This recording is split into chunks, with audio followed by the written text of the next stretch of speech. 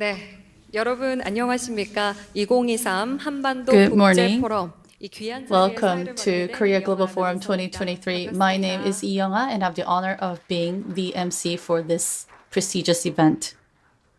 네, 한반도 국제 포럼은 통일부가 The Korea Global 2010년부터 Forum 개최하고 has been 있는 hosted by the 일조 Ministry 국제 of Unification of 그동안 Korea 주요국 since 정부 관계자, 2010. 국내외 It is a Track 한반도와 1.5 남북 multilateral 관계 forum, and it has 전문가들이 served as a venue to 한반도 gather 평화와 valuable insights and 통일을 facilitate 위한 constructive 국제사회 discussions 담론을 with the 주도하는 international 공론의 community on 장으로서의 matters pertaining 역할을 to peace, 해왔습니다. prosperity, and the unification of 올해 the Korean Peninsula. 2023년은 특히나 정전협정 체결 This year's forum is 70주년이자 especially significant as it 정부에서 coincides 최초로 with the 70th 2023 anniversary of the 북한 Korean War 인권 armistice 보고서를 and the 발간한 first 해이기도 public 합니다. release of the 이를 2023 report 기념해 on North Korean 2023 human 한반도 rights. 국제 To 포럼에서는 commemorate these significant milestones, the forum, with North Korea, nuclear and human rights challenges and Korea unification as the theme, will address topics on international collaboration on North Korea's denuclearization, promotion of human rights in North Korea, and international cooperation for unification of the Korean Peninsula. With keynote speech by the Minister of Unification, Kim Young-ho, and keynote lectures in each session, expert discussion, and special lecture by North Korean defector. We have so many in store for you today, so please stay with us until the very end. And now I'd like to invite Mr. Lee Dong-sun, Director of Peace and Democracy Institute of Korea University, which organized this event. Let's invite him up to the stage. Please give him a big hand.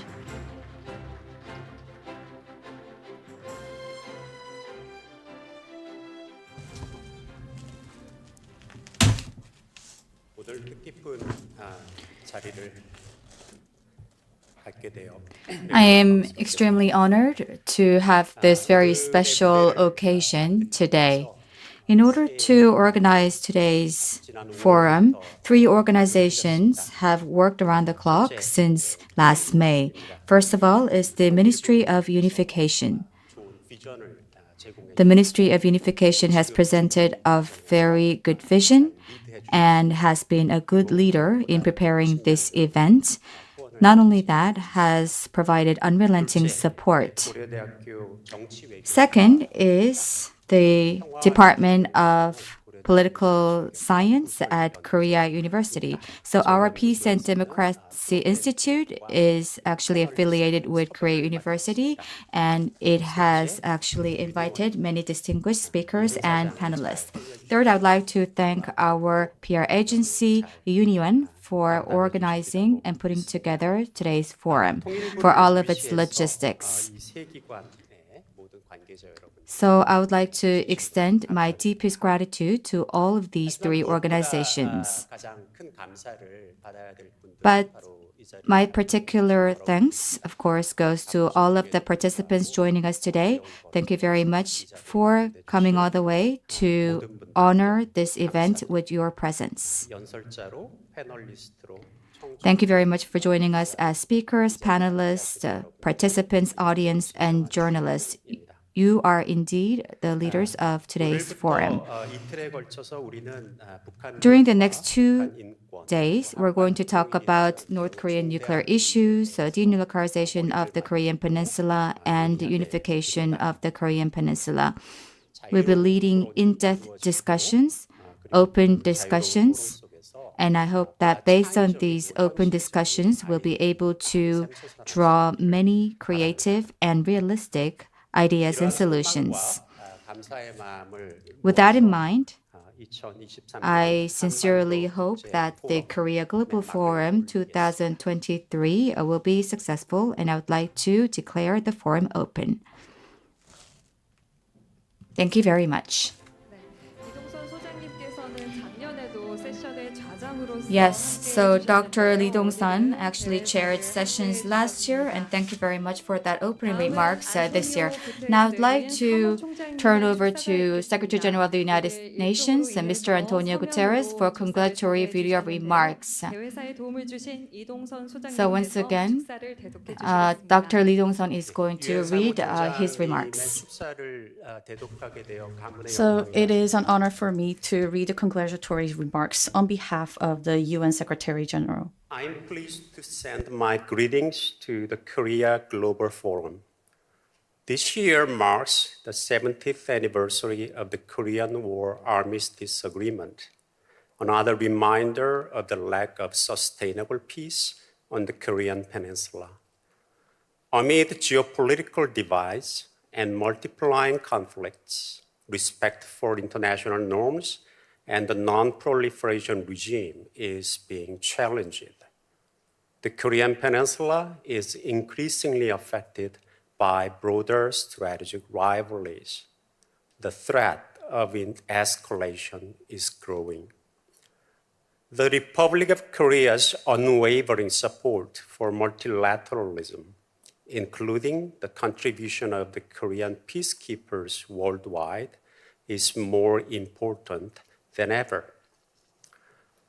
All states must commit to a world free of nuclear weapons and to establish enduring habits of cooperation for sustainable peace.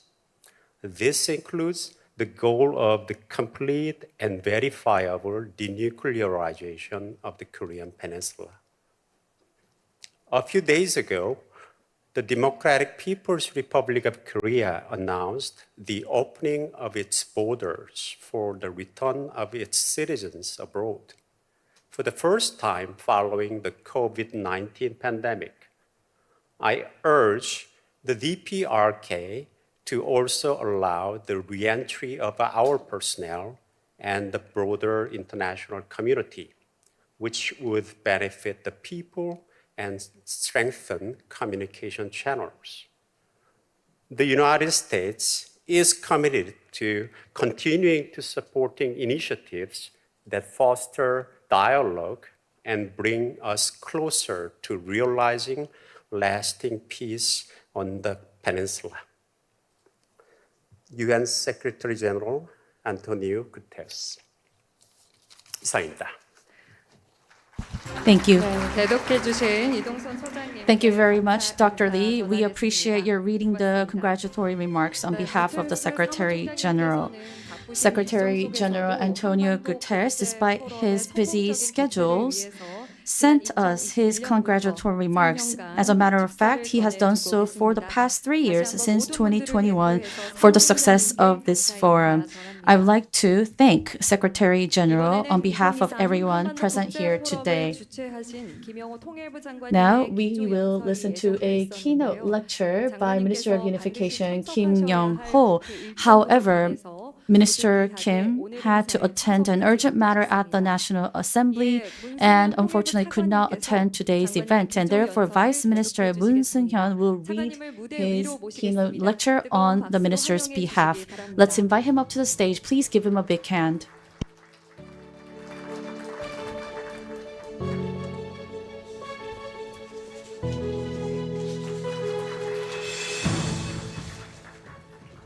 여러분 반갑습니다. Good morning, ladies and gentlemen. 통일부 차관 I am Vice Minister Moon Seung-hyun of the Ministry of Unification.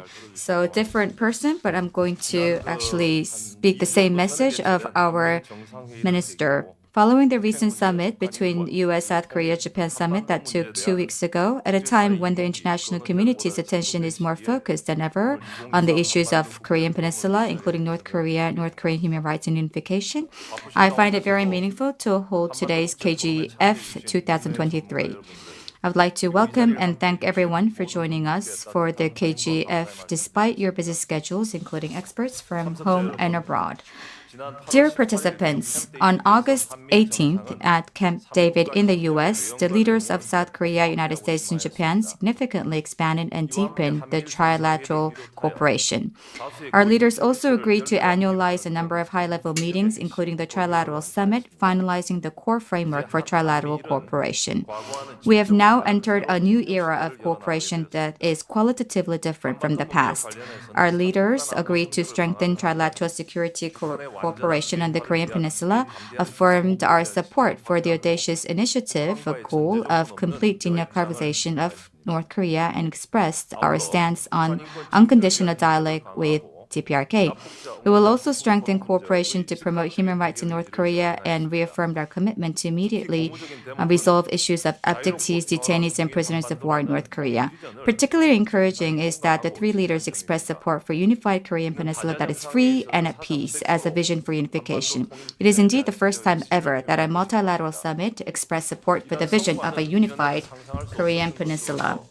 This achievement was previously unimaginable and is a testament to President Yoon's strategic decisions and diplomatic leadership following the normalization of Japan-Korea relations and the Washington Declaration. I think this summit has two major implications for unification and North Korea policy. First, it laid the groundwork for international cooperation for a comprehensive resolution of the Korean Peninsula issues, from North Korea's nuclear program, human rights, humanitarian issues, to a unified future vision.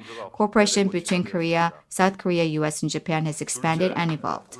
Second, we were able to build international support for a unified Korean peninsula that is free and at peace. The unification of the Korean peninsula has been recognized for its value and legitimacy as an international public good that goes beyond the completion of liberal democracy on the Korean peninsula and contributes to peace and prosperity in Northeast Asia and the spirit of freedom and peace on a global level. The Korean government will use this achievement as a stepping stone to further expand the international community's support and solidarity for a unified future in which freedom, human rights, and peace are realized. We ask the international community to cooperate in this journey and show your support for the unified Korean peninsula that is free. Dear participants, the outcome of the trilateral summit shows that North Korea's nuclear and missile provocations and threats are no longer working. North Korea's defense buildup will only further jeopardize the security of its regime. The only way out of this security dilemma is for North Korea to respond to the audacious initiative proposed by our government.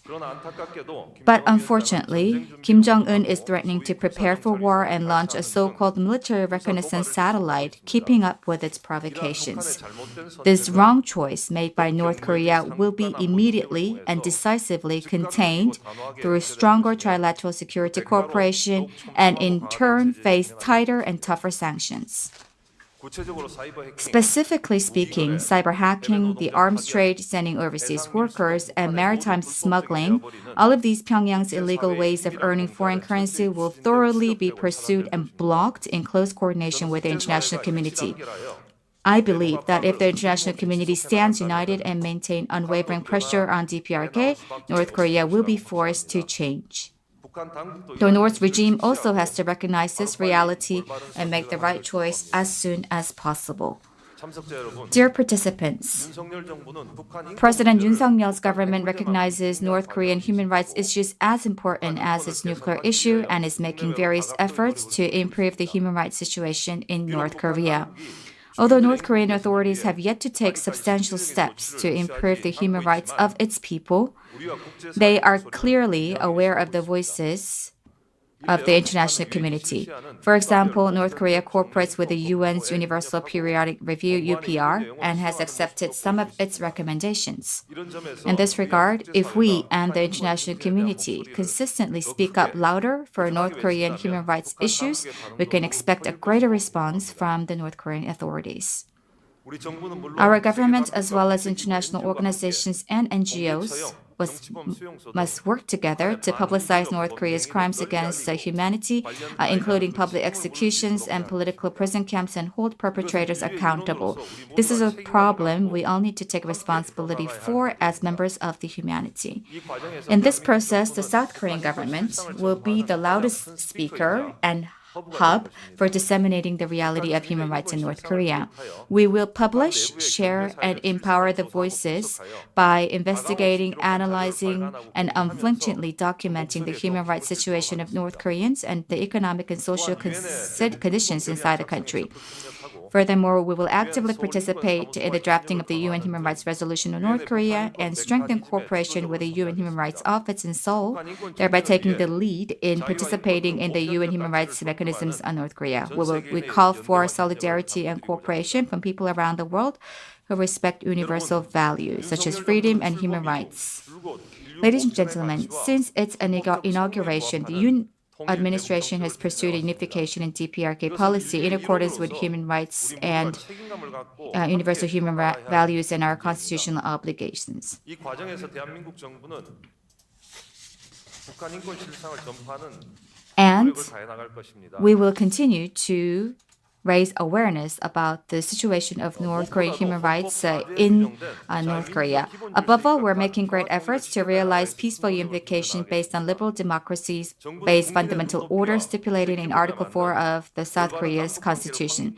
The government is committed to establishing the right kind of inter-Korean relations in line with international norms.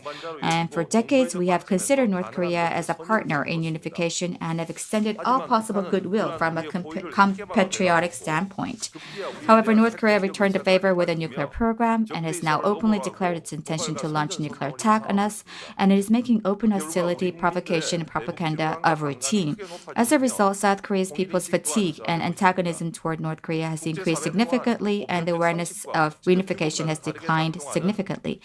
The international community has also been concerned about the inter-Korean relations that operate contrary to common sense and international norms. This is as we are obsessed with making progress in the short term, or because we are mired in the argument that inter-Korean relations are special and that we have failed to rectify North Korea's wrongdoing. The Yoon government will not pursue short-term results or a show-off approach to inter-Korean relations. Although it will take time, the government is committed to building a sustainable, right, and healthy inter-Korean relationship. The government is open to inter-Korean dialogue and humanitarian assistance.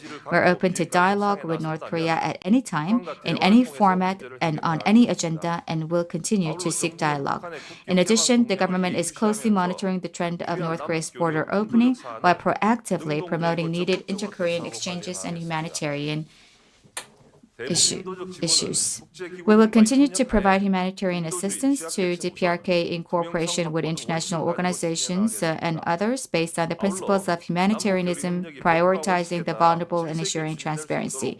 The government will take the lead in improving relevant laws and regulations to ensure that inter-Korean cooperation is carried out in an orderly manner in accordance with their laws and principles while working closely with relevant private organizations and local governments. Meanwhile, the recent opening of DPRK border has raised concerns that many North Korean defectors in China will be repatriated to North Korea against their will. We take this opportunity to once again call on the Chinese government to cooperate. We call for active cooperation to ensure that North Korean defectors in China are guaranteed their human rights in accordance with international norms and are able to enter countries of their choice, such as South Korea. We also call on the international community to show more interest and cooperation on this matter. Dear participants, I look forward to the Korea Global Forum today, which begins and to resolve North Korea's nuclear human rights issues and present milestones to move forward toward a unified Korean peninsula that is free and at peace. I look forward to hearing your input and incorporating it into our policies. Thank you once again for joining us, and I sincerely wish you the best in all of your future endeavors. Thank you very much. 차관님 말씀 Thank you, Vice Minister, for your valuable remarks. Please give another big round of applause to Vice Minister of Unification, Mr. Moon Seung-hyun. 현재 온라인을 통해 시청하고 계신 시청자 여러분 We have online participants joining us today as well. Starting from 10:30, we will get back to you as we have something to do here at the site, which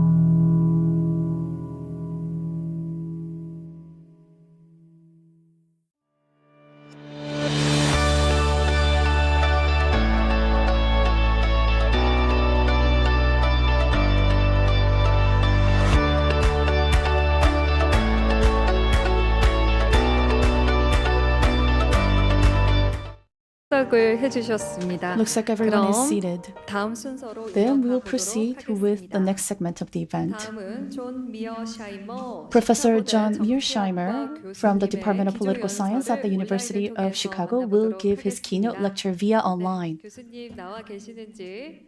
Let's 네, see if 나와 Professor is 계십니다. connected. Yes, it 연결이 looks like he 되었고요. is connected. 교수님 기조 연설 부탁드립니다. Professor, would you please go ahead? Thank you very much. It's a great pleasure to be here this morning at the Korea Global Forum 2023.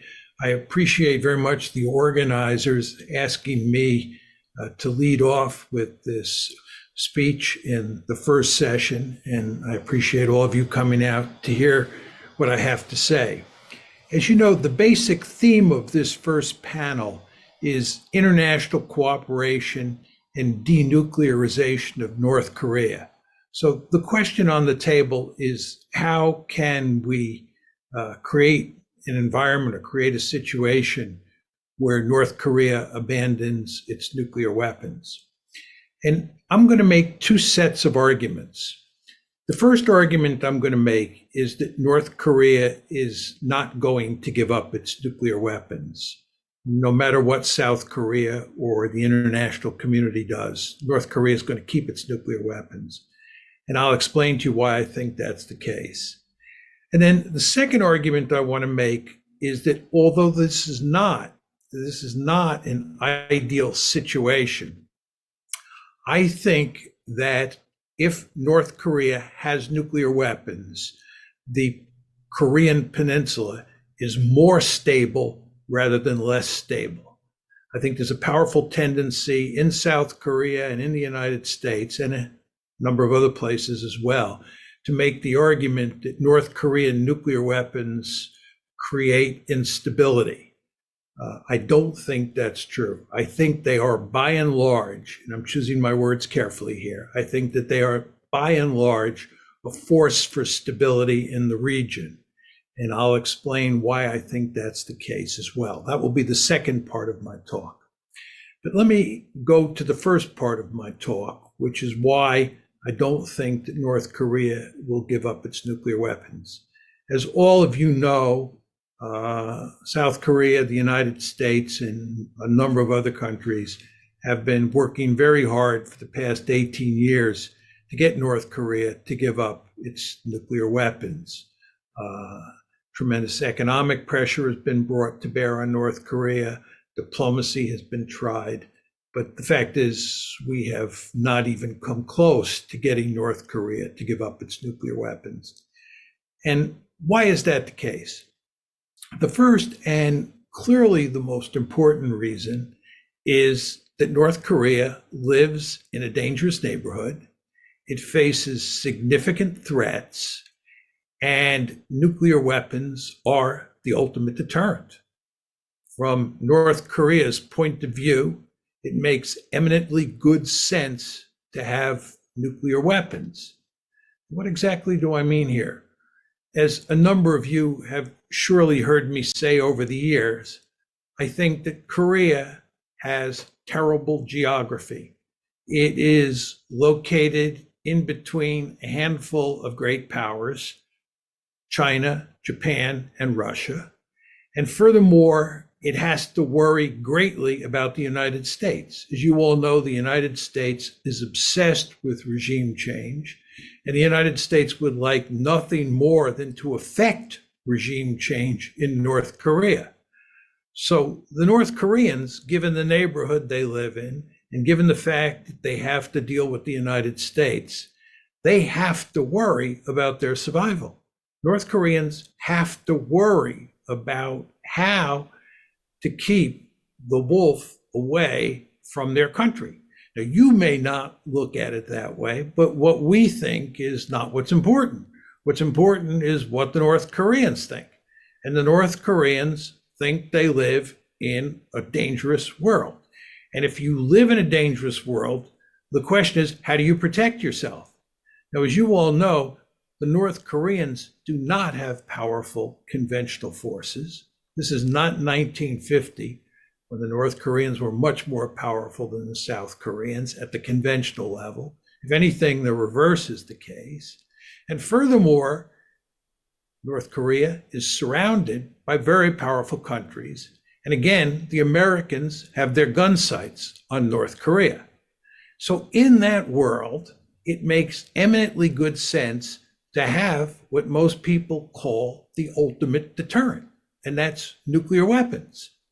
So I think that given this situation, given this world that the North Koreans operate in, from their point of view, and that's what matters here, their point of view, it makes no sense to give up their nuclear weapons.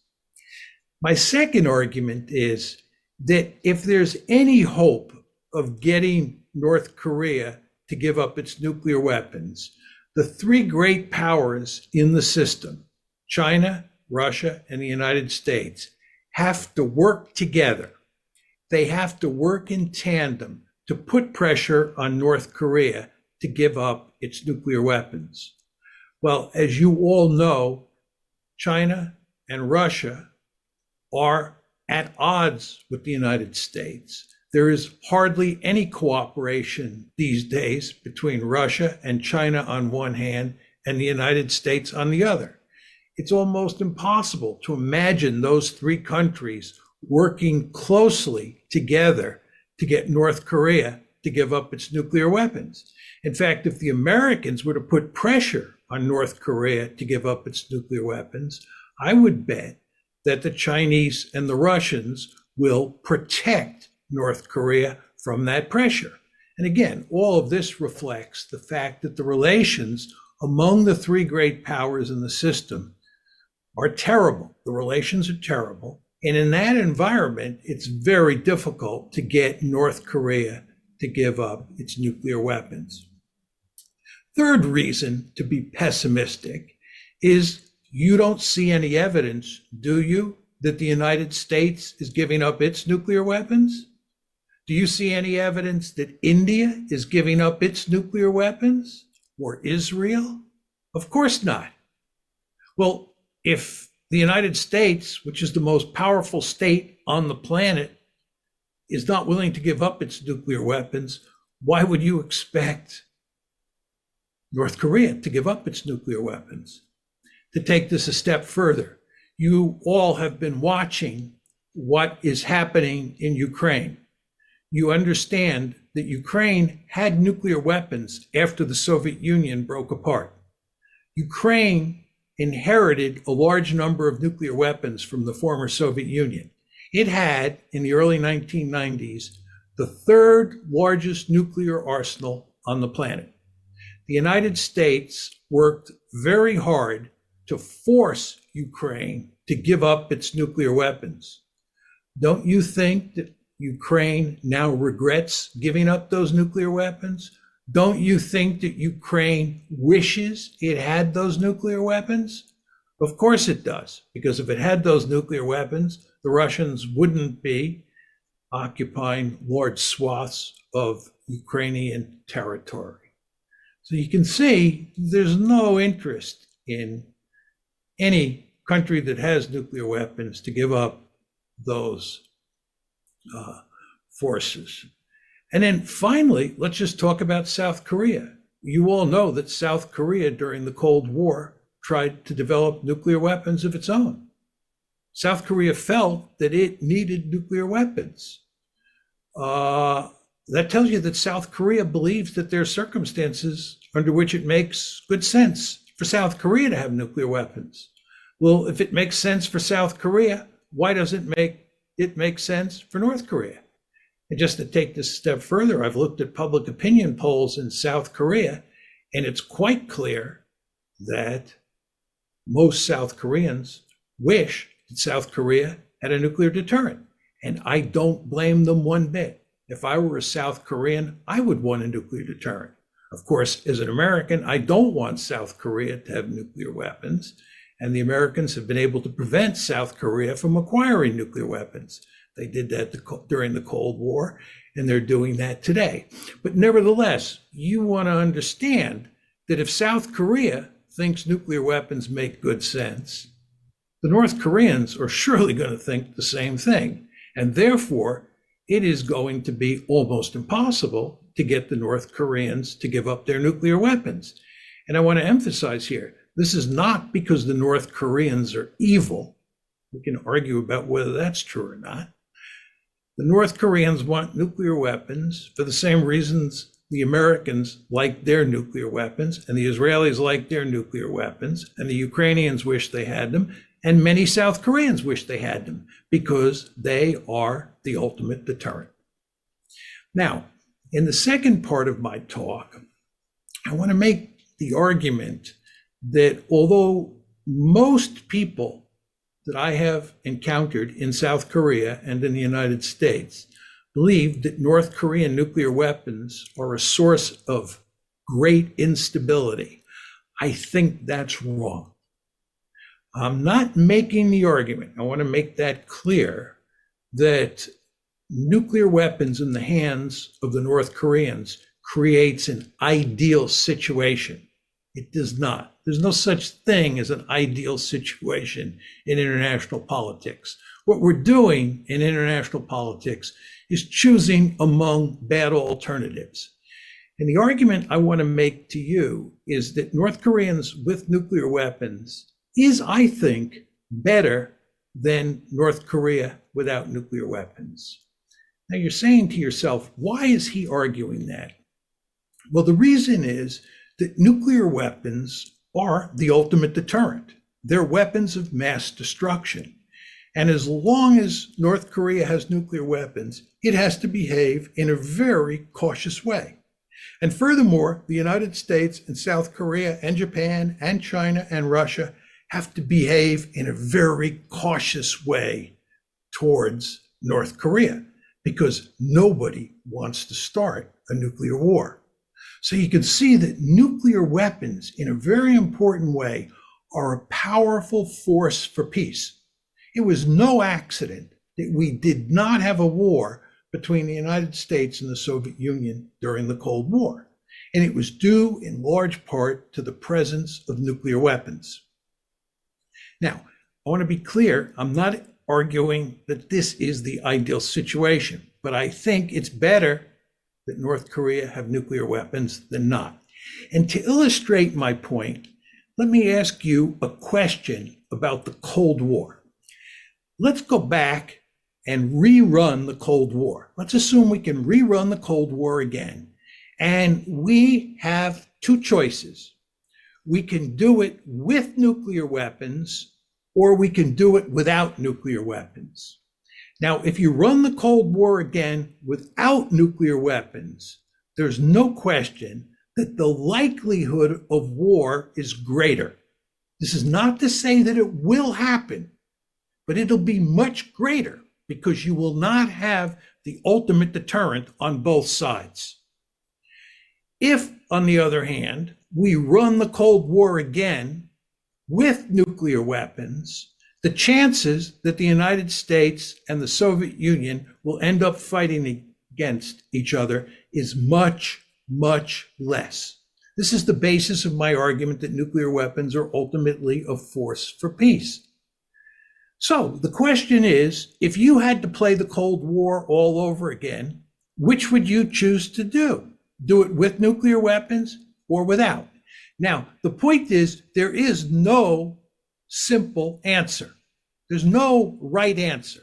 My view is I'd do it again with nuclear weapons because I think nuclear weapons are a force for peace. But I would be fully aware that I could not guarantee that there would be no war. And that war, of course, would involve two countries armed with nuclear weapons. But I think that is extremely unlikely. And I think the same thing is true when North Korea has nuclear weapons.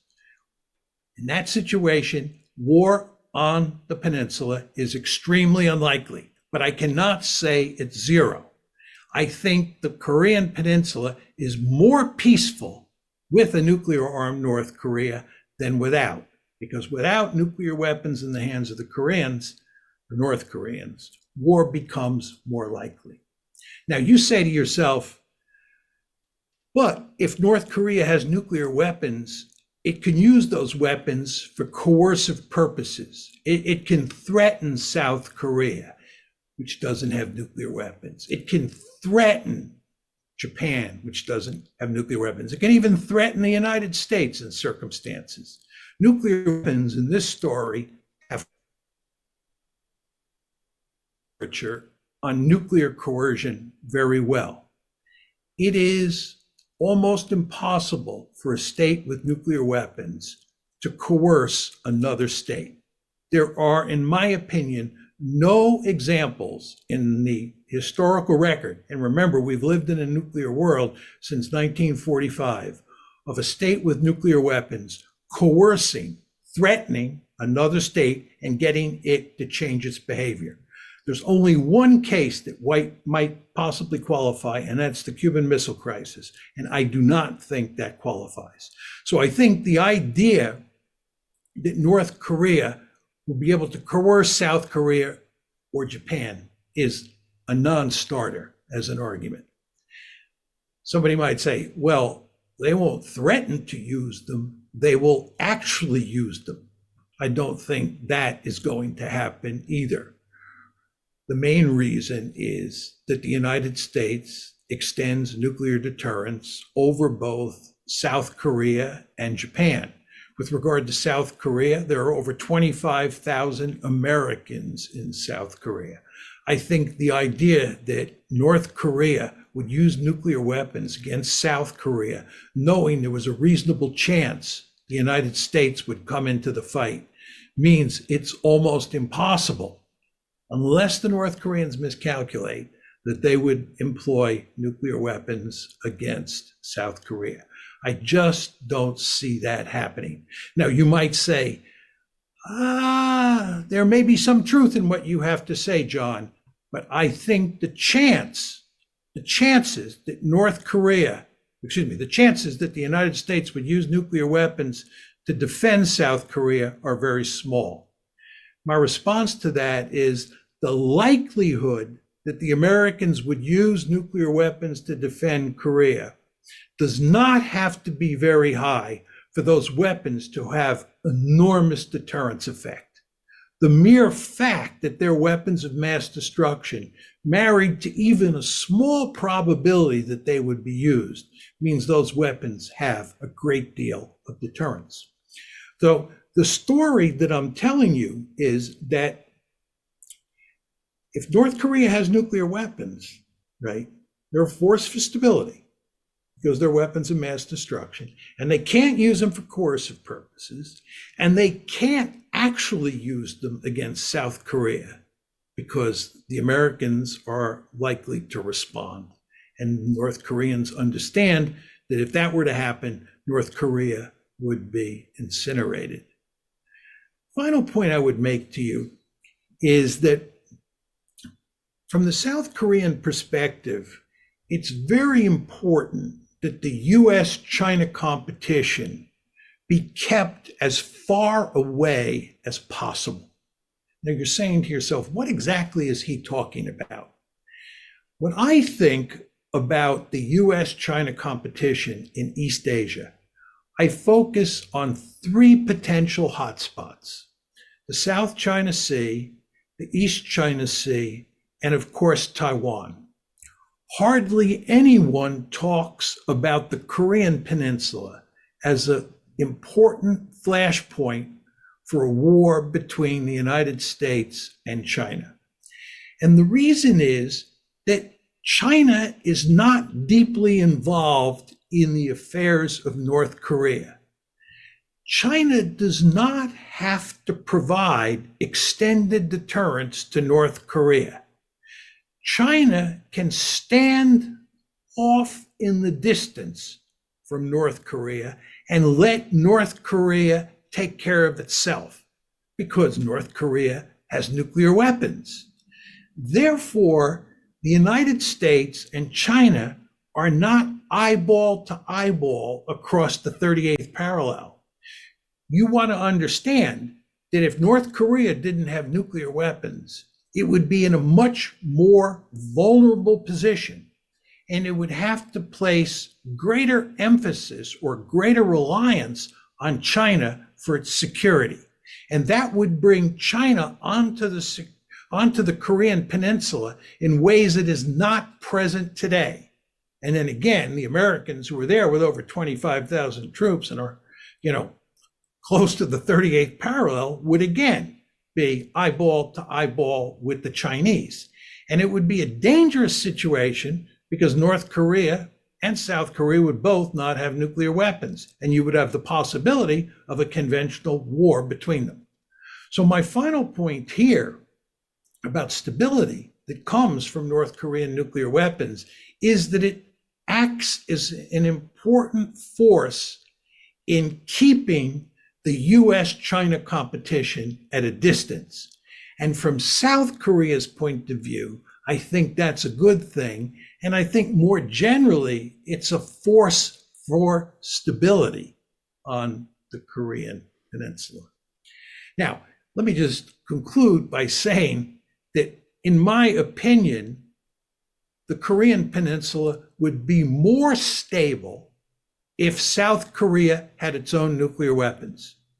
I think that is in South Korea's national interest. I don't think it's in America's national interest. I want to be very clear on that. I'm one of these people who believes that countries have different interests.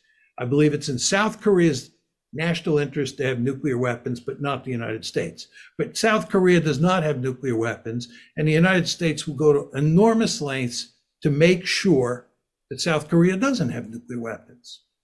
But even so, the mere fact that North Korea has nuclear weapons makes the Korean Peninsula more, not less stable. And therefore, the fact that it is extremely unlikely that North Korea will give up its nuclear weapons is not all bad news. Thank you very much. 네, 교수님의 강연으로 인해서 Thank you very much, Professor, for your valuable insights. 첫 번째 세션에 패널로서도 참석할 예정이신가요? He will also take part in the panel discussion in session 1. 교수님의 강연을 So we'll be able 맡아주시기 to see 바랍니다. him once again. And please give him another big round of applause, please. 네, 앞서 김영호 통일부 장관님께서도 Yes, so Minister Kim 기조에서 Young-ho 정리를 해주셨는데요. also 지난 8월 gave 18일 a keynote 윤석열 speech, 대통령, 조 and 바이든 as 미국 it was said, 기시다 후미오 일본 총리가 so 미국 the 캠프 Prime Minister 대회에서 of Japan 한미 and 정상회의를 the 가졌습니다. leaders of United States and 정상회의에서 South Korea 대의를 had a trilateral summit at Camp David, and they actually unveiled the spirit of the statement. So we The spirit of Camp David is as follows. We reaffirm our commitment to the complete denuclearization of the DPRK. We remain committed to reestablishing dialogue with the DPRK with no preconditions. We are also committed to strengthening cooperation to promote respect for human rights in the DPRK, and we support a unified Korean peninsula that is free and at peace. So we have all gathered here today to support a free and peaceful unified Korea.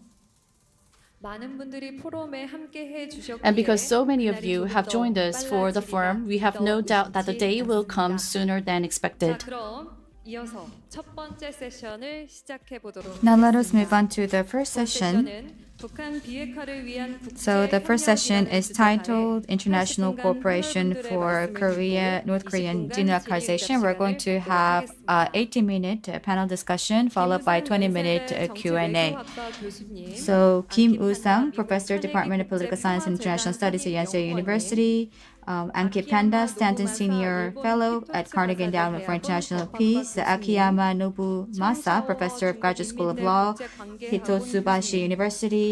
Chong Xiaowei, Professor, School of International Studies at Renmin University of China. Thomas Schaffer, former German ambassador to North Korea.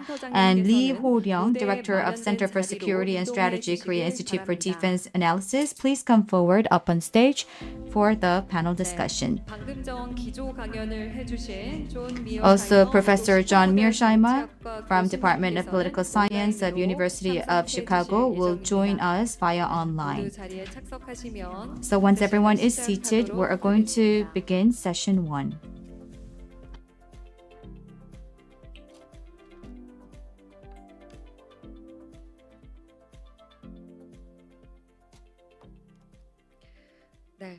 이번 세션의 좌장님은 Yes, so the chair of this session is Professor Kim Woo-sang from the Department of Political Science and International Studies at Yonsei University. Now I'd like to turn it over to Professor Kim to chair the session. 안녕하십니까. Good morning, ladies and gentlemen. I'll be chairing the first session. I am Kim Woo-sang from Yonsei University. 한국말로 좀 얘기를 하고 I would like to speak briefly in Korean and then start up the session in English. 우리 존 미어샤이머 교수는 아주 뭐 세계적으로 So Professor John Mearsheimer is a world-renowned scholar, and Professor Mearsheimer made some core arguments, and I would like to actually believe that there are three core arguments that he made, but I'm sure that there are also other scholars who would also disagree with Professor Mearsheimer, including myself. So I would like to actually ask our participants to actually respect all of these different views from different scholars. And with that remark, I would like to start off this session. I would like to welcome all of you to the first session of Korea Global Forum.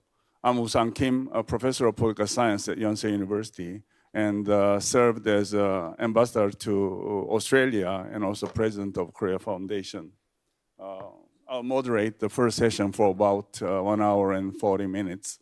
In the first session, we have 6 participants, 5 of you plus online participation by Professor Mearsheimer.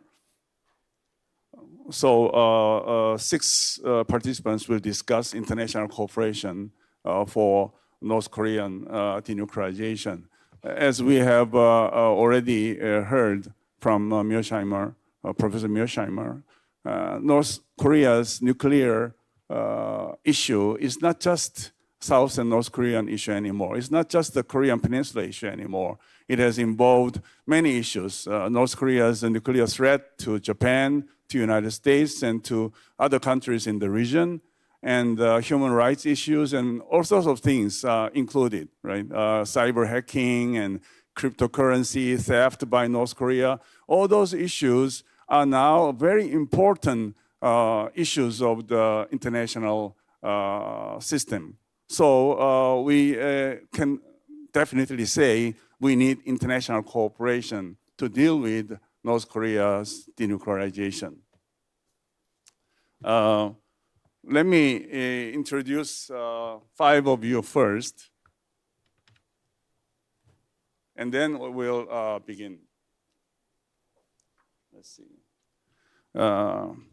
I'll briefly introduce these participants. Long versions of the participants' bios are in your booklet. First, Mr. Ankit Panda. Mr. Panda is the Stenson Senior Fellow at the Carnegie Endowment for International Peace. He's an expert on nuclear strategy, arms control, missile defense, non-proliferation, and the U.S. extended deterrence. His writings appear in many journals and newspapers, including Foreign Affairs, Foreign Policy, New York Times, and Washington Post. So please give a big applause to Mr. Panda. Next, Professor Akiyama Nobumasa. Professor Akiyama is the Dean of the School of International and Public Policy and Professor of International Relations at the Graduate School of Law at the Hitotsubashi University in Japan. He served as a Minister Counselor at the Permanent Mission of Japan to the international organizations in Vienna, and he is a member of the International Group of Eminent Persons for a World Without Nuclear Weapons, and advisor to the Japanese delegation to NPT review conferences since the year 2000. He published many articles and manuscripts on nuclear issues. Next, Professor Cheng Xiaohe. Dr. Cheng is a professor of international studies at Renmin University, China. Previously, he worked for China Institute of Contemporary International Relations and visited and taught at Harvard, Dublin College, and Michigan University in the United States. He received his PhD from Boston University, His main focus of research is China's relations with two Koreas, Vietnam, and Pakistan. Next, Ambassador Thomas Schäfer. Dr. Schäfer is a career diplomat in the German Foreign Office. One of his main focuses was arms control. He served as a German ambassador to North Korea twice, from 2007 to 2010, and then from 2013 to 2018. He published a book on a political history of North Korea from Kim Jong-il to Kim Jong-un, and he received his PhD from University of Kiel in Germany.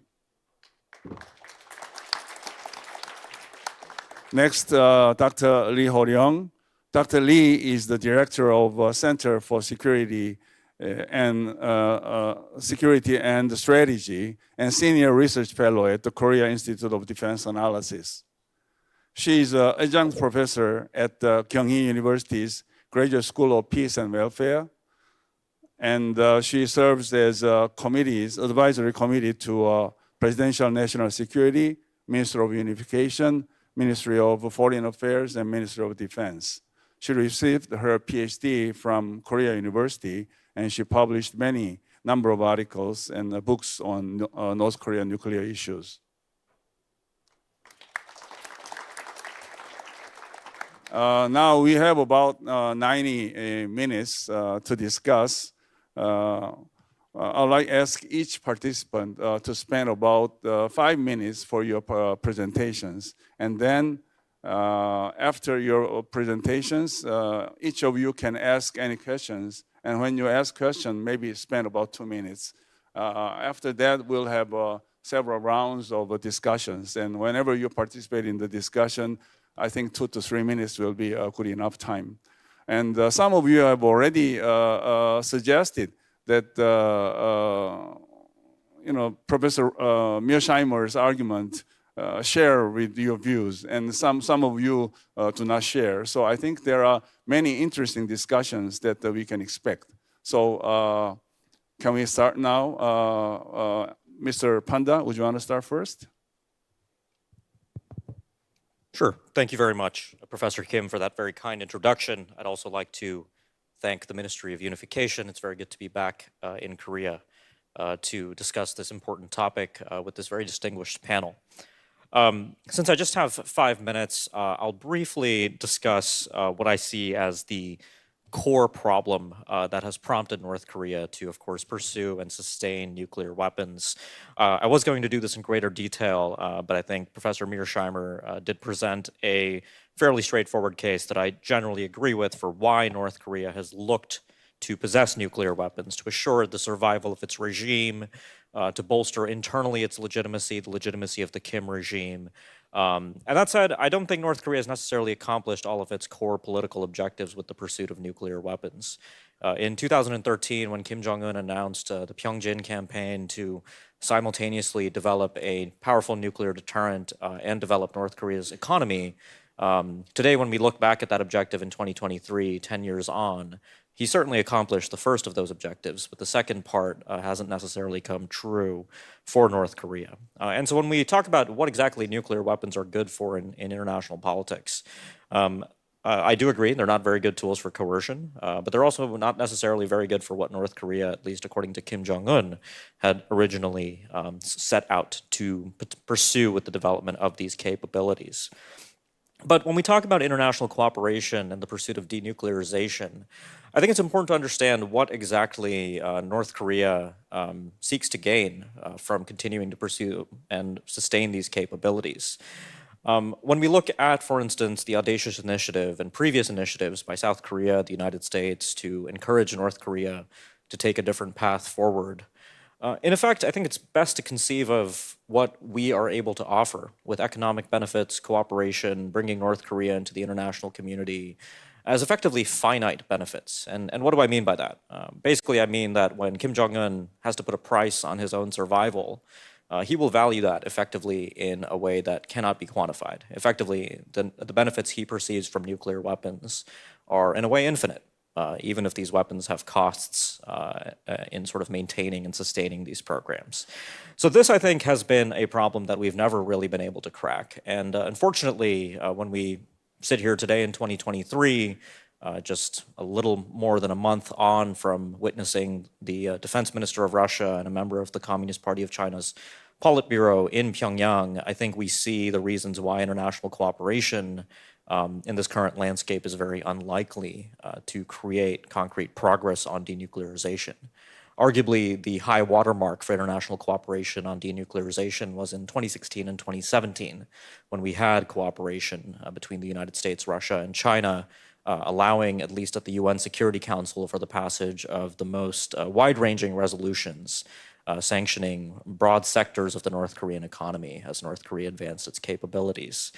But now, more than halfway into Kim Jong-un's 5-year plan of military modernization under the Eighth Party Congress, North Korea has continued to successfully expand quantitatively and qualitatively its nuclear forces. At the same time, it is deepening its strategic partnerships, especially with Russia and also with China. Although I would caution that it is useful to think about North Korea's relations with Russia and China in distinct terms, because there are a very different set of incentives at work in both of those relationships concurrently. Let me close my opening remarks with a broad observation that gets back to our keynote speaker's reflections. I will admit I am less optimistic than Professor Mearsheimer about the automaticity, let's say, of nuclear deterrence as an assurance for peace. I do have greater concerns about North Korea's continued possession of nuclear weapons, potentially leading to inadvertent or accidental escalation on the Korean Peninsula. I worry quite a bit about the preemptive strike postures that both Koreas maintain, which is a classic recipe for instability in the vein that Thomas Schelling once described as creating the conditions for the reciprocal fear of surprise attack. That said, when we think about denuclearization, what we're really talking about is a policy that is first and foremost concerned with the possession of these weapons by the North Korean regime. I would argue that now that we live in this world where North Korea certainly has made advances in nuclear command and control, delivery systems, building new types of nuclear warheads, deploying them at scale, the primary concern that should guide our policy, and here when I say our, I really do mean the United States, South Korea, Japan, and all countries interested in peace in Northeast Asia, our policy should be driven by the prospect of preventing nuclear war and lowering the probability that a conventional conflict is likely to break out, or that such a conventional conflict could lead to a point at which the North Korean leadership rationally considers resorting to the use of nuclear weapons. Unfortunately, North Korea's development of tactical nuclear weapons, including a more diverse array of delivery systems, including cruise missiles, ship-based cruise missiles, anti-ship missiles potentially in the future, does, I think, create a wide range of conditions under which nuclear use on the Korean Peninsula is more plausible than it perhaps once was in the past. And so while the resolutions we have and the long history, 30 plus years now of denuclearization, does not change the fact that North Korea's possession of these weapons is illegitimate, however we choose to understand that, the primary consideration, I think, has to be the risk of nuclear war. And so with that, I would advocate that when we talk about international cooperation in this new geopolitical era in Northeast Asia, where great power competition really casts a long shadow over everything, not just our discussions on denuclearization, it's important for the United States, South Korea, and Japan to not only focus on deterrence as a means to reduce the risk of nuclear war and prevent nuclear war, but also at the same time to consider proactive measures of risk reduction that can ensure that as long as North Korea possesses these weapons, we don't get to a point where the use of these weapons becomes rather plausible or potentially something that the North Korean regime sees benefits in. Nuclear deterrence will play a role in this, but I don't necessarily believe that that is sufficient. We will need to eventually think about a strategic stability agenda with North Korea as long as they pursue these weapons and continue to sustain them. So thank you. Thank you, Mr. Panda. If I were not moderating this session, I have a lot to say. I really wanted to, jump in and argue with Professor Mearsheimer and some point raised by the Mr. Panda, but I'll just moderate for today. Okay, next, Ambassador Akiyama, please. Thank you very much. Just let me correct, I'm not the ambassador, and just simply a professor. I also would like to echo Ankit, thanking the organizers and the moderator for the organizing this very fascinating panel. And I got so much kind of stimulus from the talk by the keynote speaker. And I also agree on his take about why North Korea isn't going to give up nuclear weapons. But at the same time, I probably disagree with his conclusion that nuclear weapons would surely bring a stability in the Korean Peninsula.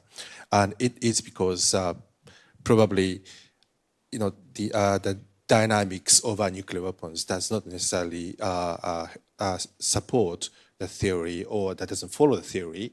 But as long as human beings, the psychology is involved, we have so much uncertainties about how the others react. The other day in my classroom, there was a very interesting kind of a situation. In Japan, we have a game so-called janken, that is, the rock and scissors and papers. So, the rock is stronger than scissors, and the scissors is stronger than paper, and the paper is stronger than the rock. So then, we bilaterally play the game, and then decide the winners whether you play with a rock or scissors or papers. And then 2 students were playing a game, and then over the book which I was about to give to one of them. Then one student says, "I'm going to play with rock." So then, how would you respond when your adversary says, "I'm going to go play with rock"? Are you going to play with a paper? If this person are so nice and then they just play with a rock, then you can win. But if somebody betrays, then you might lose. So this is a very important, the lesson for the psychology of the deterrence. So as long as the confidence is missing, the simple theory of deterrence may not work. And this suspicion is a very important element of why we cannot simply play with the theory of deterrence. So having said so, I maybe just follow a very conventional approach to the threat of North Korean nuclear weapons. And also I would like to introduce how Japanese strategic community is thinking about the recent developments of the nuclear weapon activities by the North Koreans. So one, we see, obviously, as I think everybody agrees, that the salience of nuclear weapons is increasing in the North Korean security policy. And that was not only about to strengthen the deterrence against the United States, but also they are trying to supplement the inferiority in the conventional capabilities in Korean Peninsula. So last April, North Korea announced that they are developing the maneuverable tactical nuclear weapons. And I'm sure that is the signal to increase the salience in their deterrence and their also warfighting capabilities in Korean Peninsula, as Ankit suggested. So that means growingly, it becomes even more difficult for North Koreans to give up nuclear weapons. And so in Japan, with this perception, we have to consider our security policy in a way to respond such a more difficult situation. And so that means even if we are going to provide any economic assistance and cooperation with maybe in a more extensive ways, probably it does not provide a sufficient incentive for North Koreans to give up nukes. The second thing is, I think the strategic confrontation and strategic rivalries between China and the United States may be the factor to consolidate the divide on the Korean Peninsula. And so that's actually what was explained by the Professor Mearsheimer, so I wouldn't repeat it. And in Japan, so based upon such perceptions and on this strategic environment, with our perception acceleration of the Chinese nuclear buildup, I think even in Japanese security policy, the salience of nuclear weapons is increasing. So the thing is, what will be the option for Japan? So we had a discussion on the nuclear sharing right after the outbreak of the war in Ukraine. So prominent politicians, including late former Prime Minister Abe, suggesting that Japan should share nuclear weapons with the United States. And even more nationalist, hawkish people said maybe Japan should seek nuclear weapons because the extended nuclear deterrence provided by the United States is not reliable. But now I think mainstream arguments in Japan is not seeking nuclear sharing nor our own nuclear capabilities, but strengthening the US-Japan alliance and more substantiating the strategic planning and even operational plannings in case of contingencies over Taiwan Strait or the Korean Peninsula. And in that sense, I think the trilateral summit, US-Japan ROK summit at Camp David was a very good move because that probably improves the capability of the two alliances in responding to such a crisis. And that eventually increased the capability to deter some unnecessary escalation scenarios by the other parties. But at the same time, in other words, that suggests that we see the further deepening divide between Japan, ROK, United States, and on one hand, and China and Russia on the other hand. So the big question with regard to how to deepen international cooperation over Korean Peninsula is how are we going to manage this deepening the gap between two parties? And so I think what we have to do is to seek the way or platform for the dialogue between these two the parties concerned. And so despite of such a strategic divide, I think we share the same interest in managing the threats and crises on the Korean Peninsula, and we should be able to do it.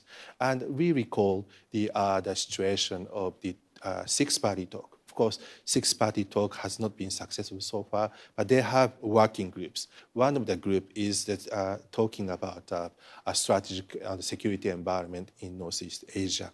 And I think, avoiding the crisis and avoiding the unnecessary escalation is at least the common interest for the parties all involved. And I think, I don't have any really good idea how to launch and start this process, but this is kind of something that we could talk in further how we're going to do it. So maybe I stop here and I'm looking forward to further discussions. Okay, thank you, Professor Akiyama. Both Mr. Panda and Professor Akiyama seem to say that North Korea is not going to give up its nuclear capability, just like Professor Mearsheimer think.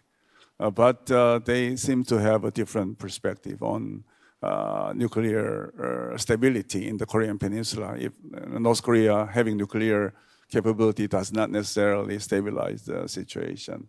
So I think these are there are interesting issues that we can discuss later on. Okay. Next is Professor Chung, please. Yeah, thank you. Thank you very much, Professor Kim, for your kind introductions, and also my gratitude goes to the organizers, the Korean Global Forum. It's my honor to share the stage with the distinguished scholar and expert. So my answer to the questions Professor Kim proposed that I partially agree with John Mearsheimer's three thinkings. Number one is whether or not North Korea will give up its nuclear weapon. The answer is no. The second, any kind of international cooperation could be forged. No. And the third, other countries, including South Korea and Japan, they seek nuclear weapons. They have legitimate reason to do so. And the nuclear weapons is a force of peace. I partially agree. Because North Korea's nuclear weapons has been occupied as central positions in the security agenda in Northeast Asia. And we come up with all kinds of ideas and actions in order to address these issues. Number one, six-party talks. We have talks. And as a matter of fact, in 2007, North Korea agreed to denuclearize. But such a kind of promise was not fulfilled for a number of reasons. Number two, China's government come up with a no war, no nuclear, no chaos, three no's policies. But my government struggled to come up with policies to achieve such kind of three goals. And South Korean government, the Lee Myung-bai's administration, come up with the Vision 3000. And such a kind of a formula, if North Korea give up the nuclear weapons and opens up its societies, and South Korea could offer significant assistance to that country and enable North Korea to raise its per capita from 1,000 to 3,000 US dollars, but failed. And the United States government has offered strategic patience policies to address North Korea's nuclear weapons. And the current South Korean government has offered audacious initiative to address the nuclear weapons. In comparison with Lee Myung-bai's Vision 3000, the audacious initiative is more ambitious and concrete. It's offer the initial stage, initial set of actions of so-called sources, food exchange program, and offer a significant assistance to modernize North Korea's infrastructures, port, airport, capital, hospitals, and the electricity infrastructures. But the problems, the audacious initiative made a promise to create a strategic environment in which North Korea have no choice, have to return to negotiation table to give up its nuclear weapons. But the key questions, how to create such a kind of a strategic environment. So I partially agree with John Mearsheimer's ideas. North Korea will not give up its nuclear weapons, at least for the time being, or in the short term. But I'm not so confident as Professor Mearsheimer that North Korea will not give up its nuclear weapons forever. Number two, we struggle to forge international cooperations. For a number of reasons, China and the United States, the two countries, have been locked in the strategic rivalry for more than 5 years. Korean War just lasted 3 years. But China and the United States have been engaged in the strategic rivalry for more than 5 years. And we don't see hope of a quick end to such a kind of rivalries, even though the United States high-ranking officials frequently visit Beijing, and seemingly the recent Commons secretaries secure some kind of progress. But what the two countries doing right now to stabilize their relationship? Just to stabilize. It's hard to make a U-turn for such a kind of a worsening relationship. And China, South Korea, China and Japan's relations also are not in the good shape. And more importantly, United States, South Koreans, and Japan's are pressed ahead with some kind of a de facto trilateral alliance. And also Russian conducted a special military operation in Ukraine. And South Korea, Japan, United States sanctioned that countries. So in the past 6 months, we witnessed an increased prominence of Russians' presence in North Korea. And we have reason to believe North Korea and the Russians will work together to deal with so-called the Western sanctions. The relations between two countries will become increasingly close. So at the current stage, we struggle to forge the international cooperations. So I share the pessimistic attitude toward the denuclearizations of Korea peninsulas. But I partially disagree with John Mearsheimer's ideas that the nuclear weapons is the force of peace, particularly in the case of Korea peninsulas, because after the Korean Wars, in about 50 years, the Korea Peninsula had remained relatively peaceful. North Korea had no nuclear weapons. South Korea had no weapons. But why South Koreans could acquire nuclear weapons?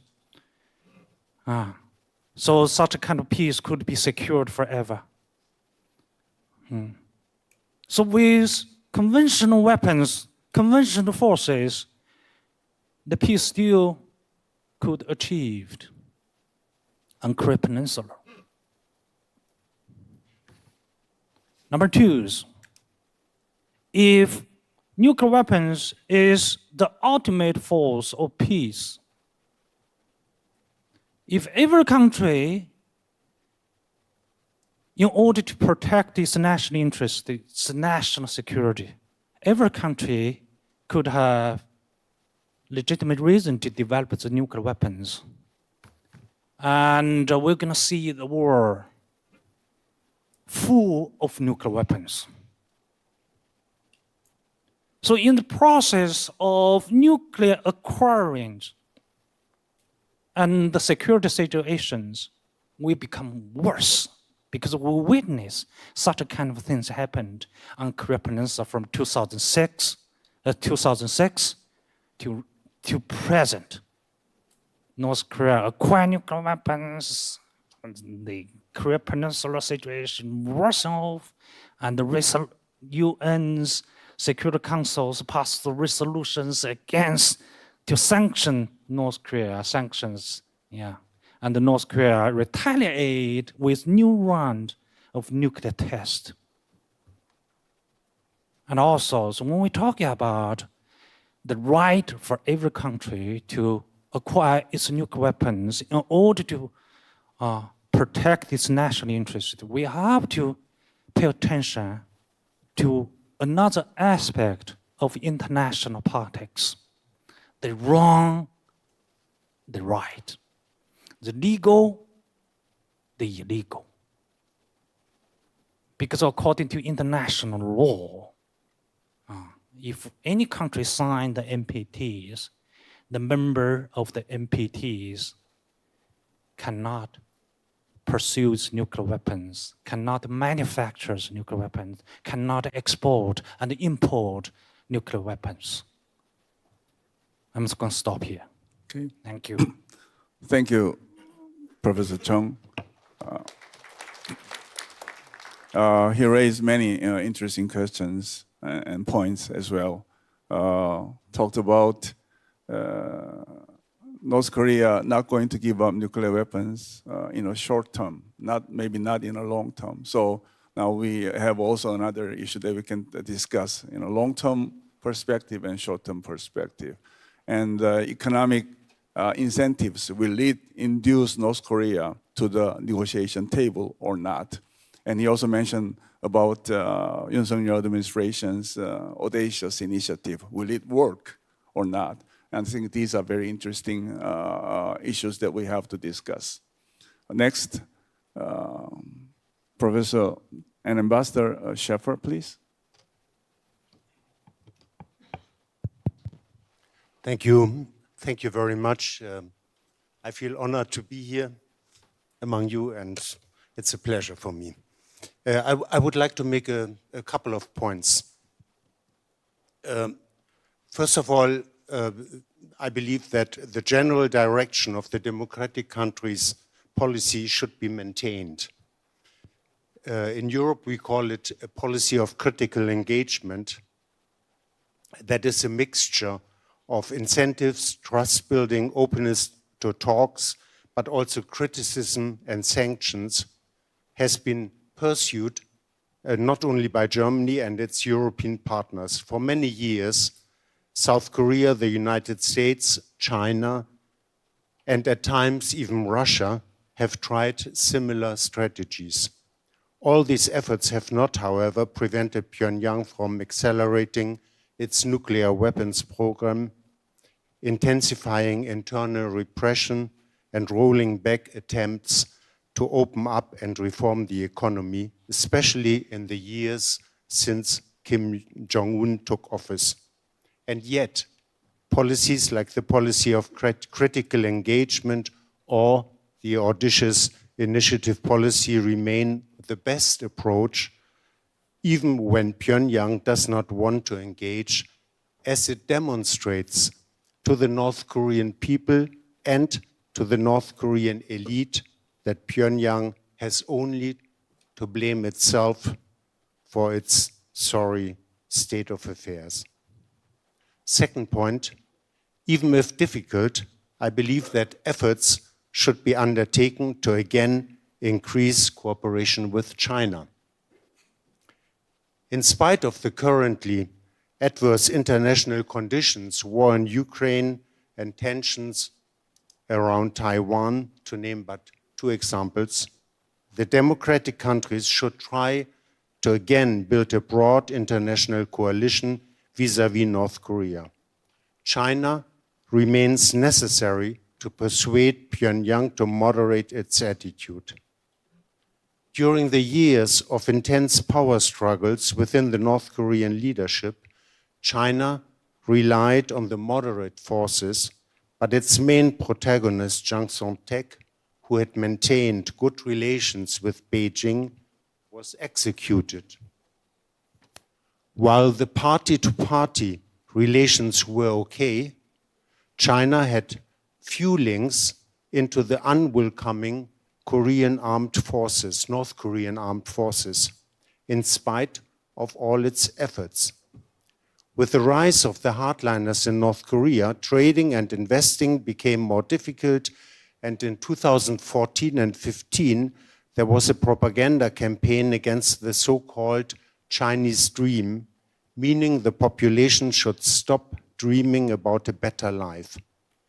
It was plausible that in 2016, at a time when the hardliners in Pyongyang had finally prevailed, China supported an even tougher sanctions regime.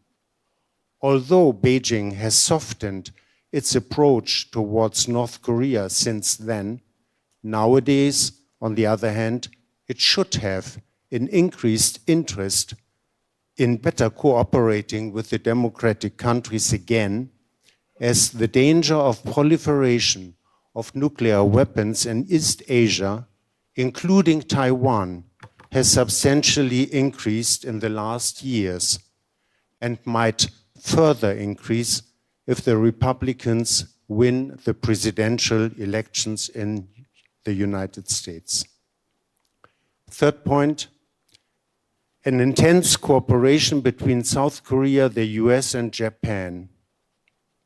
I'm glad that there is a better understanding between the three countries than some time ago. They should continue to take actions that demonstrate to Pyongyang that they stand united vis-à-vis North Korea, even if there might be disputes in other areas, for example, stationing costs, territorial claims, history. Harsh rhetoric should be avoided. Even if the chances to resume a promising dialogue with North Korea appear slim for the time being, there's one move that South Korea, the US, and possibly Japan could undertake now. Washington, along with Tokyo, should follow Seoul's lead and offer to establish liaison offices in Pyongyang. Such a proposal, unconditional, with no strings attached, and preferably as part of a trilateral initiative, would demonstrate the political will to put relations on a sounder basis. The likelihood of being rejected should not stop such an initiative. The absence of any political conditions would convincingly demonstrate the Allies' willingness to engage, talk, and negotiate. For the American and Japanese governments, it would also constitute a new approach compared to former administrations. Offering to establish liaison offices would squarely put the political responsibility for the lack of steady communication channels where it belongs, namely on Pyongyang. In any case, a presence on the ground in Pyongyang is something that all three countries quite urgently need. Fourth point, among democratic countries, a continuous discussion to better understand Pyongyang's threat perceptions and its political objectives. One of the critical intelligence challenges about North Korea is to obtain a better understanding of the policy discussions within the North Korean leadership, divergent objectives, contents, and methods, the leading circle's power structure, the relative importance of different strains of thoughts. I do not have any evidence of organized factions within the leadership, and the way policies are being advocated and decided within this circle. It goes without saying that a better understanding of the North Korean power structure would enable the international community to adapt and improve its policies and negotiating positions vis-à-vis Pyongyang. For example, in negotiations, a top-down approach is less promising if the counterpart is not a sole ruler, but a group of people with divergent views among themselves. And understanding the composition of the counterpart is also important for assessing what kind of political or economic incentives might be attractive to them.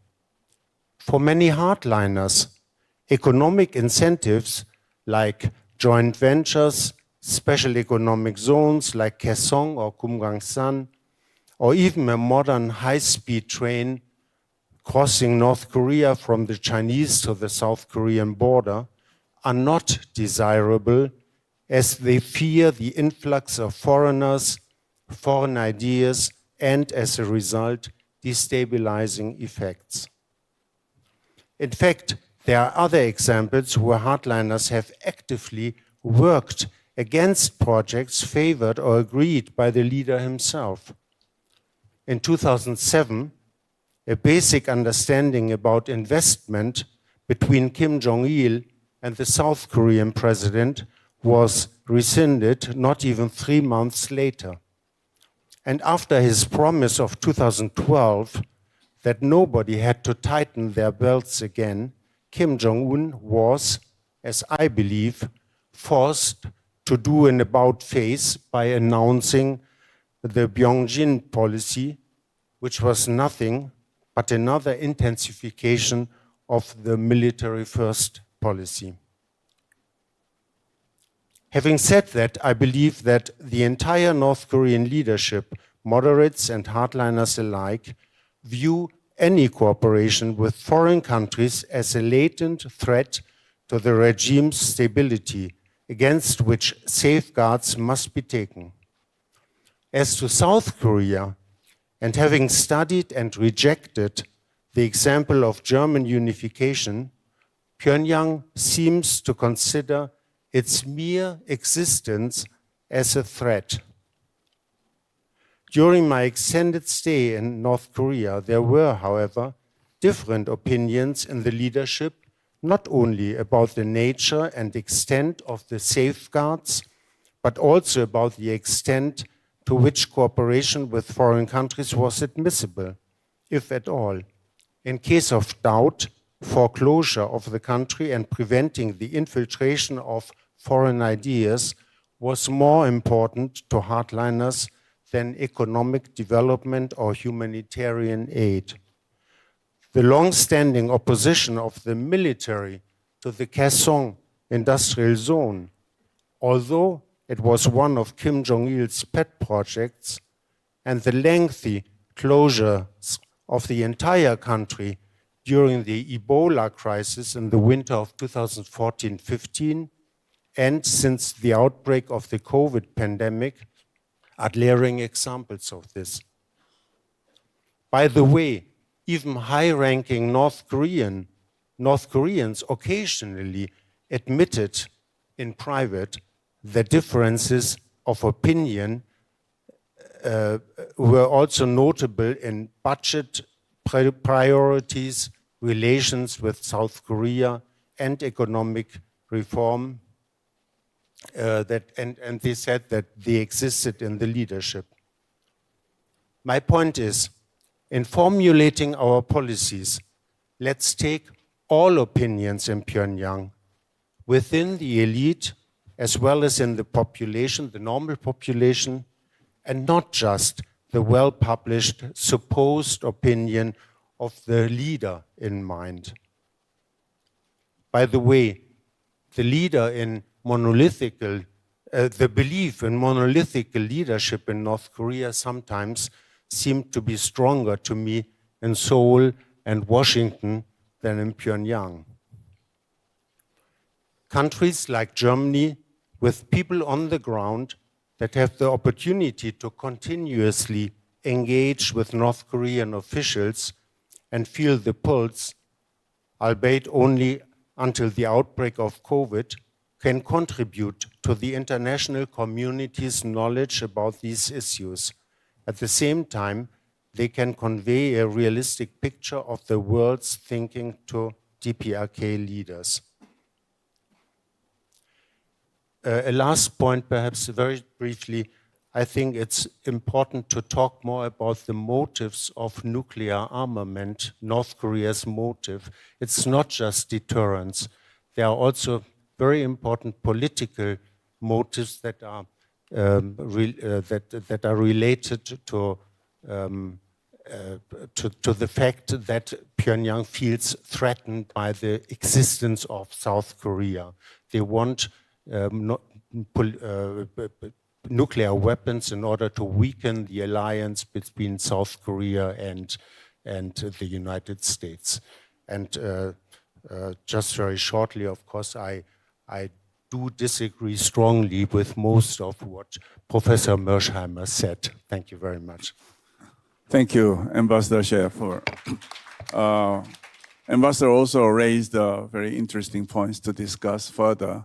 Among them, I think that domestic political landscape changes how will that have impact on North Korea denuclearization issue? In next November, we have an election in United States, and 3.5 years from now, Korea also has an election, presidential election, and those results may have impact on the North Korean denuclearization. And he also suggested North Korea's power structure may have a significant impact on the North Korean denuclearization possibility. So these are also other issues that I think if we have time, maybe spend time to discuss on these. Now, Dr. Lee Ho-ryung, I think that you already heard many points, and sounds very much like economic incentives may not work very well. So I hope that during your presentation, you explain a little bit more about Yoon administration's audacious initiative, and together with your comments, please. 네, 감사합니다. 앞서 Thank you very much, Chair. So I've heard with great interest the keynote speech by Professor Mearsheimer as well as the panel discussions. So while listening to you, Waltz and Sagan's nuclear safety or unsafety, those debates in the 1990s actually come to my mind. So the issue at hand is that when it comes to stability or instability, Professor Sagan actually talked about instability, and he mentioned about the political system. Actually, the political system, when it is actually dictatorship, and then if a country has nuclear weapons, then there is more instability. So I think that as we are talking about North Korea, we have to really think about Professor Sagan's words. So I've prepared presentations for my panel discussion. So regarding North Korea's nuclear issue, a lot of people say that North Korea, without its nuclear weapons, would the Korean Peninsula be more safe, more stable, or not? So there were lots of discussions made on this topic or on this question, and here I would like to raise a few questions or ask a few questions. So before North Korea had nuclear weapons, did we have peace and stability on the Korean Peninsula? I don't think that you'd be able to say yes to that question. And with the Kim Jong-un regime, we are talking about nuclear disarmament. And would that also lead to peace and stability on the Korean Peninsula? I'm sure that some of you may also disagree. So, regarding this two-pillar confrontation between the US, South Korea, Japan, Russia, and North Korea, as well as China, so if North Korea becomes very much modernized and advanced in terms of nuclear deterrence, would there be a less cooperation that we can draw from China as well as Russia? But actually, when we relate that with the issue of stability and peace on the Korean Peninsula, we have to also think about the Cold War. So if we are to go back to the Cold War, at the time, North Korea didn't have any nuclear weapons. So given that fact, if you look at the structure in this diagram, would we be able to get some answers to these questions? We have to think about that as well. So during the Kim Il-sung regime in North Korea, the logics that existed during the Kim Il-sung, Kim Jong-il, and the Kim Jong-un era is all different. And why cannot North Korea give up on its nuclear weapons? If we look at delve deeper into the reasons as to why North Korea cannot do so, we have to really think about what kind of solutions that we can seek. So maybe we are mired in the logics presented by a lot of panelists, and But we have to actually prove that that is not the case. Because during the Kim Il-sung era, there was the development of nuclear infrastructure,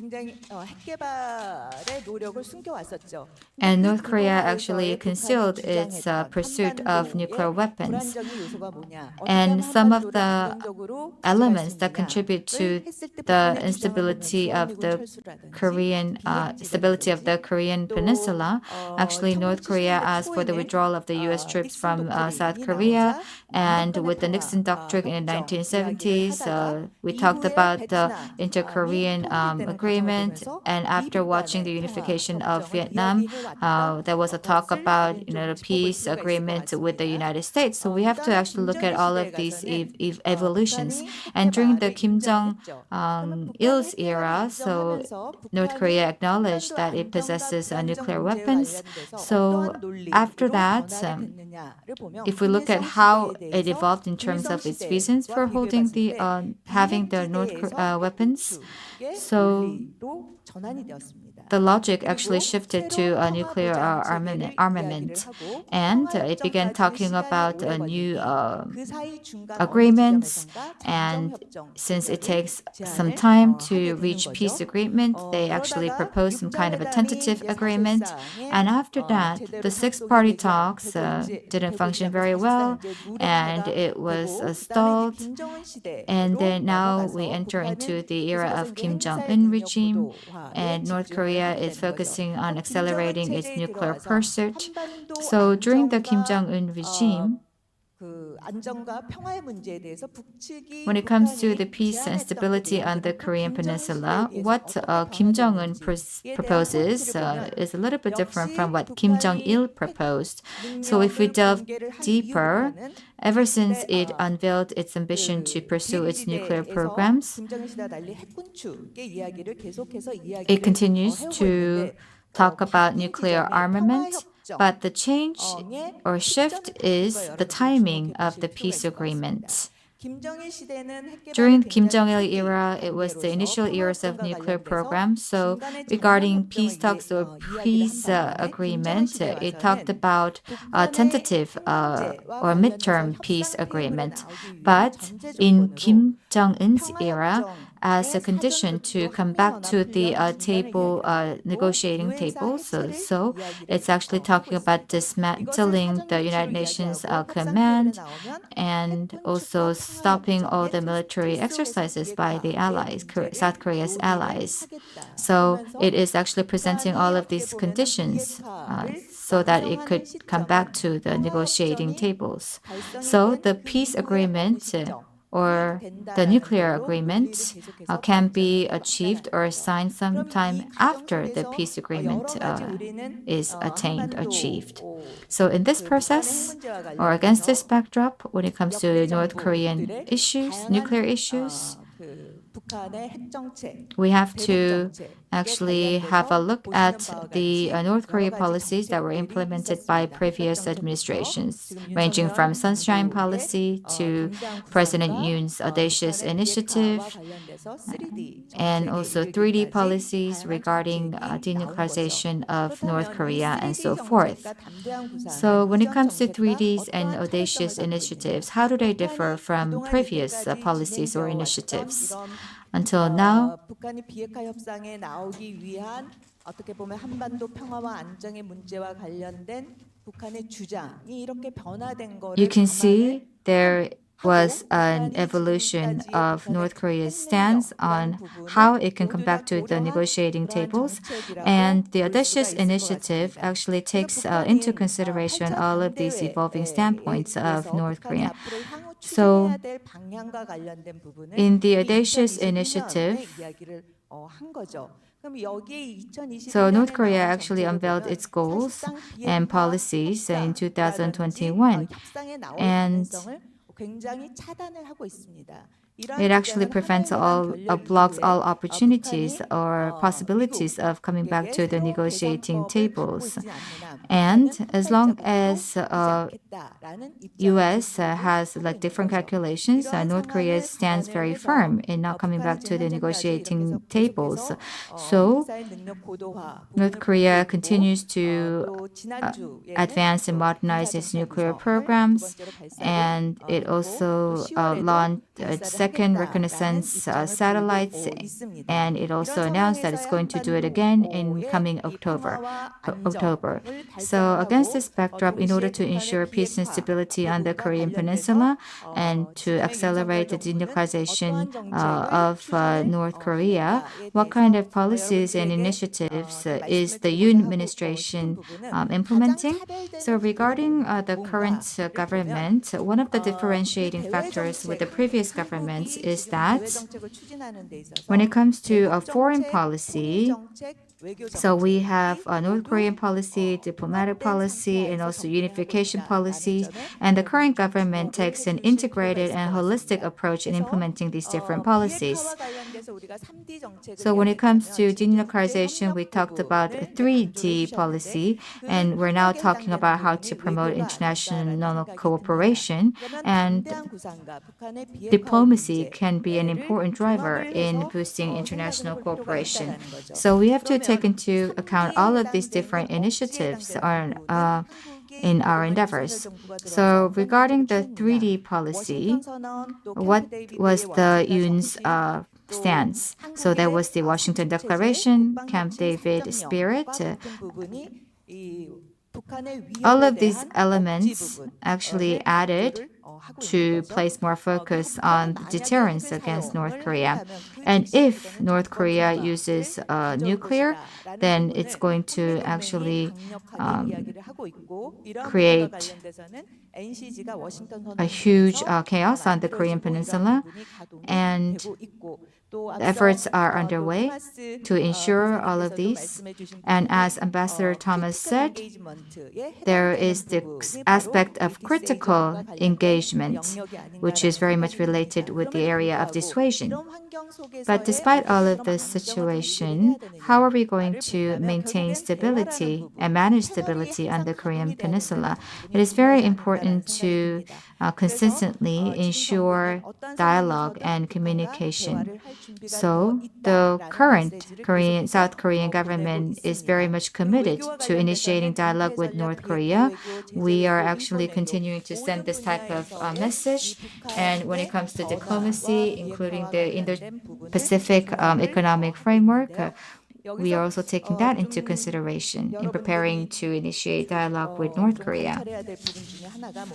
But one thing we have to take note here is that when it comes to peace and stability on the Korean Peninsula, in promoting international collaboration, the ultimate, of course, goal is denuclearization of North Korea. But we also have to consider different issues that are faced by North Korea, since a lot of our panelists are also saying that it is not very likely that North Korea is going to give up on its nuclear weapons in the short term. So we have to really face the reality, be realistic. And if we look at the policies implemented by North Korea for the past 3 decades, we have to actually refrain from overestimating or underestimating the threats coming from North Korea. And that is why we have to take a differentiated approach compared to the past. And when it comes to denuclearization of North Korea, I actually showed you a diagram in the beginning of my talk. Actually, denuclearization is a prerequisite for, it's a condition for actually ensuring peace and stability on the Korean Peninsula, but it is not the one and only condition. And we also have to analyze and take a close look at what we have overestimated and underestimated over the years regarding the threats coming from North Korea. And I think that we have to also respond better to the invisible threats coming from North Korea. And when it comes to the vision, we have to define a mid to short and mid to long term goals. And every time we set these goals, we talked about prosperity, peace, and denuclearization. And we always place focus on the virtuous cycle of these three elements. But is it true that we always have to go through this virtuous cycle of three elements all together at the same time? Maybe it's about time that we actually prioritize one over the other. So preventing risks and blocking risk should be our first and foremost priority. So out of the 3D, the dissuasion is also our main focus. So I would like to speed up my talk. So last but not least, I would like to conclude by saying that regarding the policy changes, so one of the biggest policy changes in North Korea is how Kim Jong-un regime focused more on M, the military. But another aspect is I, intelligence. And regarding diplomacy, we can see that there is a slight decline with the Kim Jong-un regime. So what kind of elements should we focus on in order to promote international cooperation out of this DIME or DIME? So I think that we have to, regarding diplomacy pillar, we have to take a differentiated diplomatic approach. And when it comes to information or intelligence, we indeed need to strengthen further international cooperation. I'd like to wrap up my comments here. Thank you. Thank you, Dr. Lee. I think I failed to manage time. We are running out of time. We have only about 30 minutes left, but we should have a round of discussions among participants, including Professor Mearsheimer. So, and also I need to open, invite questions from the floor as well. So we are, in that sense, we are running out of time. First, right now, I would like to ask Professor Mearsheimer to join us to make a comments for no more than 2 minutes. And then I'll give each of you to make comments for no more than 2 minutes. But I'll give Mr. Panda a little bit more time because he didn't spend much time compared to other participants. Okay, Professor Mearsheimer, are you there? I'm here. Can you hear me? Yes, thank you. Go ahead. Okay. I'll make two very quick points. First of all, a lot of the comments had to do with trying to rectify the situation with regard to North Korea by using economic incentives, by using economic carrots, to enhancing the prosperity of North Korea and making denuclearization look more attractive.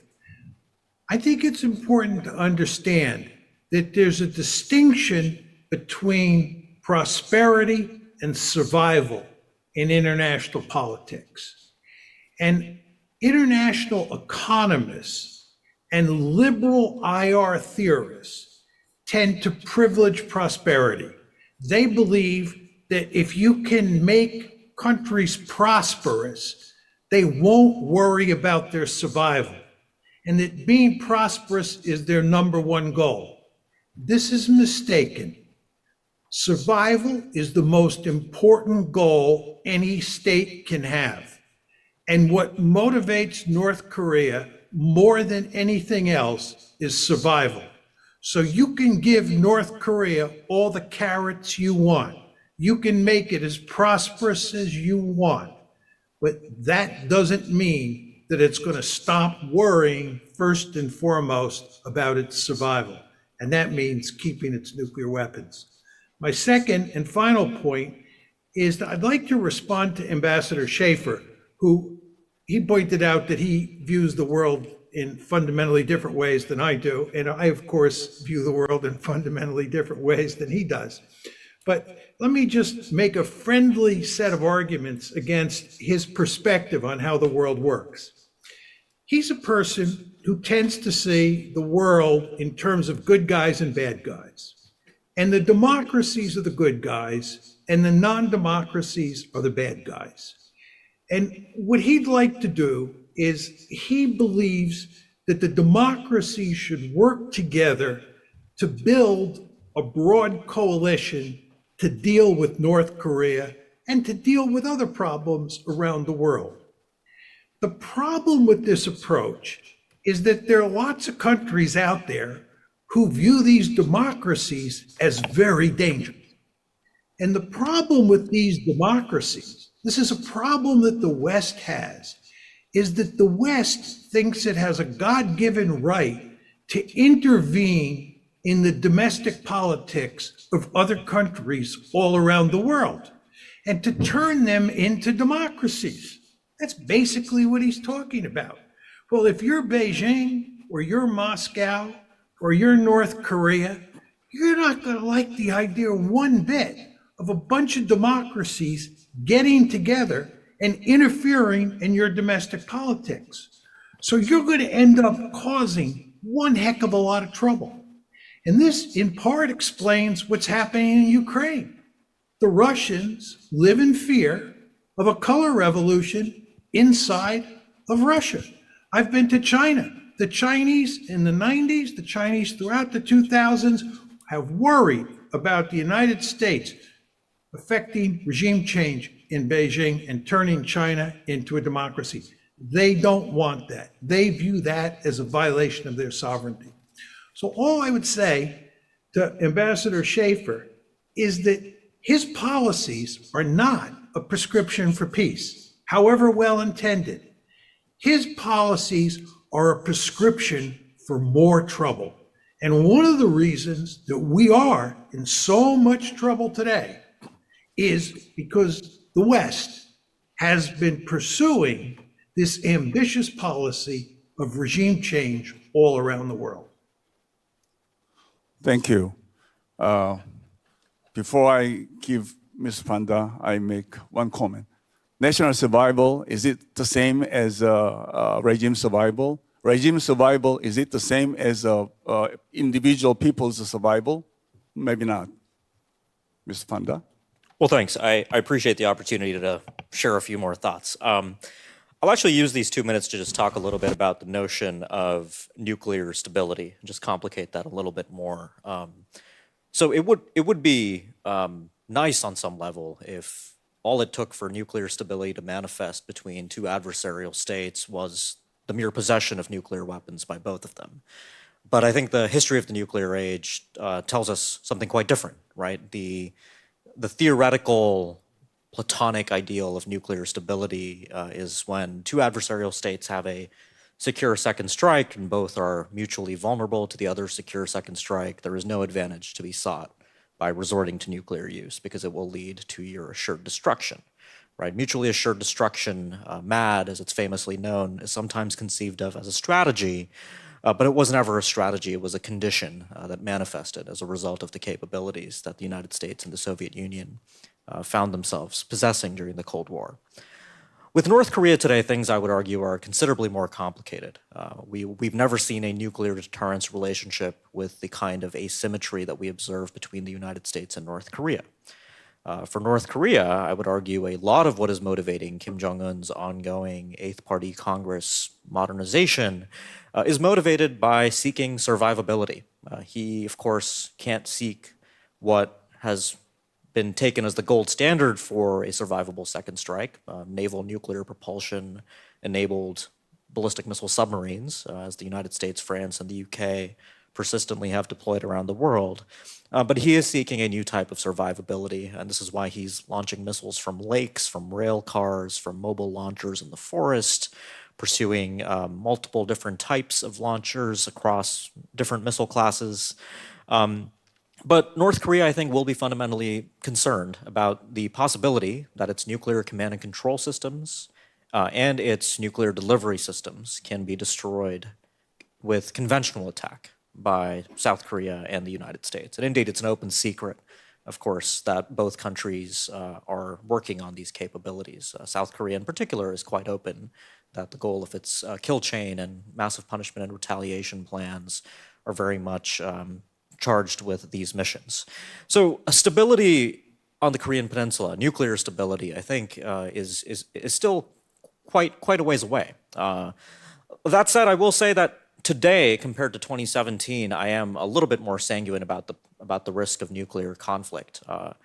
All else being equal, a North Korea that is in possession of more rather than fewer nuclear weapons and more robust nuclear command and control rather than less robust nuclear command and control will face fewer pressing incentives to go nuclear in a crisis, especially early on.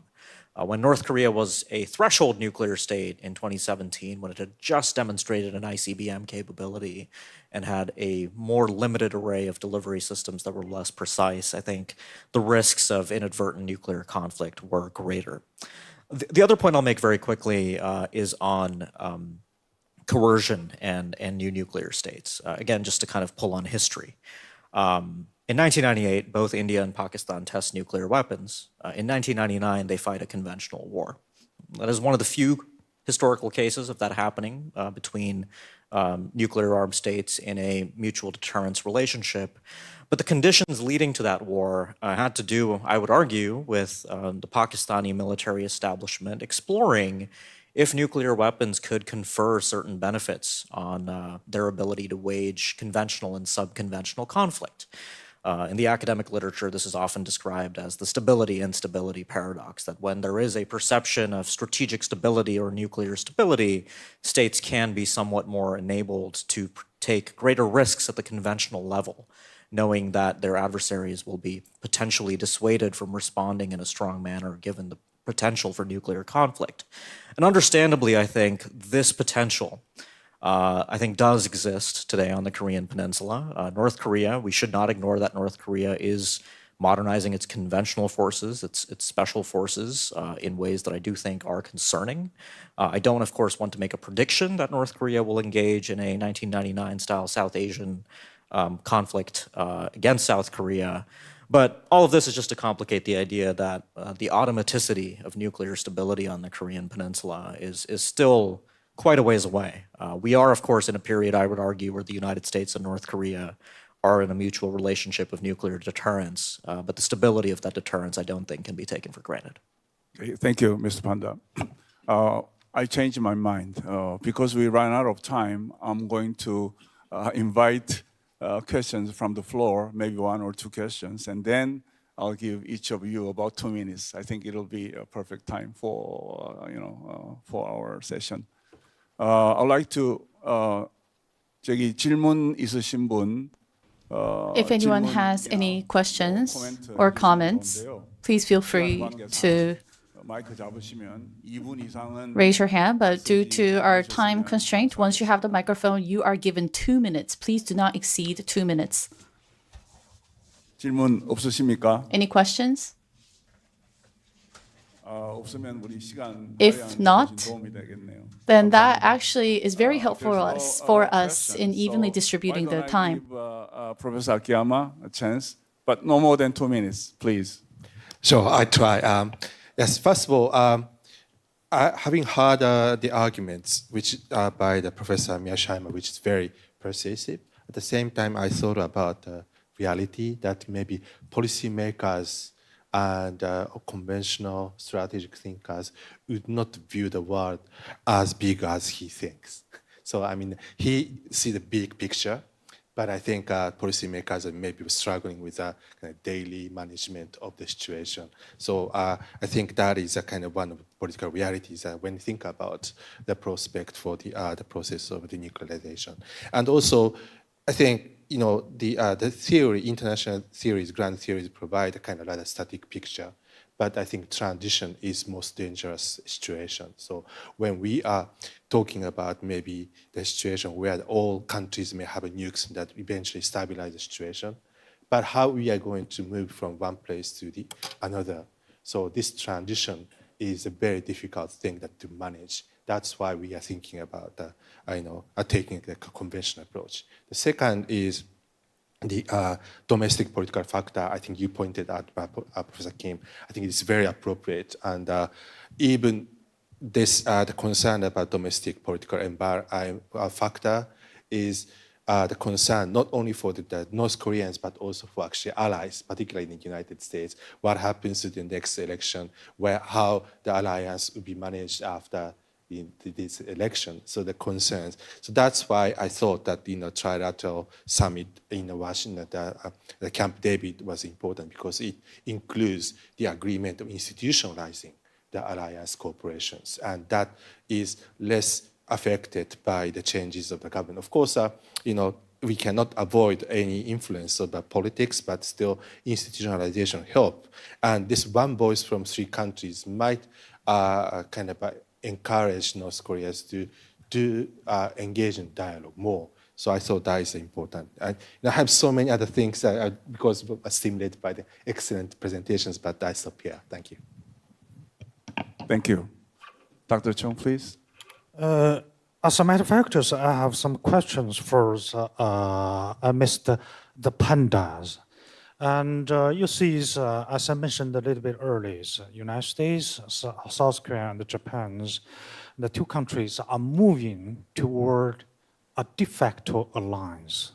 And do you agree with me for such a kind of observations? And is it possible in the future, not necessarily in the near future, but in short, mid-term, and these three countries could move toward a de jure alliance, from de facto to de jure alliance? So that's a question for Mr. Panda, and also for another question for Professor Lee. And you see, Professor John-Mill Schammers maintained that South Korea has a legitimate reason to acquire its nuclear weapons. And I personally believe in the next 5 or 10 years, and we are going to witness a significant phenomenon in which South Korea and Japan, probably including our China's Taiwan, to acquire its nuclear weapons. So, Professor Lee, and do you think it's South Korea would go in that directions? Thank you. Thank you. After Ambassador Chef, I'll give Dr. Lee. After Dr. Lee, I'll give Mr. Panda a chance to respond, and also again, Dr. Lee will respond while you are making your comments. Okay, Ambassador Chef, please. Thank you. I think I should respond to to my thinking in good guys and bad guys terms, and I just wanted to explain when I lived in North Korea for 8 years. I became involved with the North Korean people, and I felt with them, and seeing people being subjected to all kinds of coercion, I feel it is a human duty actually to try to help them. And I think it's very theoretical and very cold actually to speak of state interference there. Of course, I know my limits, but I think everybody should do what he or she can. We went to China very often, speaking about good guys and bad guys, and I guess China would be one of the bad guys in that terminology. And we went to Dandong to buy what we ate there, and whenever we crossed the bridge in Dandong, we kind of felt relieved. I had lived in China before, and we thought, oh, finally in freedom. We are in a country that is free, where people can move freely. And so my ambition for North Korea was really to help give them, their people, a little bit more freedom, like, for example, China has acquired in the last 30, 40 years. The dream, the Chinese dream, as it was called in North Korea. Another point that is very important, I believe, we have talked a lot about deterrence. Deterrence, that nuclear weapons, deterrence is the only reason for nuclear deterrence. That is not quite true. We have to talk about the threat perceptions in Pyongyang.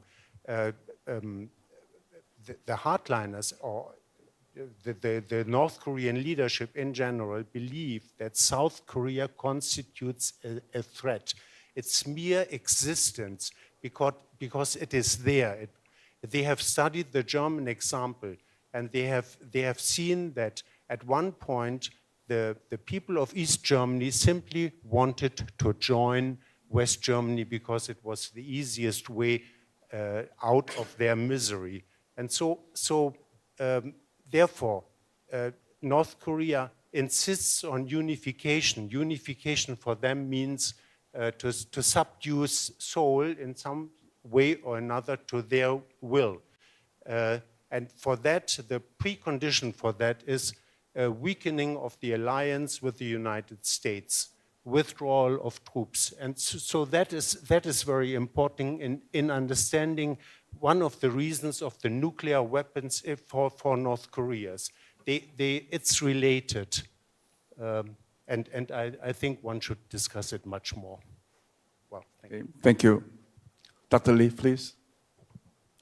네, 일단 그 질문 제기해 주신 거에 답변을 드리자면 Yes, to respond to your question, South Korea is a member of NPT, does not hold nuclear weapons, and is working towards making this world nuclear free. So no matter how threatening North Korea is with its nuclear weapons, through alliance, we will 바로 우리가 we use the extended deterrence against North Korea. And despite all of the situation, it is not likely that South Korea will get hands on nuclear weapons. And just because North Korea is threatening nuclear weapons, is South Korea going to respond with nuclear weapons? Actually, regarding that question, it's very much outdated, meaning that there are lots of options in responding to North Korea's nuclear threats. And one of that option is the extended U.S.-South Korea deterrence, which was actually revealed or manifested through NCG during the Washington Declaration. And U.S., South Korea, and Japan security alliance has also been strengthened in order to counter North Korea's nuclear threats. And as you mentioned, there was also a talk about how the public opinion in Japan is changing. Actually, in the past, there was more preference towards Japan becoming nuclear, but now, there is more preference for boosting the alliance to counter the threats from North Korea. So when it comes to North Korea's nuclear threats, actually, Professor Mearsheimer talked about prosperity versus survival, and how it is more about the survival for North Korea. And as for Professor Schaffer, you mentioned about the South Korea is faced with a threat in this situation. So when it comes to audacious initiative, there are people who say that it is very much focused on giving assistance to North Korea, but that may not be true. Because when it comes to prosperity versus survival, and North Korea has actually leveraged both of these delicately over the years. And when it comes to North Korea's unification policy, audacious initiatives is very much aligned with that as well. So regarding the Eighth Party Congress, North Korea actually unveiled its commitment that it's never going to give up its nuclear weapons. We tend to focus on that aspect as well. But also we have to look at the unification policy of North Korea. North Korea says that it may actually turn to arms and weapons in order to achieve the unification. So Ambassador Schaffer also mentioned slightly about this.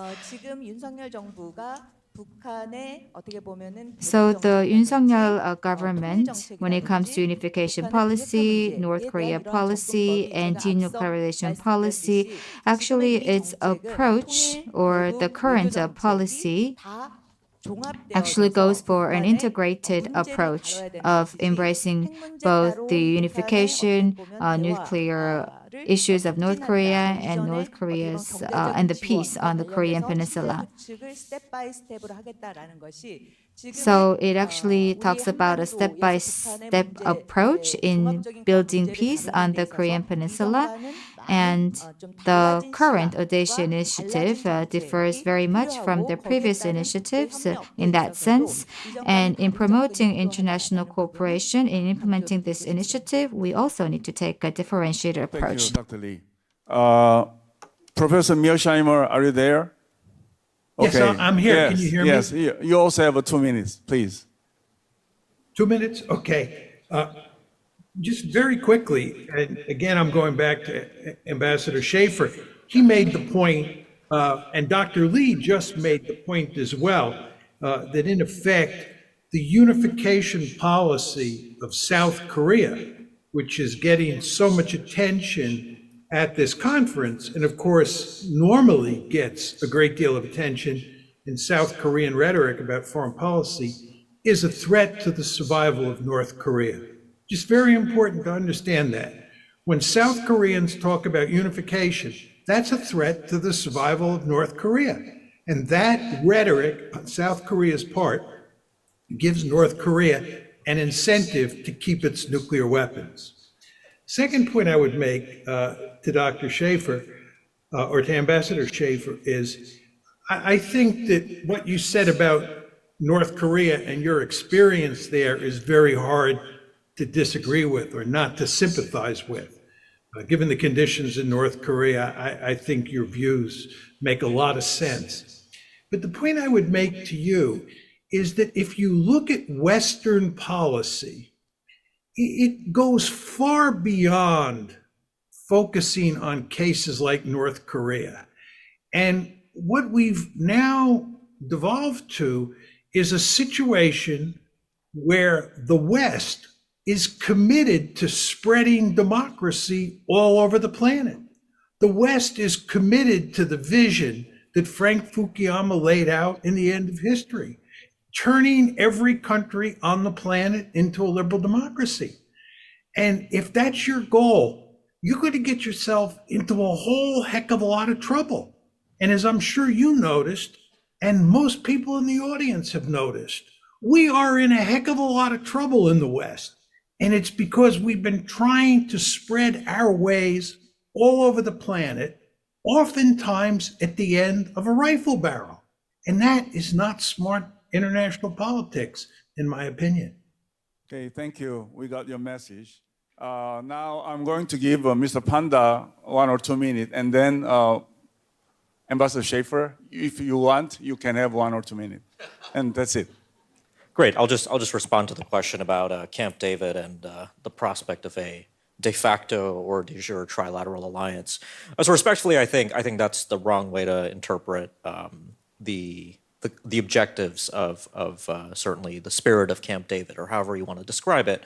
I think what happened in Camp David is best understood through really what's been going on since the second term of the Obama administration in Asia, with the United States more broadly encouraging its allies and partners in this part of the world, not just Japan and South Korea, to more broadly network among themselves. And you see this between, Japan and Australia, between, more recently between the Philippines, Japan, South Korea, between non-allies, countries like India being pulled into other coalitions like the Quad, the AUKUS Defense Industrial Partnership. I think the goal here is to more broadly multilateralize and render more robust the network of like-minded countries that the United States sees as instrumental to upholding the status quo in this part of the world that frankly benefits American interests. Now, there was, of course, a discussion of a commitment to consult between South Korea and Japan, but we are still very far away from a new legally codified treaty that will supplant the U.S.-Korea and U.S.-Japan mutual defense treaties, leading to some kind of NATO-style architecture in the Indo-Pacific. I don't think any of the three governments really went into Camp David with the expectation that that would be where this process ends up. The institutionalization of the trilateralism that's taken place, I think there's big open questions about how robust that will be to domestic political shifts in Japan, South Korea, and the United States. But I think it is best viewed as part of a longer-running U.S. effort to more closely network its allies and partners in Asia. Okay, thank you. Ambassador Schaefer, you want 1 minute? Well, 30 seconds. Just one minute. No, I just wanted to respond. It's not, for me, it's not about spreading democracy. It's about improving life of people and making their lives more secure. And I know for sure that the spread of nuclear weapons in the world does not constitute a valid means to make life more secure. I think we should do everything to diminish the nuclear dangers. Thank you. Thank you. For about 100 minutes, we discussed this important issue of international cooperation to denuclearize North Korea. I think most of the participants think that in a short-term perspective, it may be very difficult to denuclearize North Korea. But in a long-term, maybe international cooperation and collaboration can manage North Korean denuclearization. We have that aim, that attainable goal that we should work together. I think in the meantime, we need to manage this nuclear risk reduction. And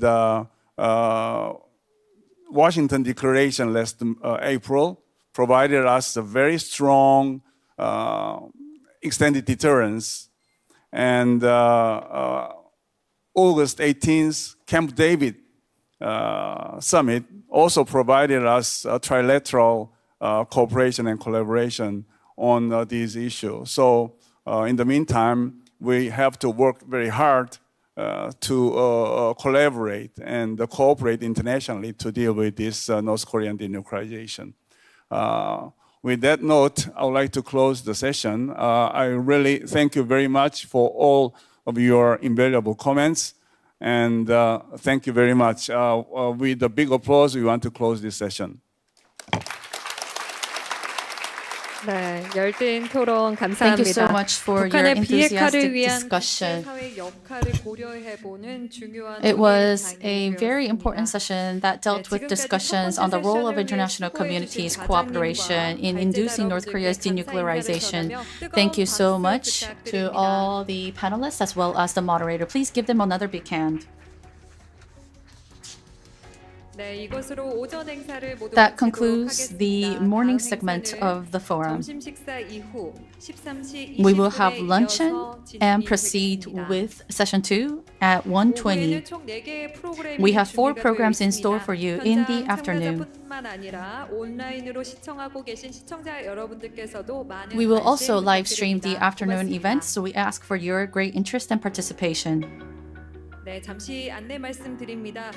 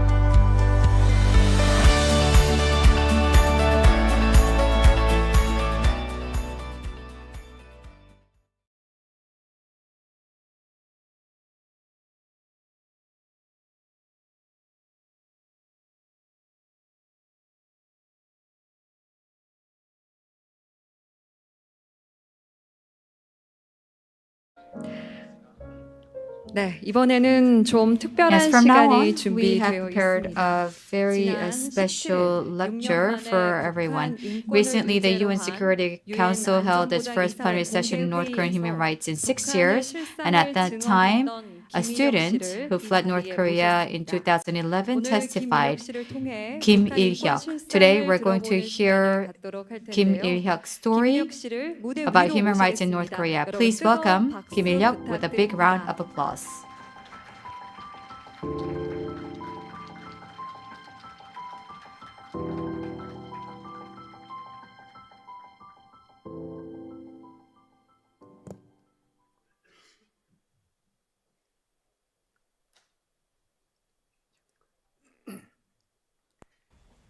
네, 안녕하세요. 김일혁입니다. Hello, my name is Kim Il-hyuk.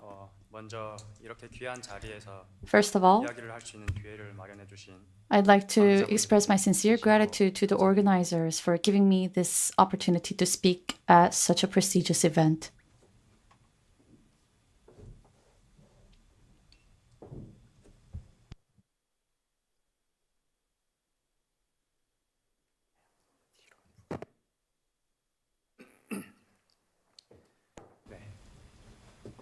저는 북한의 작은 시골 마을에서 태어나서 I was born and raised in a small rural village in North Korea. Because North Korea faced labor shortage, I was forced to do unwanted and unpaid labor from a young age. 북한의 대부분의 청소년들이 Most youth in North Korea are forced to plant and harvest crops at a young age when they should be studying. 해야 했습니다. We shed tears of blood.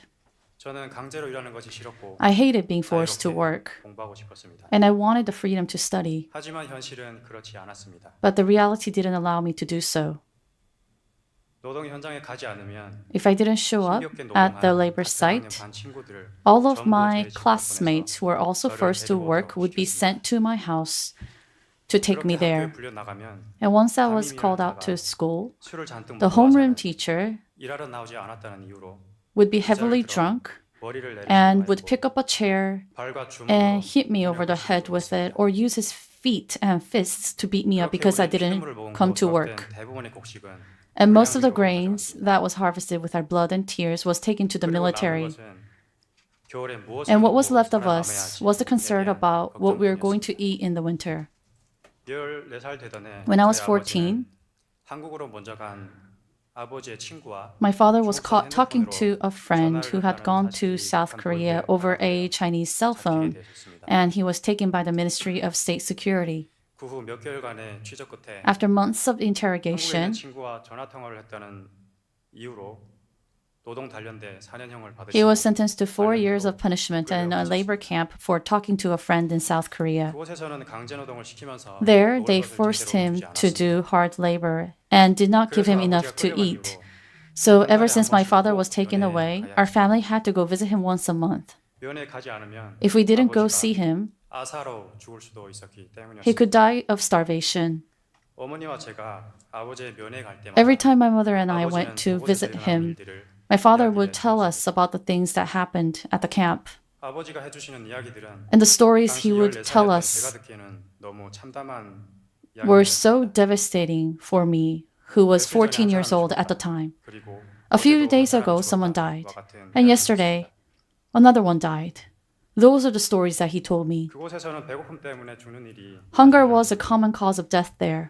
해안가에서 말라버린 미역을 너무 많이 주워 먹은 탓에 And there was 그 also 미역들이 people who 뱃속에서 ate so many 부풀어서 dried seaweeds 배가 터져 죽는 that 사람도 washed to the shore, 또 어느 and the 날 seaweed swelled in their stomachs 아버지가 and burst, 자다가 killing 몸이 them. 너무 And on another 무거웠기 time, 때문에 my father woke up in his sleep because he felt itchy, and he found that the person sleeping next to him was already 아버지가 dead. 자다가 깰 정도로 몸이 The 가벼웠던 reason he 이유는 woke up from 사람이 itchiness 죽으면 was 사람 because 몸에 when a 있던 person 기생충들이 dies, all the 다른 사람의 parasites 몸으로 in the 이동하기 dead 때문이었습니다. body move to 그런 another 상황에 처한 person's 아버지를 body. 살리기 위해서 우리 가족은 And so 모든 my 노력을 family 기울였고 tried everything to save him from there.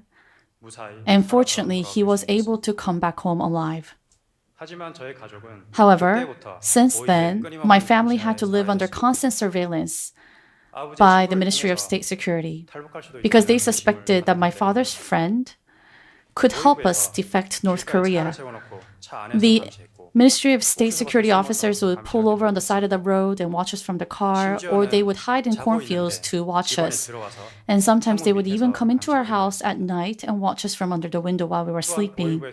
And they would also have our neighbors watch us for any unusual activities that might happen within our family. Then one day my father said, in front of the whole family, "There's no more hope in this land. Let's go to South Korea. If we go to South Korea, we will not be forced to work, and you'll be free to study. If you work hard enough, you'll be able to do anything in South Korea." And he said, "We have to live together and die together. We cannot leave any one of our family members behind. If you get caught on the way, you can just say that you're young and you didn't know anything and you just followed your parents. Then we, talk about my mother and father, will go to a political prison camp, but you'll be able to go to a labor camp and you will come out alive." So the next evening, we left our dear home behind and crossed the Tumen River. When we crossed the Tumen River, we had to hold on to a rope that was tied to the Chinese side of the river. When you hold that rope, you'll be pushed by the strong current of the Tumen River and reach the Chinese side of the river. It was July, but the water was very cold.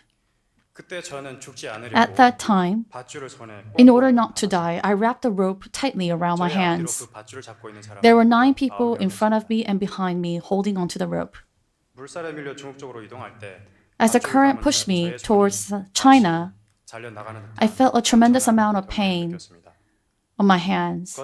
It was as if my hands were being cut off because my tiny hands were bearing the weight of the current and also the weight of all the people holding the rope. Despite the immense pain, however, I couldn't scream. I couldn't say that it hurt because if I did, bullets could go through my head and also the heads of my family members. So I endured the pain and finally stepped onto the Chinese soil, and my hands were deeply imprinted with rope marks.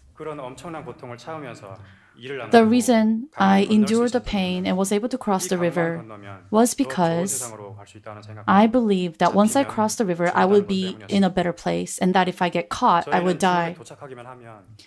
We thought as long as we reached China, we would be safe. So as soon as we crossed the Tumen River, the group shouted with joy. But my father urgently told us to be quiet, because crossing the Tumen River was just the beginning of a life-threatening journey. Inside China, if you're caught by the Ministry of Public Security, you'll be repatriated.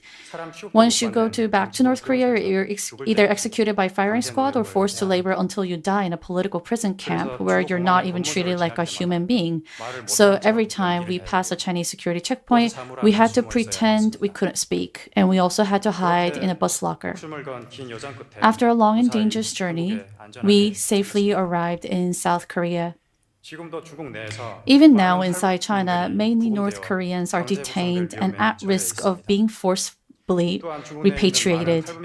And many North Korean women in China are trafficked and sold like goods. They are as young as teens, and they are sold and forced to marry and have children. These are people who risk their lives to go to China for a better life, to live. They have the right to spend their lives with the people they love. I sincerely hope that the Korean community and the international community will speak out for the human rights of all North Korean women in China. If North Korean defectors are guilty of anything, it is being born under the North Korean regime.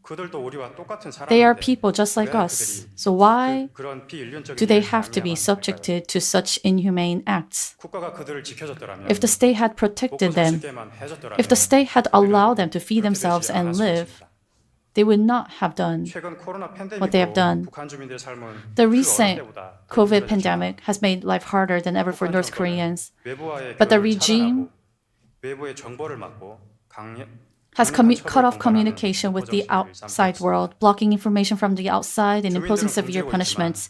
It's continuing to engage in a reign of terror. People are starving, but the regime has no policies to help them.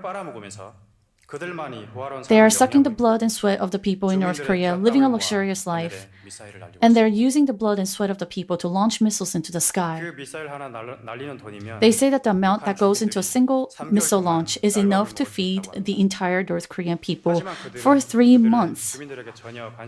However, North Korea is not interested in the people, but only in maintaining the regime, building nukes, and propaganda, and making justifications for their nuclear armament. Despite their difficult livelihood, North Koreans cannot express their dissatisfaction because there is no human rights, no rule of law, or freedom of expression in North Korea. If they express their dissatisfaction, they would be taken to political prison camps and forced to labor until they die. Or they would be categorized as reactionaries and would be executed by firing squad. North Koreans do not have freedom of religion, freedom to travel, to change residence, to choose a job, to access information, and so on. The North Korean regime has obliterated basic human rights.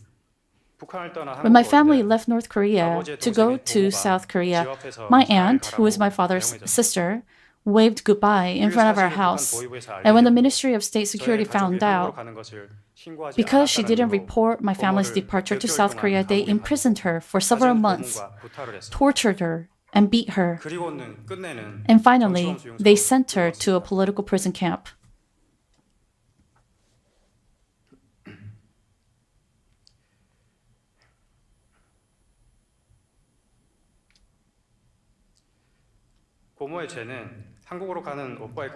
Her crime was not reporting her brother's family going to South Korea.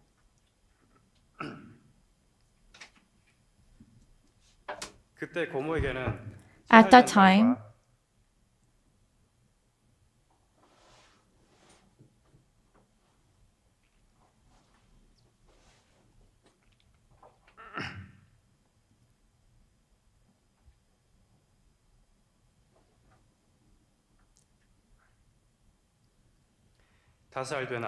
she had a 3-year-old daughter and a 5-year-old son, and they were the apple of her eye, but she had to be separated from them. It's obvious that if she makes a report, her brother's family would be taken to political prison camp. What did they expect from her? And what did she do wrong? And what did her little children do wrong? I desperately hope that these inhumane acts do not happen in North Korea anymore. And I hope that the day will come when the people of North Korea will be able to enjoy the freedom that we enjoy today. We travel around the world and see the world with our own eyes. And I hope that North Korean people can do the same. I hope they would be able to travel freely, just like us, and that they will be able to meet us and talk about the North Korean regime and about international peace. 9 years ago, at a UN Security Council meeting, Mr. Oh Jun, Ambassador and Permanent Representative of Korea to the United Nations, said that I hope that someday in the distant future, when we look back on what we have done today, we'll be able to say that we did the right thing for men and women, boys and girls who deserve a life as human, just like us. If you and I can make commitments to help these people, we'll be able to look back to what we have done and proudly say that we did the right thing. Until the day comes, I hope you'll continue to care about the people of North Korea who yearn for freedom. And I hope that Korea and the international community will continue to discuss human rights situation in North Korea. I hope that you'll be able to work together to make sure that North Korean people have access to more information about the world, so that they can see, hear, and feel the world around them just like we are doing. And finally, as one of the young people living in South Korea, I would like to say this to all the young people in South Korea, that you're doing well, you're doing fine. And I hope that they will be able to gain more energy tomorrow and day after tomorrow. The future of North Korea and the Korean Peninsula depends on you. I wish you all the best. Thank you.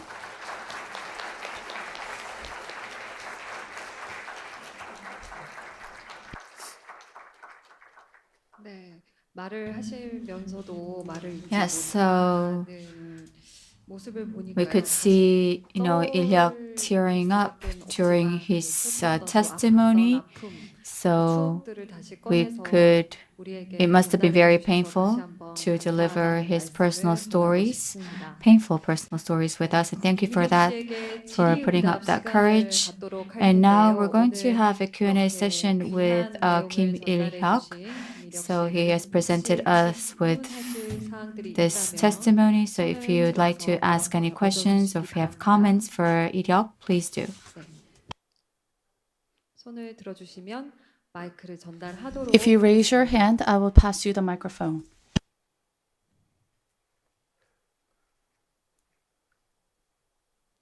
네, 사실 저는 그 공개 회의를 직접 Actually, I had a chance to look at the open meeting at the UN Security Council where Mr. Kim Il-hyuk made a testimony, and I noticed that he made his final remarks in Korean, not English.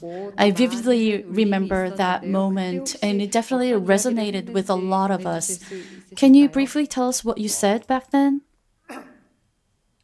그때 북한 정권에게 독재는 영원할 수 없다. I told the North Korean regime that tyranny cannot last forever, 북한 사람들에게 and that 자유를 달라 이런 얘기를 했습니다. I asked North Korea to cease further wrongdoings and to give freedom to North Korean people. Actually, I'm curious why you spoke in the Korean language, the last part of your speech, because North Korea speaks Korean just like South Korea. And I wanted to give that message directly to North Korea in the language that it understands the best. And if North Korean people would be watching the video, then I wanted them to clearly get the message. 그때 회의를 참여했던 모든 사람들이 And 다시 한번 기억해 주기를 바라는 마음에서 I actually wanted my speech to be remembered for a long time, and that's why I spoke those last remarks into Korean.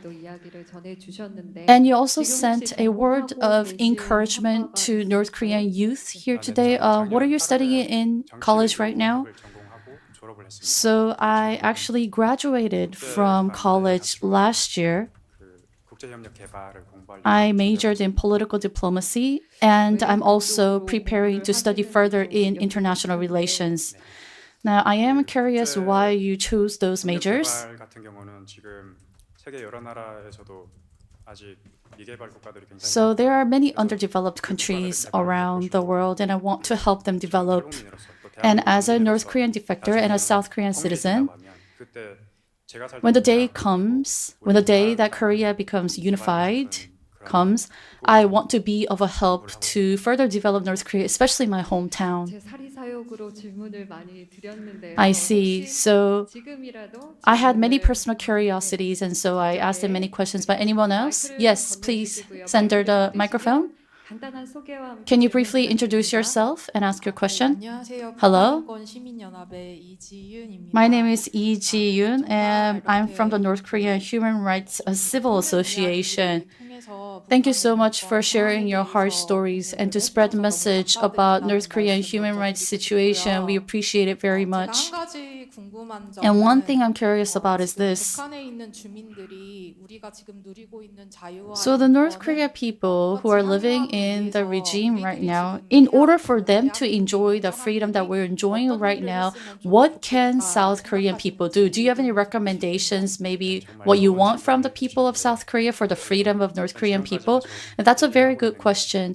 What I've been saying about that until today is that inter-Korean exchange is wonderful, but what's more important is to provide outside information to North Korea. North Korean people need continuous access to outside information in order to be enlightened. So I think that's very important. So it's important that North Korean people access as much information as possible about the outside world. They will be enlightened, and they might be motivated to take action. 다음 질문 Any other questions? 쪽에 네. 질문자분은 일어서서 Can you please stand up 좀 and ask your question? 네, 감사합니다. 안녕하세요. 한반도 청년 미래 포럼 Hello, 박준규라고 합니다. my name is Park Jun-gyu. I'm from the Korean Peninsula Youth Future Forum. I don't really need to introduce myself because we've already met, 당부이자 but 질문 하나 드리고자 합니다. there's one comment and one question. 이제 저희 포럼은 아까 간략히 말씀드렸다시피 So, as said earlier, our forum actually involves South Korean youth as well as North Korean defector youth. And they come together and they discuss issues on North Korean human rights and Korean Peninsula issues without telling each other who they exactly are. But we do face many challenges. 이렇게 스피크업 해주시는 분들이 많아서 There are many North Korean people, defectors living in here, South Korea, and we really want many people to speak up just like you're doing right now.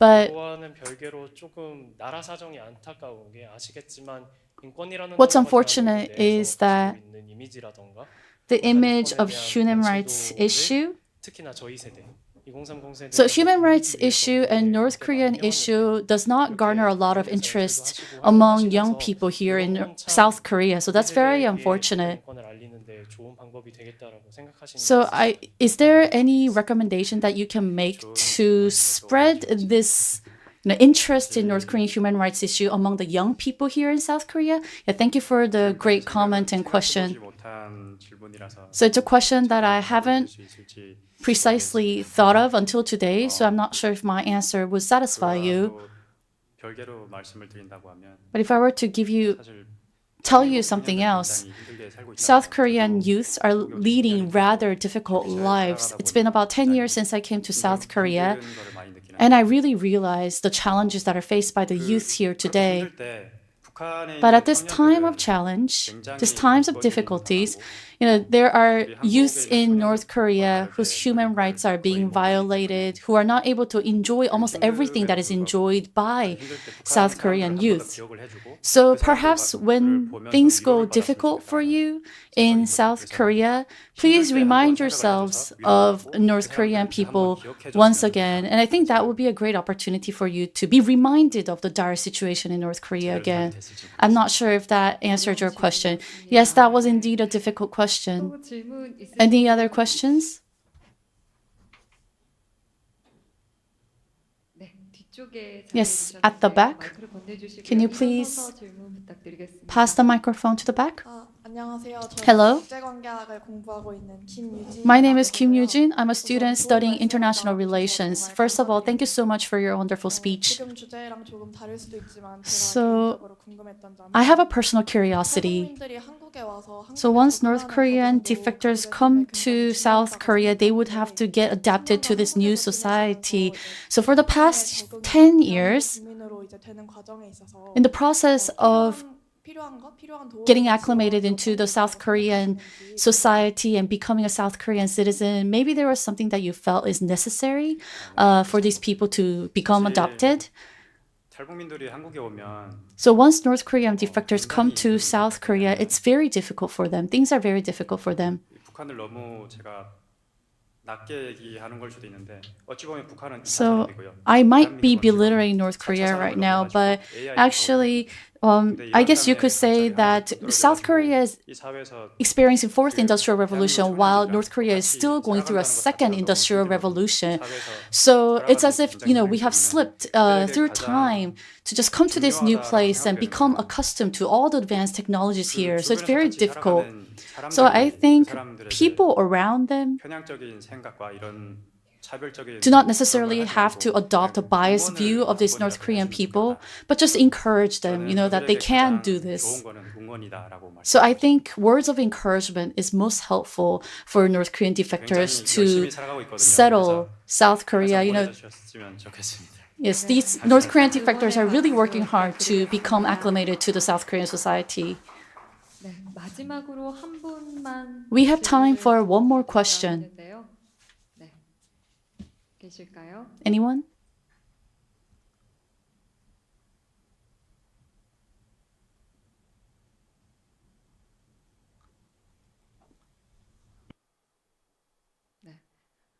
그러면 끝으로 김일혁 씨가 또 청중분들께 Then before we conclude, I'd like to ask Mr. Kim Il-young if he has any final remarks for the audience. Or did you say everything that you want to say? 스피치 할 때도 말씀을 드렸지만 So I said this in my speech 그리고 already. 여러분들도 다 아시다시피 북한 As you know, 인권 상황이 정말 열악합니다. North Korea's human rights situation is devastating. 그 북한의 인권에 대해서 직접 사시면서 집중적으로 뭐 관여를 하지 못하시겠지만 So while you might not be directly involved in this issue, but I just want to ask that you just pay attention to this matter just one more time when time allows you to do so, and just send them words of encouragement. Thank you very much. We would like to thank Mr. Kim Il-young for his sincere and frank remarks. Thank you very much. 자리를 빛내주셨습니다. Yes, thank you very much for that special lecture.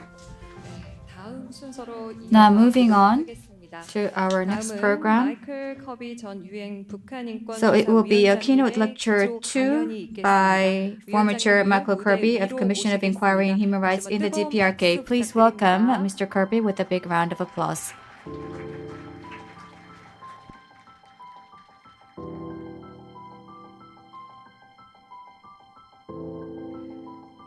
네, 천천히 무대로 입단해 주시기 바랍니다.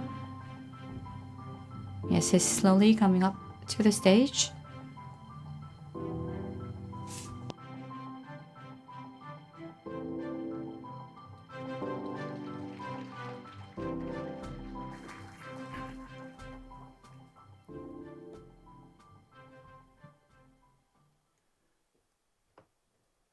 Ladies and gentlemen, that last address was like so many that the Commission of Inquiry on Human Rights Violations in North Korea heard during those momentous months in 2013-14 when we took evidence in Seoul, in Tokyo, in London, and in Washington. And that record was recorded. It is online. Anybody wanting to see the truth of human rights in North Korea should look it up, observe, and consider what the duties of the international community and of each of us personally is. Today, the 30th of August, is the International Day for the disappeared. It arose, I think, out of the disappeared in Argentina and Chile, and it led on to the United Nations General Assembly adopting a particular day, and that is this day. And later on this afternoon, I have to slip away to another conference where they are addressing the issue of the disappeared in North Korea. The disappeared who were seized and placed into detention camps without word to their relatives as to whether they were alive or dead. And the disappeared who are families who can't be reunited with their loved ones and for whom it's getting a bit late and time may run out. So we have to think about the issues and what the United Nations has done and can do, and that's what I'm here to talk about. I have no authority from the United Nations to talk on the policy of the United Nations. My authority was given in 2013-14, and the result of that was this book. It's a self-published book. The United Nations is quite good in organising commissions of inquiry and special rapporteurs, but it's not very good in publishing the report. If there is a stray millionaire in the audience who's got the money and the willingness to encourage one of the big international publishing houses, like Penguin, to publish this with a few photographs. I'll supply the photographs, but this is a gripping and readable book. And I do not believe that the facts as stated in the book are substantially any different today. And we won't know whether they are substantially different unless and until the international community can have access to North Korea to see for itself. When I was a judge, not so long ago, I sat in crime once a week, and I was dressed in crimson robes. And not to say too much, I looked magnificent.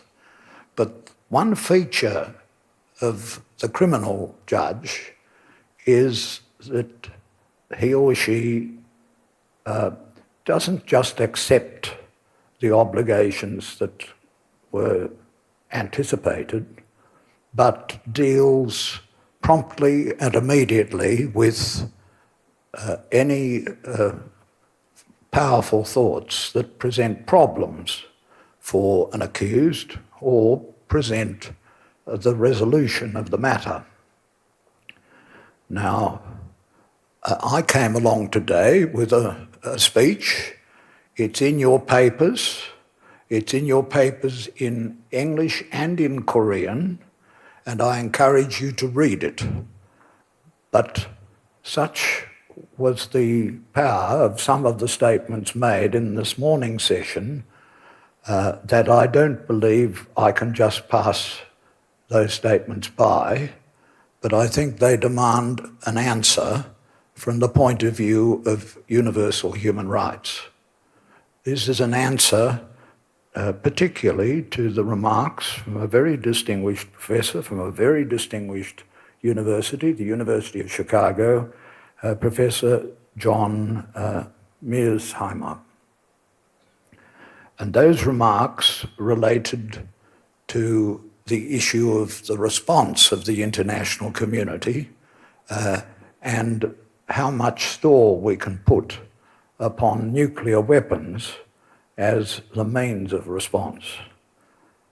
And I've become accustomed over the years in watching the television to see generals and colonels and military people defending the nuclear deterrence, so-called, and defending it as a means of peace. I haven't actually heard it said before, it's the best assurance of peace, but I suppose that that is what lies in the background. Military and security people can be expected to say this, but we are here today to address the problems of international peace and peace in the Korean Peninsula, universal human rights, and the response to the crimes against humanity, which in this report, the Commission of Inquiry of the United Nations found, and which has never been effectively contradicted. The logic of Professor Mearsheimer's statement is that everybody, every country, big or small, should have nuclear weapons. Give them around. Make sure everybody's got them. Because if everybody's got them, then they will be entirely safe. Niger, at the moment, might like to have a few nuclear weapons, just in case Nigeria or any of its other neighbours caused any problems. Somalia, Iran, Venezuela, Georgia in the former Soviet Union, even little Nauru in the Pacific might find that it would be helped if it had a nuclear arsenal.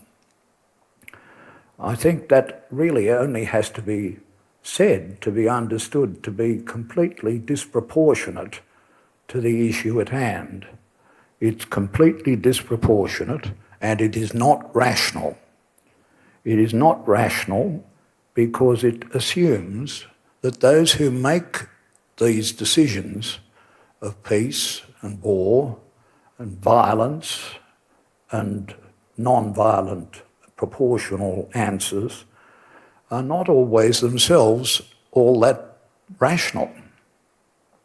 And therefore, the decisions that will be made will often be made, as Ambassador Schaefer said, by small groups of people of differing sensitivity, different knowledge of history, and different ambitions and aspirations.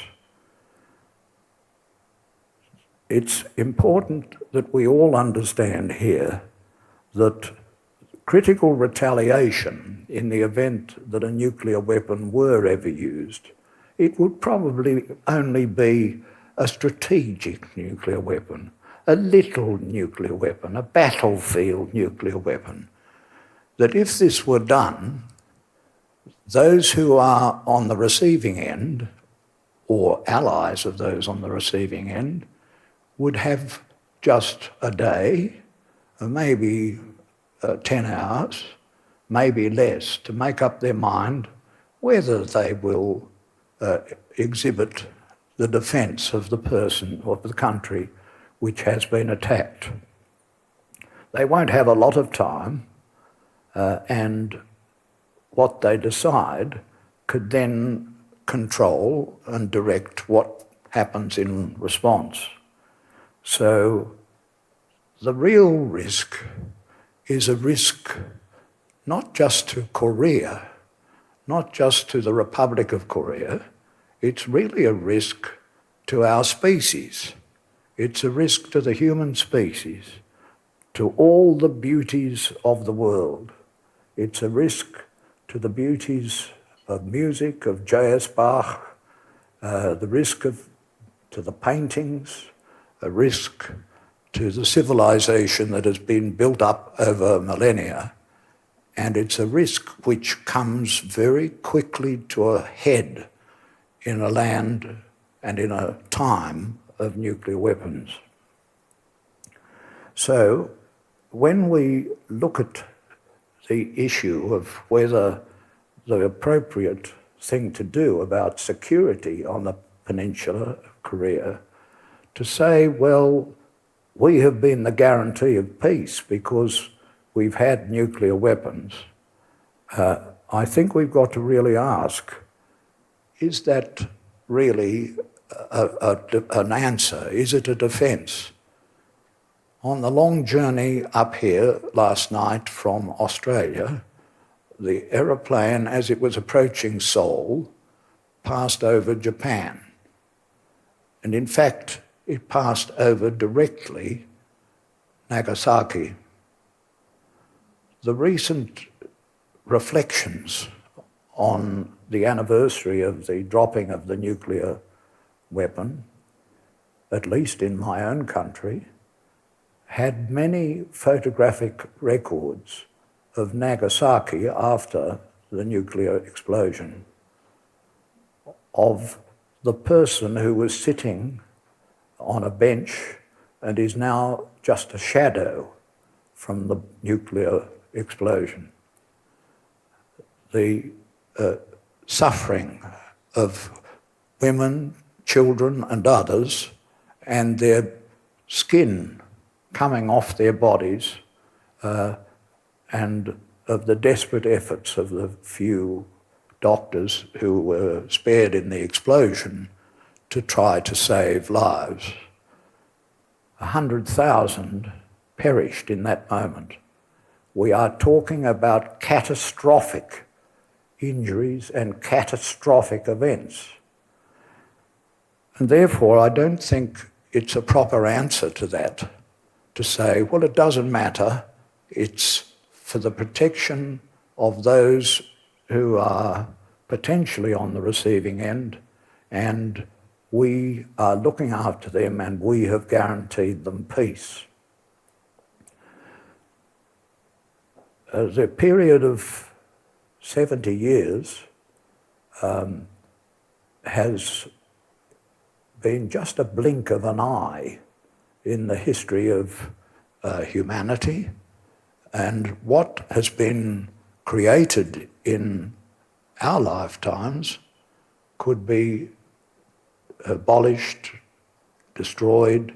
The word incinerated was used, and that is something that is intolerable. And it's intolerable from the point of view of human kindness, as Ambassador Schaefer said, but it's also intolerable from the point of view of universal human rights. Virtually every paragraph of the principles of universal human rights is breached by the thought of any such retaliation.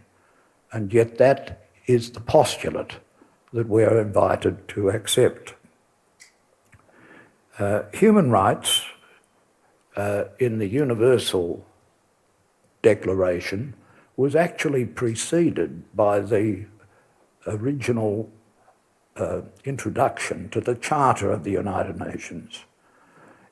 The purposes of the United Nations was declared to be the defence of international peace and security, the provision to those who lacked it of a right to self-determination of peoples, and the achievement of international human rights. I met and conversed with the person who was the head of the Secretariat of Eleanor Roosevelt's committee which drafted the UDHR. He was John Humphrey. He was a professor of law at McGill University. He was the commissioner of the International Commission of Jurists from Canada. I was the commissioner from Australia. And we conversed about how the Universal Declaration of Human Rights was prepared.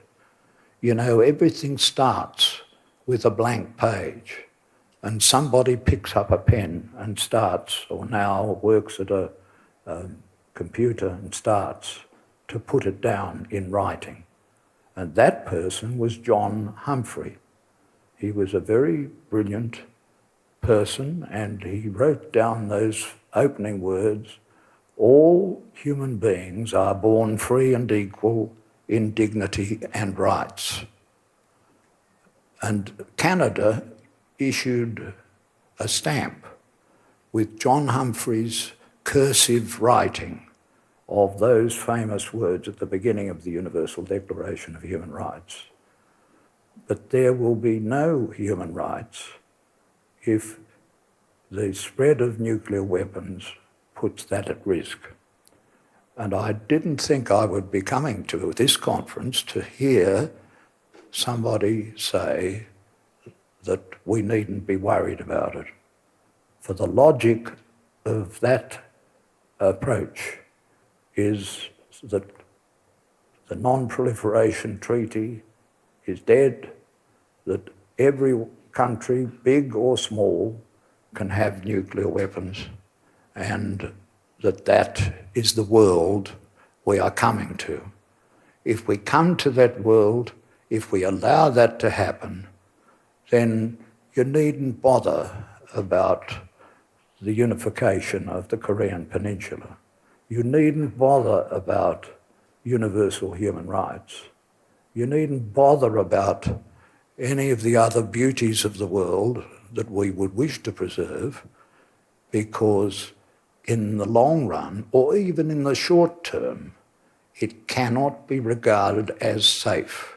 It cannot be regarded as realistic. It cannot be regarded as something that we can expect our children, grandchildren, and others to enjoy. It is a definition of enormous peril. And we meeting here must understand that this is something that transcends the Korean Peninsula and its issues. It's something that affects every human being on the planet. And our duty as civilized people living under the United Nations and under the Universal Declaration of Human Rights is to defend the non-proliferation and the destruction of nuclear weapons, not their advance, existence, and increase. I would have liked to talk to you at length about universal human rights in North Korea. It's a terrible story and a very sad story. It's not going to end soon, but it will end. The history of humanity is that it doesn't just accept what is going on in North Korea. Ultimately, solutions are found. Ultimately, those solutions will be found. And the type of people who speak to power, as we just heard, are the people who really call for us to act proportionately and rationally. And if you think this is exaggerated and just emotional, then you have to be reminded of Colonel Petrov. Colonel Petrov, in the days of the Soviet Union, was in the control room just out of Moscow, and he saw something very strange and very worrying on the screens. He started to telephone his superiors, but they weren't around, and he had to make a decision. Was this the invasion of nuclear weapons to the Soviet Union? Was this an end point of the game of nuclear warfare, of its peaceful protection? And Colonel Petrov wanted to go home that night to get his slippers and go to bed with his family. And he ultimately decided not to stop the process that, once put into action, would have led to retaliation by intercontinental ballistic missiles with nuclear warheads on Europe and on the United States. He was condemned by the then leaders of the Soviet Union because the nuclear war did not happen. He was condemned and he was demoted in rank and he was removed from the control room. Only later did the Russian Federation honor him as a person who had possibly saved the war, saved the world from nuclear destruction. So it's not a question of being certain what the rationality of the decision makers would be. It's a question of chance factors, of uncertain, unpredictable factors. And it might have been tolerable or acceptable if there were just a very few nations of responsible power to hold these weapons. But if North Korea can hold these weapons, any country can, whatever their rationality and that of their leaders. So, if you want to see the speech I was going to give, have a look at your program. It's all in there for you, and it tells you about this report, it tells you about our inquiry. The way we did it has lessons for the way the UN should do inquiries. There are things to be taught to all of us, and they extend beyond the Korean Peninsula.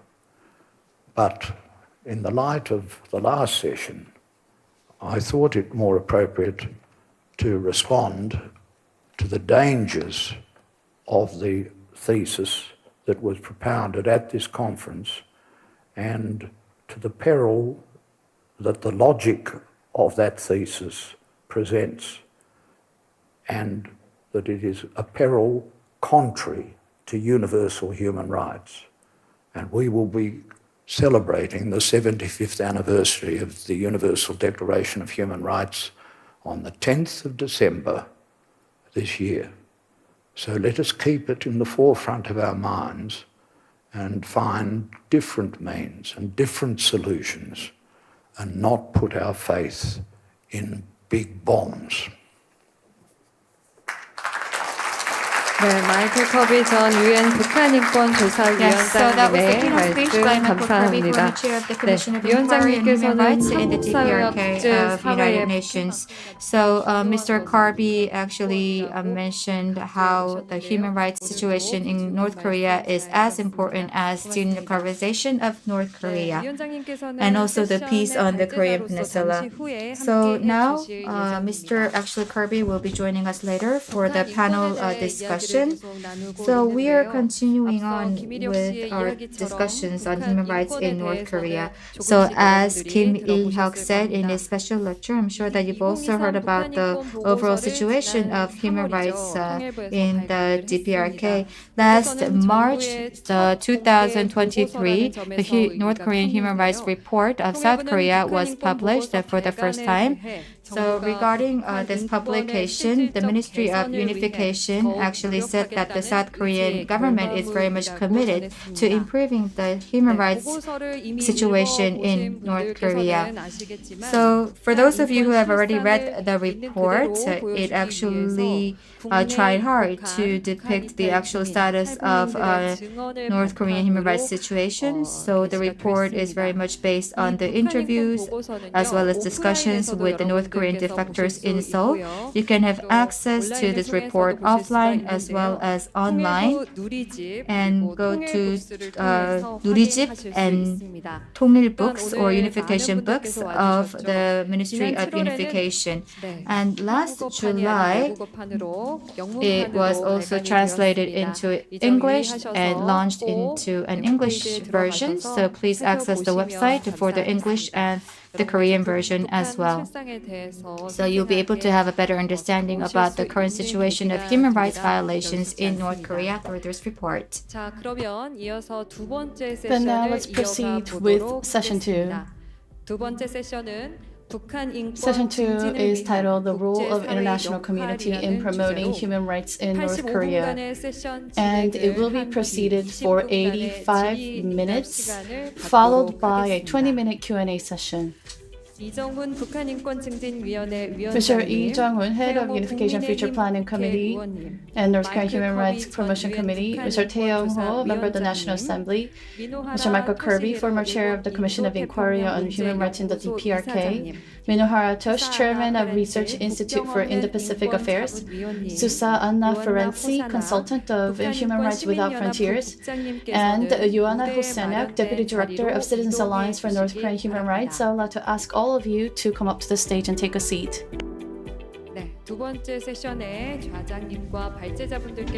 We'd like to invite the moderator and the panelists of session 2 to come up to the stage. We do not have a break. We'll proceed with session 2 right away. I'd like to ask all panelists and the moderator to be seated. Once you get seated, we will begin.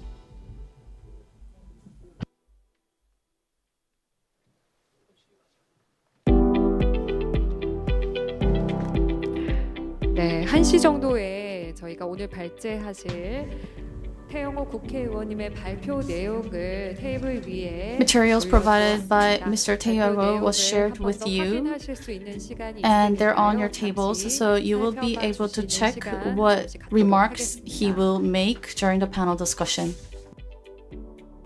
모두 자리에 착석하시면 두 번째 세션에 대해 Once everyone gets seated, 이어가 보도록 하겠습니다.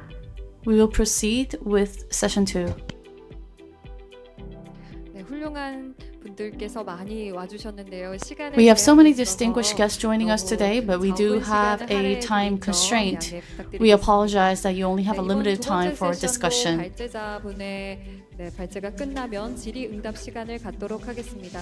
We will have a Q&A session at the end of session 2, so you will be able to ask questions. Please ask your questions by raising your hand high during the Q&A session. Thank you.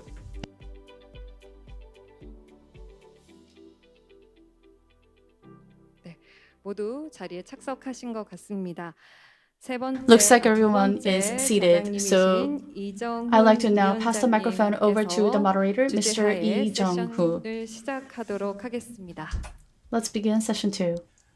Good afternoon. My name is Jung-hoon Lee. I'm the Dean of the Graduate School of International Studies at Yonsei University. I currently advise the government, the Unification Ministry, as the chairperson of the Committee for the Promotion of North Korean Human Rights, as well as the Unification Future Planning Committee. We will be continuing the keynote speech which Justice Michael Kirby gave on North Korean human rights. This is a session on North Korean human rights and with particular emphasis on what the international community can do to promote human rights condition in North Korea. It's a very difficult question because despite the fabulous the report that came out of the Commission of Inquiry in 2014, unfortunately, in the past decade, there's been little improvement in the condition of North Korean human rights. And here we have 5 very distinguished panelists who will give their take on what the international community can do to make a difference. So they will all give about 5 to maximum 10 minutes of what they have to say, and then I'd like to return to a interactive dialogue to have some question and answers between us. So let me give an introduction of the 5 panelists first. It's all in the booklet, so I'll just be very short. The first speaker will be Representative Tae Yong-ho, who is the member of the National Assembly of the People Power Party, PPP. He defected from North Korea. He was last posted as the deputy head of the mission of the DPRK in London.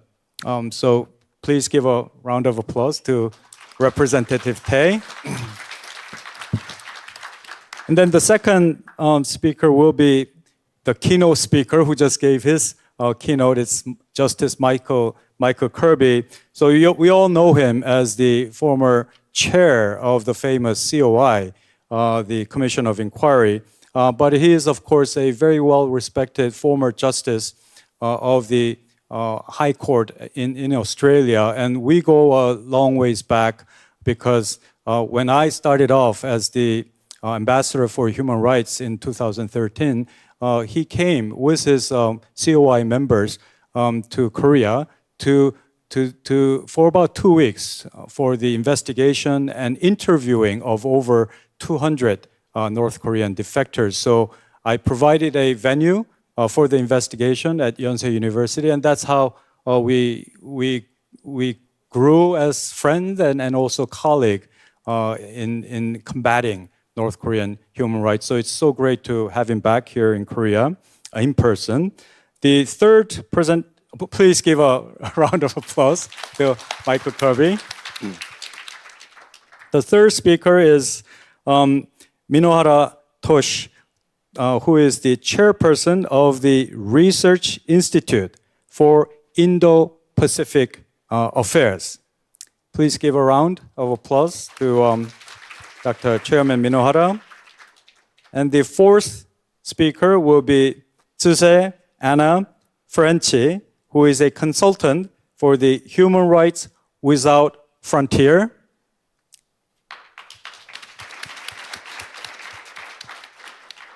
And finally, we have Joanna Hossaniak, who is the Deputy Director of the Citizens Alliance for North Korean Human Rights, which is one of the most active human rights civic organizations operating in Korea. So without further ado, I will now turn to Representative Tae Yong-ho for his opening comments. Thank you. And actually, I prepared around 10 minutes, the speech, but Ambassador especially advised me to make it as short as possible. But anyway, I'll try. And today, I think I'm very much pleased because to have this opportunity, because I now, have met my special friend, Ambassador Thomas Schäfer, who used to be my dialogue partner when he was German ambassador to North Korea, and we had a really, really serious, quarrels and debate. And on my left, Dr. Michael Kirby, I really respect him. So I especially emphasize the name of these two persons because my presentation is basically based with the names of these two, Dr. Kirby and Ambassador Schäfer. I think, first of all, I think you have the texts of my speech on your table. So the first point I want to say is that we should promote continuous and consistent human rights policy on North Korea. In this point, I would like to tell you that South Korea is one of the places in the world where you can find a very difficulty to continue to have North Korean human rights campaign. Maybe the foreigners do not understand why, but I have some, the numbers to let you know the difficulties we face, like the person, I am, or, the other North Korean human rights activists. For instance, in 2016, North Korean Human Rights Act was passed by the National Assembly by partisan consensus, but Human Rights Foundation has not yet been launched. The North Korean Human Rights Act was first introduced in 2005, but it took 11 years in South Korea to be passed in 2016. Ironically, it took only 6 months to adopt so-called Anti-North Korean Leafleting Act after Kim Yo-jong, sister of Kim Jong-un, demanded it in June of 2020.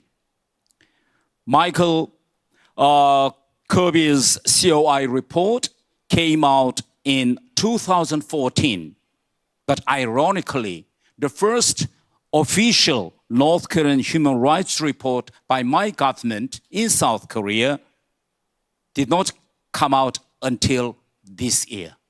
So with these numbers, you can, compare how difficult it is. It took 9 years in South Korea just to, technically follow what Dr. Kirby's done in 2014. And under previous government, South Korea did not participate as a co-sponsor of UN resolution on North Korean human rights. And in 2019, Trump administration, American government, opposed the discussion of North Korean human rights at the UN Security Council. So I'm telling you these things that the North Korean human rights campaign is not a very easy campaign in South Korea. So this kind of policy approach should be stopped. Next, I want to tell that we need two-track approach to North Korean human rights, which combines collaborative and normative approach. If Mr. Ambassador Schäfer and Dr. Kirby agree, I'm going to term this engagement approach as Thomas Schäfer's approach, while term the normative approach as Michael Kirby's approach. Thomas Schäfer's approach and Dr. Michael Kirby's approach should not be confronted each other, but rather be complemented each other in virtuous circle. Dr. Mike Kirby's 2014 COI report created a norm, textbook, a catalog of North Korean human rights abuses. This approach shook North Korean leadership by surprise because it was a report by a UN, not a single government. After Michael Kirby's report, Kim Jong-un created the post of Ambassador of North Korean Human Rights in North Korean Foreign Ministry and sent a Foreign Minister, Lee Soo-yong, to Geneva to deal on North Korean human rights. North Korea continued to participate in second and third UPR deliberations. North Korean Foreign Ministry organized task force to study Dr. Kirby's report in order to find a way to deal with it. North Korea, hundreds of North Korean officials in various ministries read this COI report, including myself. Hundreds of North Korean diplomats read this report in order to find a way to deal with it. So I think we should give a very warm applause to Michael Kirby that this book actually, ironically, under the table, educated a lot of North Korean officials.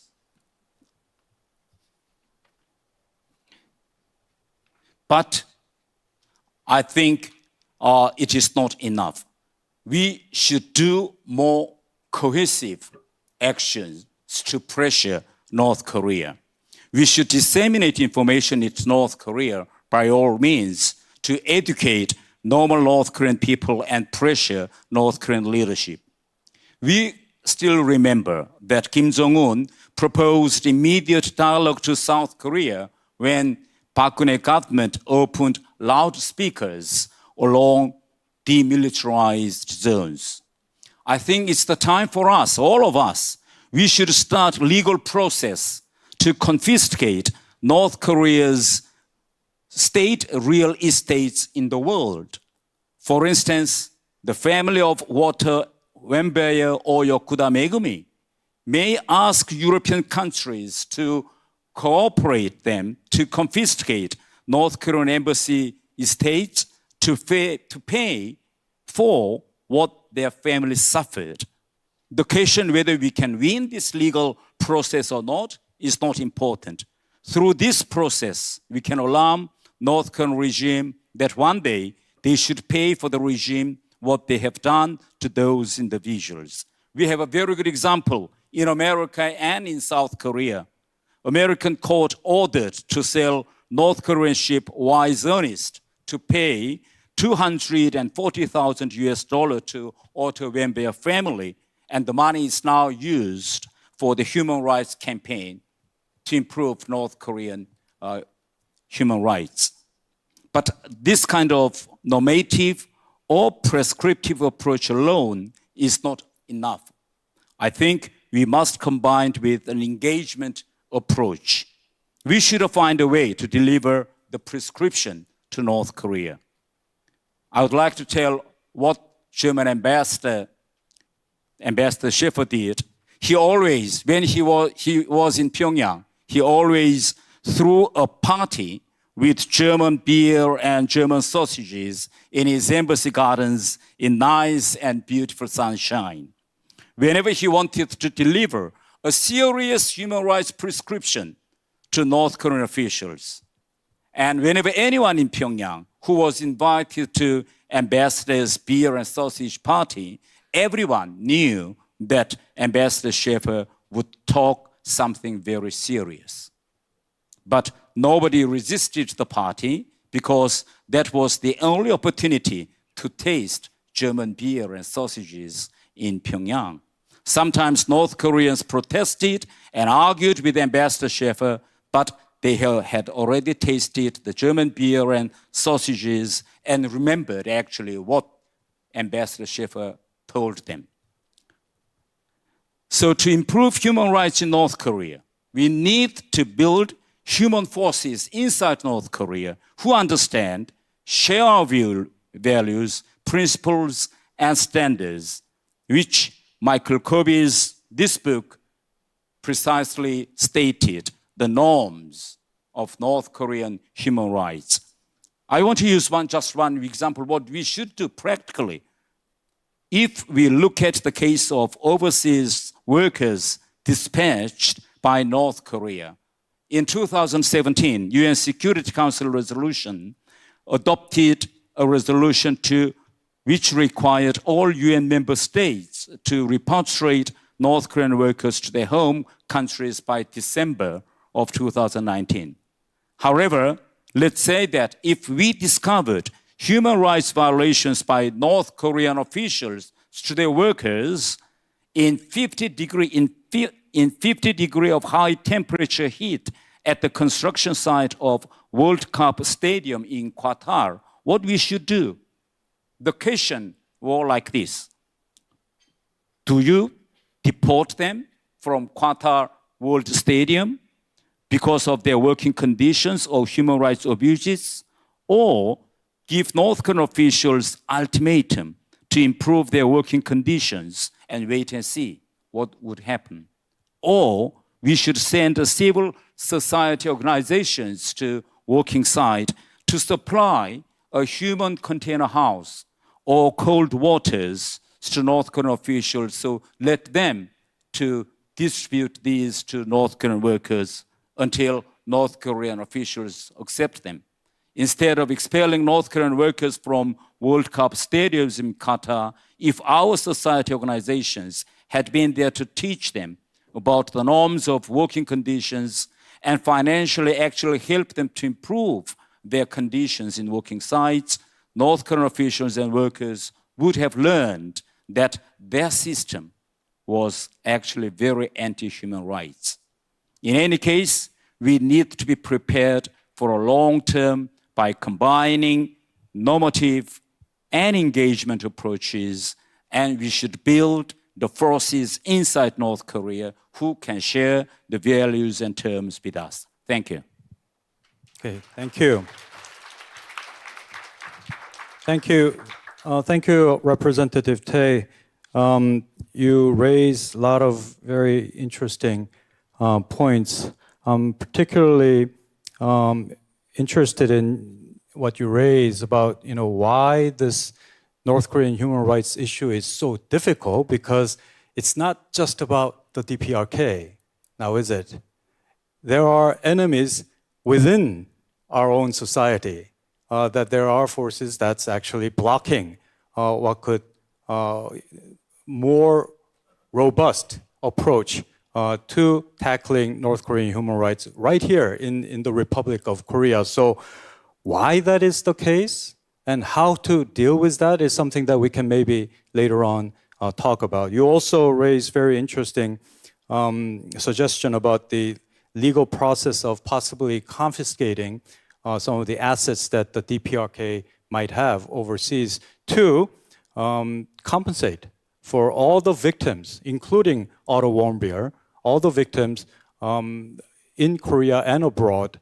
And this may be a legally difficult thing to do, but just the fact that we might be proceeding with that presents a very high pressure for the DPRK to think about it. So something that we can come back later also. But next, I would like to turn to Justice Kirby, who already gave his keynote speech, but I'd like to give you about few minutes to maybe add on a few things or wrap up some of the discussions that you've made during the keynote speech. Michael? Well, first of all, the Commission of Inquiry marked up a number of successes. It secured the recommencement of North Korea's responses before the Universal Periodic Review in the Human Rights Council. It led to the establishment in Seoul of the Human Rights Office, which is organizing today the meeting on the disappeared, which is one of the issues in the report. And it gained tremendous votes. Generally, human rights issues in the United Nations divide on political and philosophical patterns. But in the case of North Korea, so powerful was our report and so unusual the methodology that we adopted of public hearings and the use of the internet, the use of the media, and so on, that it gained very large votes in the Human Rights Council, sending it to the General Assembly, very large votes in the General Assembly, and then a very large vote to send it to the Security Council, which is something that very rarely happens. It only had happened once before in the case of Myanmar, Burma. So it shows that when you do things imaginatively and involving people who are victims, you can touch the hearts even of the hardened. We were told by many of the people who came before us, even though we've not had the opportunity to go to the International Criminal Court, which can only happen if the Security Council sends it to the International Criminal Court, which will not happen with the present pattern of vetoes. Even though we didn't get that opportunity, it was a very powerful thing for us and for those we speak for that you listened to us, you advised, you brought us forward, you gave us the forum. And that maybe is something we should think of, something short of a court that will be able to order things, but places where people can express their experiences, as we've heard today, so that that will be recorded. One day, this will be the history of what is now North Korea. I know from an earlier task I had from the United Nations in Cambodia that actually collecting the data of the suffering is a very important part of the history of a country that is affected. And it's therefore, it is itself, without more, a step in the right direction.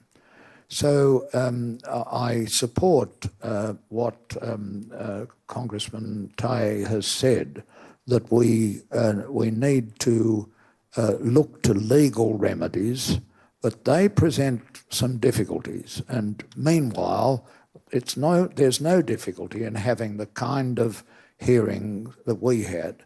The UN said to us, don't do it. It's never been done before.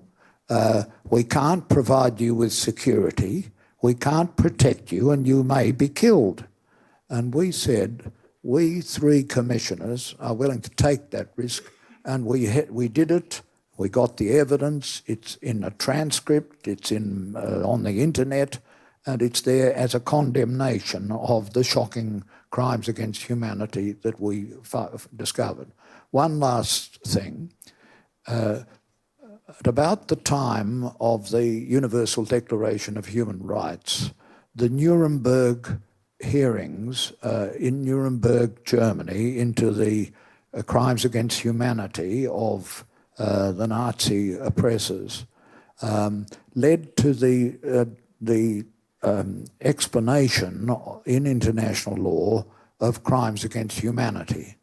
A crime of violence involving a state party against persons which shocks the conscience of humankind. So those were themselves sufficient to lead to our finding many cases of crimes against humanity. It's all there in the report. It doesn't need another report to reinvent the wheel. It's in the report, and it should be followed up. And we should be collecting the stories, and they should be put before the international community in the United Nations, in Korea, and elsewhere. Thank you, Justice Kirby. As he just pointed out, it's all in the report, right? It's just a question of implementation, which has, of course, been lagging behind for the past decade or so. And, you know, as you've referred to the ICC referral, of course, the Security Council with Russia and China being there, that's a difficult challenge. But that's not the only way that the ICC can mode into some sort of an action. There are ways, actually, that the ICC can implement prosecutory mechanisms. So that's something that we need to continue to investigate. And also in the report, the COI report, not only the ICC, but it also makes references to the what the UN General Assembly can do in terms of establishing a special tribunal. And that really hasn't been explored at all in the past 10 years. So that's also something that we can talk about, and there are a few other things that I like to talk about as well, but we'll bring those up when we get into the sort of a dialogue session. So thank you, Michael. I now turn to Chairman Minohara. Hello, thank you very much. Good afternoon, everybody. It's a real pleasure to be able to participate in this conference. Although I must admit, I feel like I'm an oddball here because I am not a specialist of human rights. So I think I would have been a better fit in the first session. However, I'd like to give you my thoughts from perspective of Japan. But of course, I'm not representing Japan in any way. And I'd like to add, I really appreciate the diversity of views that have been given since the session one. You had Dr. Mearsheimer, and then on the other side, you had Ambassador Schaefer, and so forth. So I think it's good that we are discussing and talking about different views, and because I always think this is very productive. Now, again, this is my fourth trip to Seoul in 3 months, so it's really, we're really living in a post-COVID world. And my travels have also taken me to Europe a lot, and because of what's happening in Ukraine. And recently, I've been going to the Baltics a lot. And Baltics are, you know, there's 3 countries, small countries, and I was speaking to the politicians there and the diplomats, and they always say, I asked them, why do you guys work together? And they say to me, it's because we're small countries. By working together, we can become a greater influence. And it really made sense. And I'm thinking in this conference today, why can't Japan and Korea work together? I mean, Japan and Korea, albeit bigger than the Baltics, but if they share a sense of mutual awareness, especially when it comes to human rights, I think that it would have a greater impact. You know, it's so-called forming a scrum. And I think with the new president here in Korea, I think the soil is fertile for greater Japan-Korea cooperation. And what do I mean by mutual awareness? Well, I think as states, what you tend to see is we'll tend to value your own national interests. So in Japan's view, when it comes to North Korea, the situation of how Kim Jong-un treats his people is not very prominent because the Japanese are Japanese and they're not Korean, so that doesn't really resonate. What resonates is missiles being fired at Japan, the rapidly, you know, modernizing of North Korean's military, and also the Japanese who have been abducted, which Congressman Tay referred to. These are 3 issues, and it doesn't go beyond much further. And I think perhaps this is where changes need to be made, because in Korea, of course, you have Koreans that have been abducted, which I've been told is not really it hasn't been a major political issue. But I mean, this is the wrong that needs to be remedied. And so I think there are issues in which Japan and Korea can really see eye to eye. And perhaps Korea with its, you know, Korea is very good at public diplomacy, you know, and of course its pop groups are very popular in Japan. But to spread the word in Japan that this issue of North Koreans being treated very poorly in harsh conditions, as Mr. Kim gave in his speech, is an issue for us that's important. And perhaps you Japanese can understand this. And so I think instead of going it alone in this region of the world, it makes a lot of sense for Japan and Korea to sort of hold hands and move forward. So that's point 1. Point 2 is, you know, this is my perspective of international relations, is that I can see the travesty that's happened in North Korea. But there's no real shortcut to the solution. We can talk about this day in, day out, and that's not going to help the livelihood of North Koreans living in that country today. And the only way is to remove this dictator. You know, and so in the past, there's been sunshine policy and whatnot, but at the very, you know, what's important is these dictators seldom value human rights. And so the solution becomes, well, how do you get rid of this guy? And I'm not advocating regime change, but I am advocating more pressure. And that, I think, coincides with what Congressman Tay said, that we can't be soft. We need to push harder. And we need to make life harder for North Korea. I mean, North Korea, with their cyber attacks and whatnot, you know, they're getting all this cash from all over the world. I mean, we need to really clamp down on stuff like this and to really send a message that we're serious. and we're not gonna be that we're gonna have a solid front. And again, this is where Japan and Korea can cooperate. And finally, what I saw in Camp David was very, very positive in my mind. But I must be very honest with you. I spoke the average Japanese on the streets of what they thought, and they're saying to me, in the end, Korea is going to flip-flop. That they can't be trusted. And this is very sad, because I think such thinking benefits China. But I don't think the weak link for closer cooperation among the three powers is necessarily Korea. I think the international environment does not really allow Korea the wiggle room to sort of move back from closer Japan-Korea relations. But it's actually the United States. And this is something that we haven't really talked about. There's a good chance that come November, there will be a president in America who doesn't really care about Asia and doesn't care about human rights. And that's why I think that Japan and Korea need each other more than ever, because there is this question mark, this variable, and if this variable happens to be something that somebody who does not share values, then Japan and Korea really have to help each other, at least until the next elections in the United States.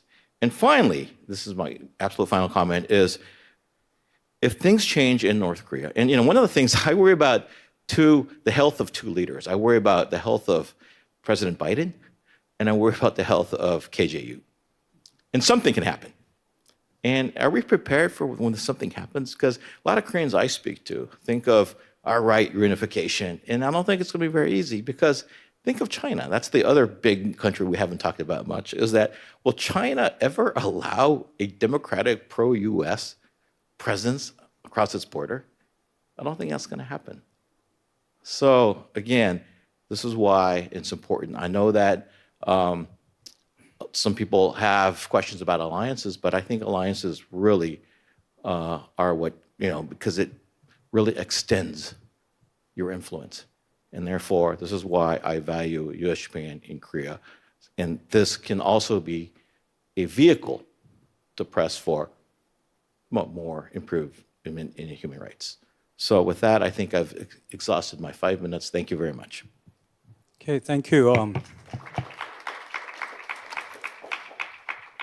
Thank you, Mr. Minohara. You also raised very interesting and provocative points. I fully agree with you in the importance of Korea-Japan cooperation in dealing with the North Korean situation, particularly as we share a common ground, whereas, as you mentioned, Japan has these abducted citizens issue, and this was raised quite prominently at Camp David, the abduction, forcible detainment, and also the POWs.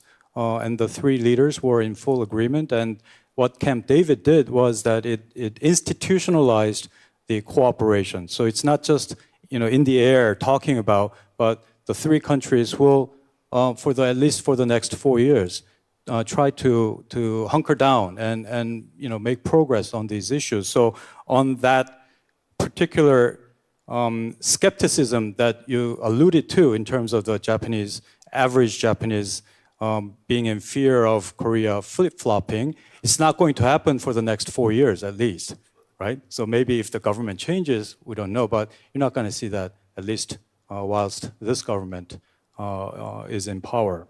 So I will next turn to Ms. Susa Anna Ferranci. Thank you. Thank you very much. It's a great pleasure to be here. I prepared slides because I thought I would be the only one without slides if I don't do that. So it turns out I'm the only one with the slides. So apologies for that, but perhaps it will be useful, hopefully.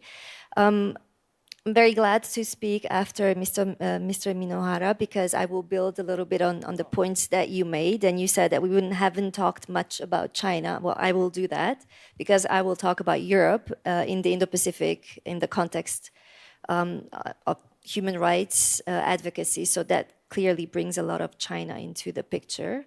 So quickly, first, I will zoom out and talk more about the context of this new geopolitical, geoeconomic reality, then turn to the human rights governance issue in this new reality and the EU's role in shaping the human rights discourse, and then conclude with some remarks. So I will not go through all the elements that shape this new reality that we live in, but clearly the EU is strategically adjusting to the dynamics that have been unfolding, in particular following Russia's renewed aggression against Ukraine last year.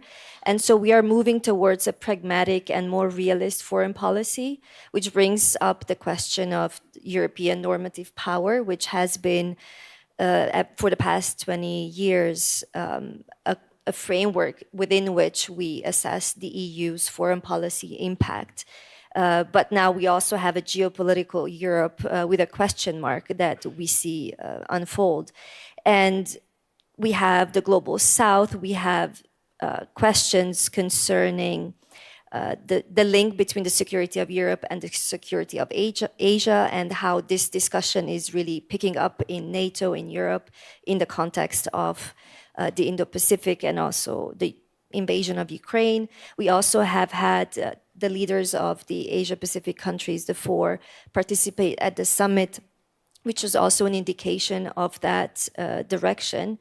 And all of this is to say that the main element in the EU's adjusting to this new reality, notwithstanding the inconsistencies in this approach, is that we have to recognize that the world has changed and China has changed. And this comes from the president of the European Commission. And she also said it very clearly that how China continues to interact with Putin's war will be a determining factor for EU-China relations, but also how China deals with human rights, which will also determine our relationship with China. And there is, I mentioned inconsistencies, but there's increasingly more convergence, I would say, within the EU, within the bloc, on how to look at the world and how China is, as I said already, a central element in this. And not to mention the Indo-Pacific and our turn also towards the Indo-Pacific. Since 2020, I'm actually based in Taiwan. So I've been very fortunate to follow the developments on the ground in Taiwan, but also I'm fortunate even more so because between 2008 and 2020, I worked in the European Parliament, so that actually helps me to move forward to how the EU deals within this context and has been dealing with human rights in North Korea. In this, as you see my slide currently, display the dynamics between Russia, China, and North Korea, and also an important dynamic that I think is still a central one in the EU's approach is, since 2019, we do look at China as a systemic rival. And also the language, I use a lot of quotes here because obviously time is limited, and I think language is very important, clearly, that there is this convergence that China is pushing an alternative vision of the world order. I mean, this is no news for anyone here, but what I'm trying to point out is the European approach. And so our approach towards North Korea has been, in terms of the European approach, EU-level approach, the critical engagement, of course, dialogue with focus on human rights, humanitarian assistance, and pressure. But the EU has always been a fragmented and remains fragmented, in particular because of China and our close interdependence. But the consensus has enabled to push for these goals within the limitations that we have. So I would mention one institution where I worked myself for 12 years, the European Parliament, that has really been the most vocal institution to shape the EU response, and notwithstanding the reality that these are not legally binding resolutions that we have had, but this has helped to shape the discourse and the narrative. And also because the EP has urged appointing an EU special representative on the DPRK. I mean, these are all questions that need to be looked at in the current context. And just because I know I'm running out of time here, what I try to illustrate here that in this context where Russia and China are strengthening their strategic friendship partnership, I believe that the EU has to remain one of the leading voices and with its own capacity to shape the discourse, but also to work together with partners in the region but beyond.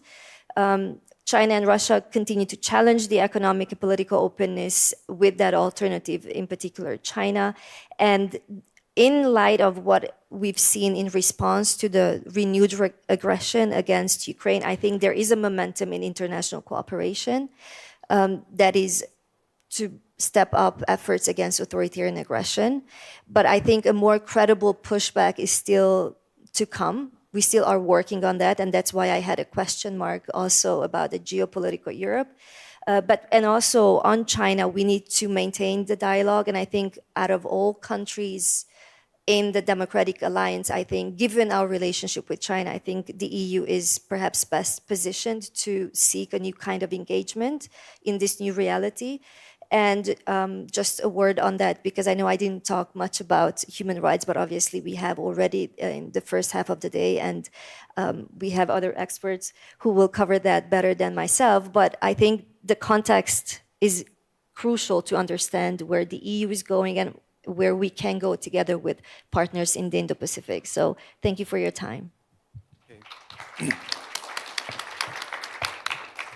Thank you, Susa. Clearly, there's a great role that the European Union and Europe can play as a whole, particularly in dealing with, I would say, China.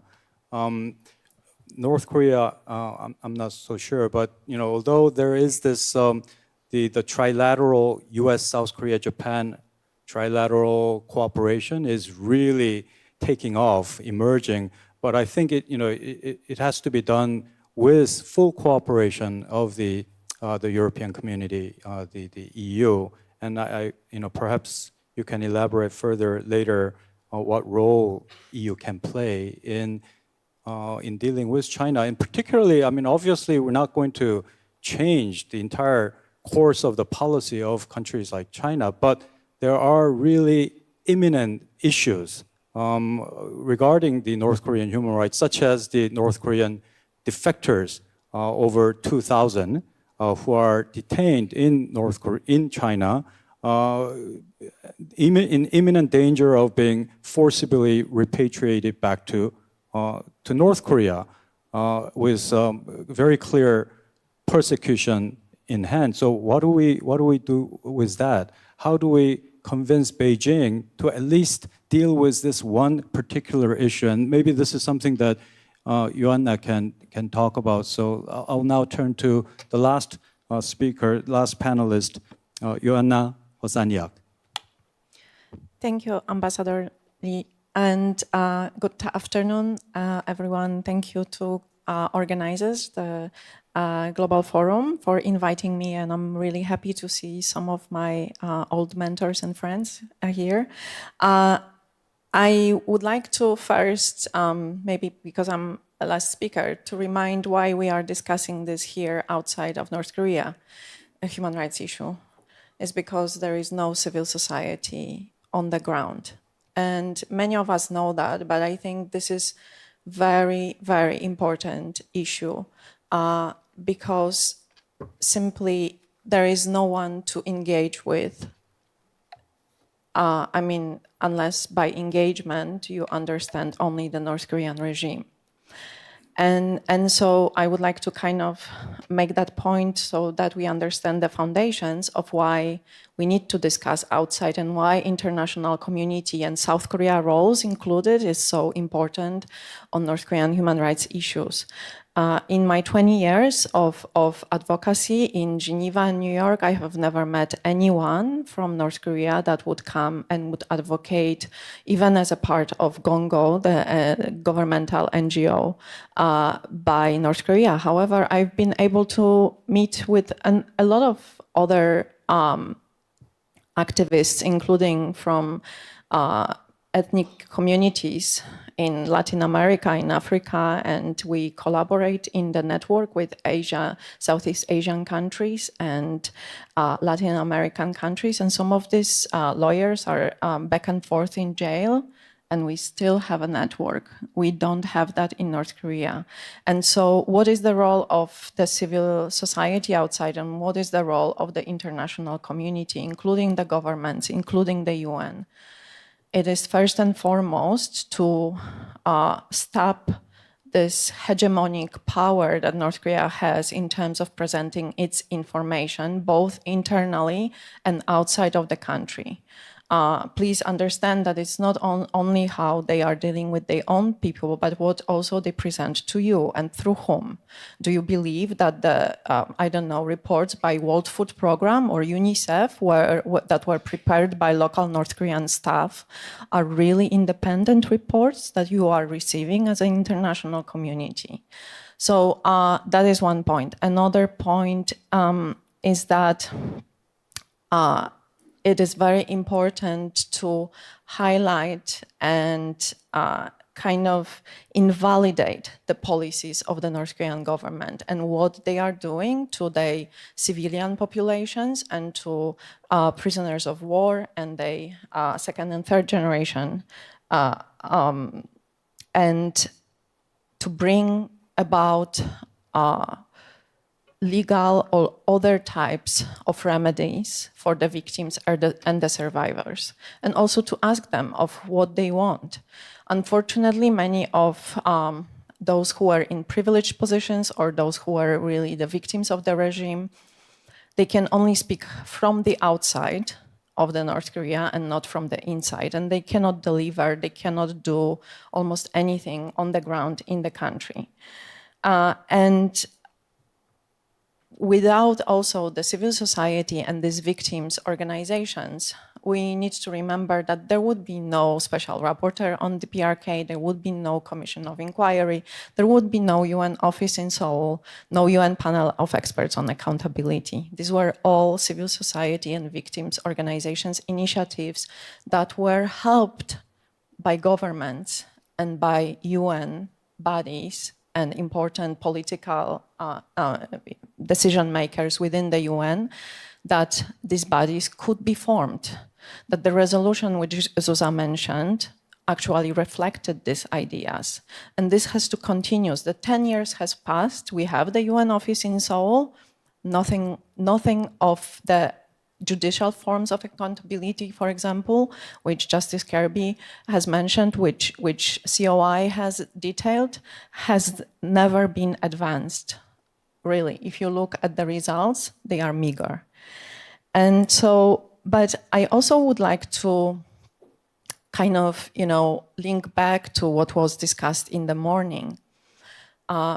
Because 10 years has passed since the Commission of Inquiry, and I think there is more understanding among international community and more different, diplomats ask me the question of this linkage and connection between human rights, security, peace, and development, but especially human rights and militarization. And everyone knows that there is a link. Look at the recent meeting at the UN Security Council, the human rights meeting. They have been mentioning that, but they just mentioned the tip of the iceberg. Really, they touched the tip of the iceberg. The international community, ask yourself one question. How come such a poor state has been able to invest so many resources into development of weapons? And I'm not talking only nuclear weapons, but also, as someone said in the morning, look at the conventional weapons and what they are doing in the modernization. Since the 1980s, how come such a poor, impoverished state that was closed for 2 years during the pandemic, no economy in the world is able to do that, is able to invest such resources at whose cost?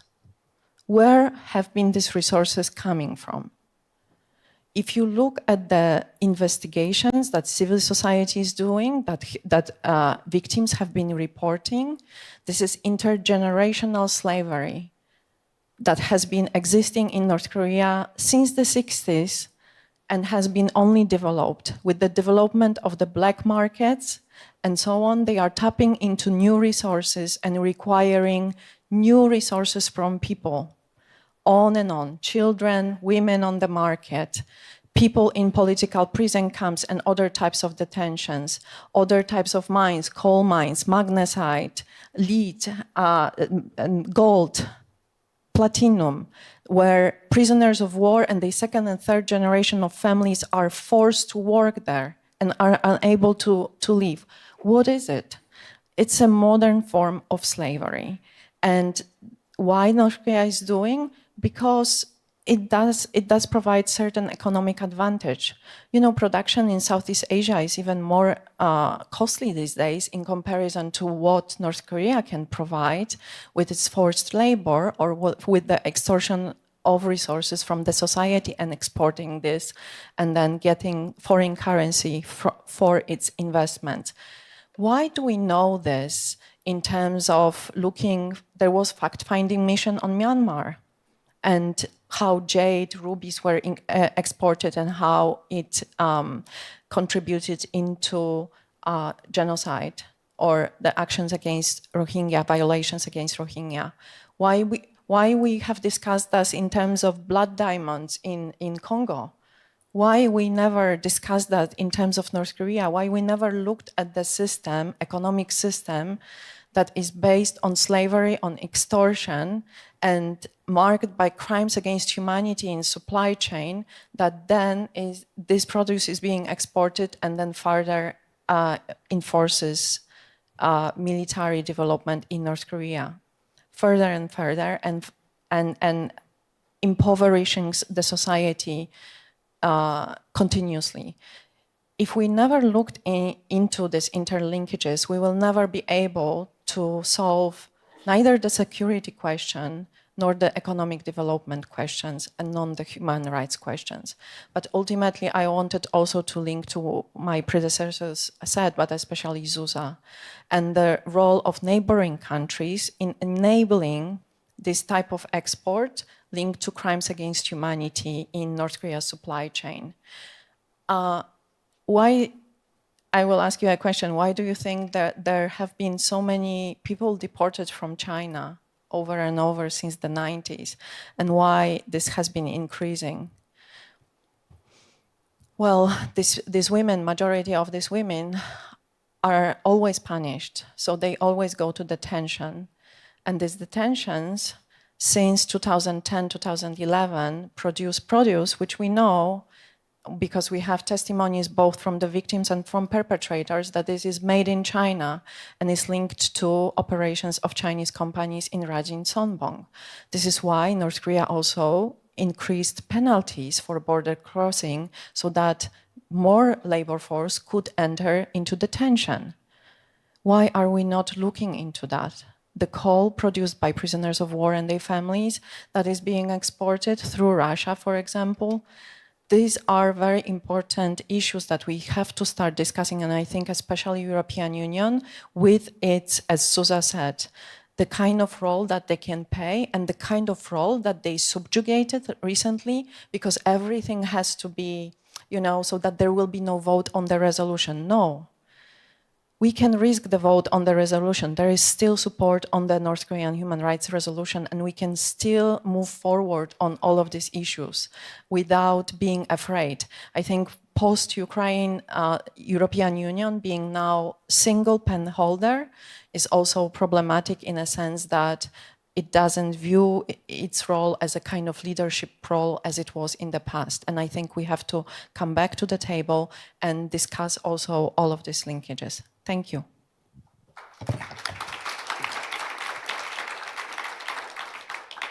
Thank you.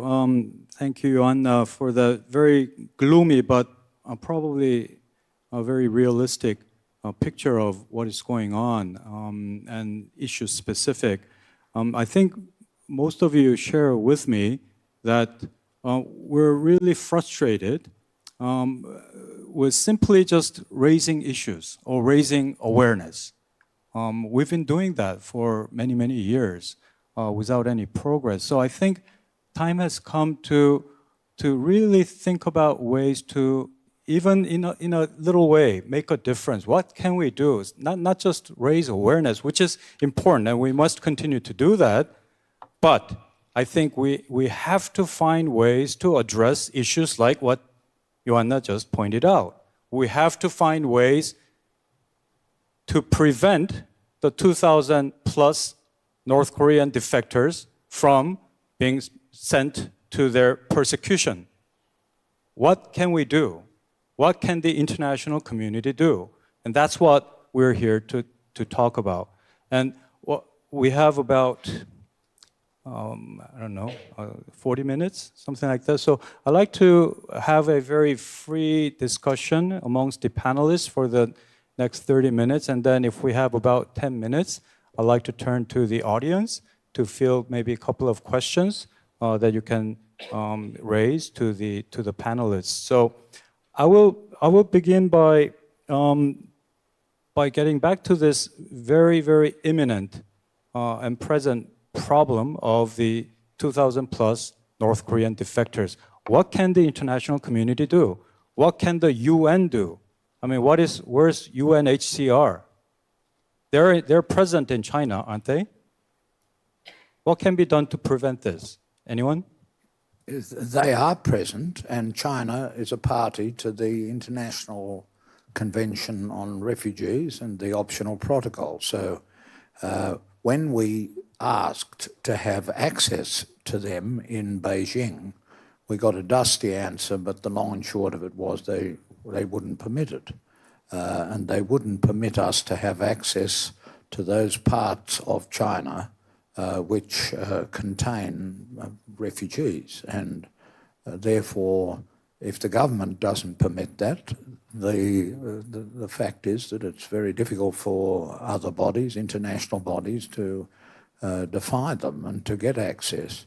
It was actually quite curious in the inquiry by the COI that the Russian Federation at that time was quite correct and quite polite and engaged with us, said, well, we know what the comrades are going through. We went through a similar sort of problem, and at that stage they thought they were through the problem. But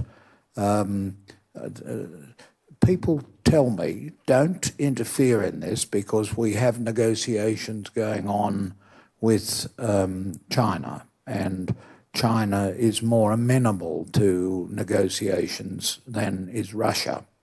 And that was different when we did the COI. That's a product of the changes in the international scene. But I think we've got to take every opportunity to reach out and remind people and remind the UN High Commissioner for Refugees of the fact that China is a party to the convention and that it has accepted certain obligations which it has to meet. Representative Tae, and then Mr. Minohara. First of all, I think in South Korea, in my government, the system, there must be a change. Inside South Korea, the North Korean defectors issues are divided between the Ministry of Foreign Affairs and the Ministry of Unification. And North Korean detainees in China are actually the issue for Foreign Ministry to deal with the China. But actually, Foreign Ministry has a lot of things to discuss with China for new security issues, new supply chain, many issues. So actually, the issue of detainees in South Korea always could be the last issue to discuss, or sometimes not even on the table. So I strongly advocate that this issue must be transferred from the Ministry of Foreign Affairs to the Ministry of Unification, because there is a certain ministry in my government who should do it. But now the mission of the Ministry of Unification is only to deal with North Korean defectors only when they are arrived in South Korea, not world outside of South Korea. So I think there should be a new change of the role. The second thing is that I think we need a strategic approach to solve this problem. For instance, now we are only discussing North Korean human rights issues when we discuss North Korean human rights issues. But if we just move our eyes to Chinese human rights issues, then we never discuss North Korean detainees' human rights in China. So I think we should move these North Korean detainees' issues to the basket of the Chinese human rights violation the issues. For instance, when I was in Washington, it is very difficult for me to invite as many as this number of people to North Korean human rights issues. But when we discuss about Chinese human rights issues like the issues of Tibet, Uyghur, or the Hong Kong, hundreds of people came. Prominent, famous American politicians came. So I think now when we discuss about Chinese human rights issues, I think we should bring these issues to Chinese human rights issues as well.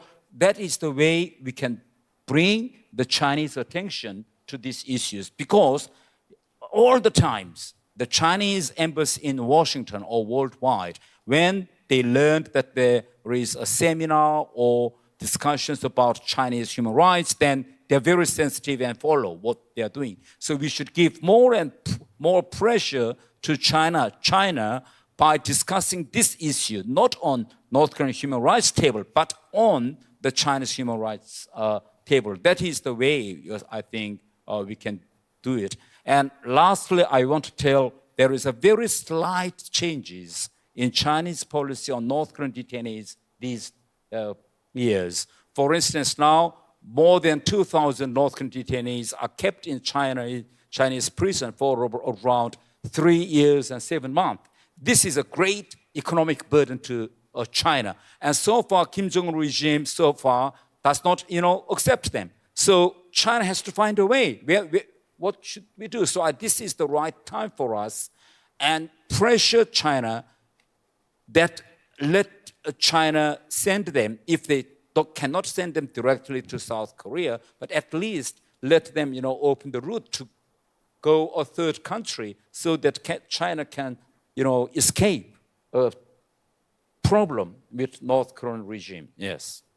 That might be the result of the COVID prohibition on people coming in or going out, and that may not be motivated by human rights concerns. It may just be motivated by the fact that they couldn't get them into North Korea because of the COVID restriction.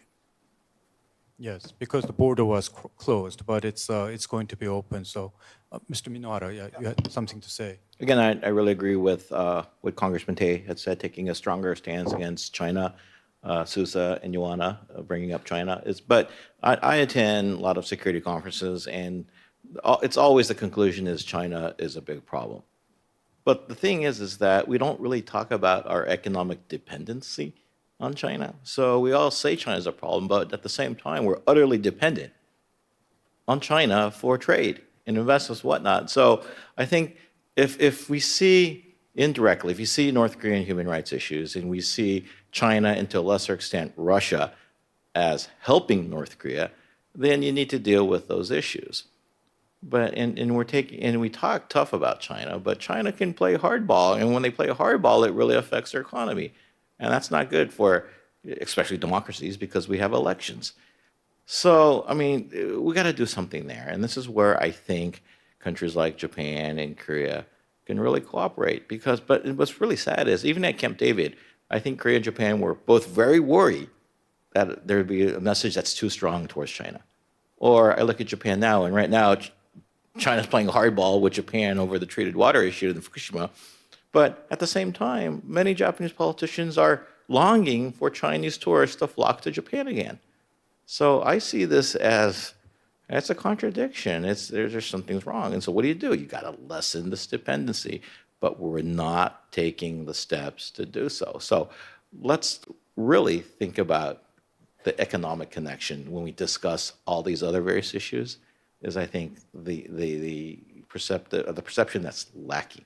Are you suggesting that we should consider some form of divestment? Slowly, yes. It's not going to happen overnight, but yes. But we talk about it, and we just don't do it because, for businessmen, I guess, a world without China is inconceivable.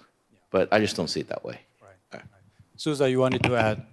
Yes, I just wanted to come back and also to agree with Representative Tay that we need to take this to our discussions with China and put more pressure.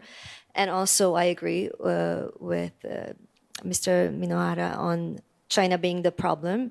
But I would also respectfully say that, yes, there is a dependence, but I always think it's important to talk about the interdependence that we have, because China does not want to give up on the access that it has to European markets. It cannot afford losing and having Europe close in the geostrategic big picture. And I think we are talking about how to diversify.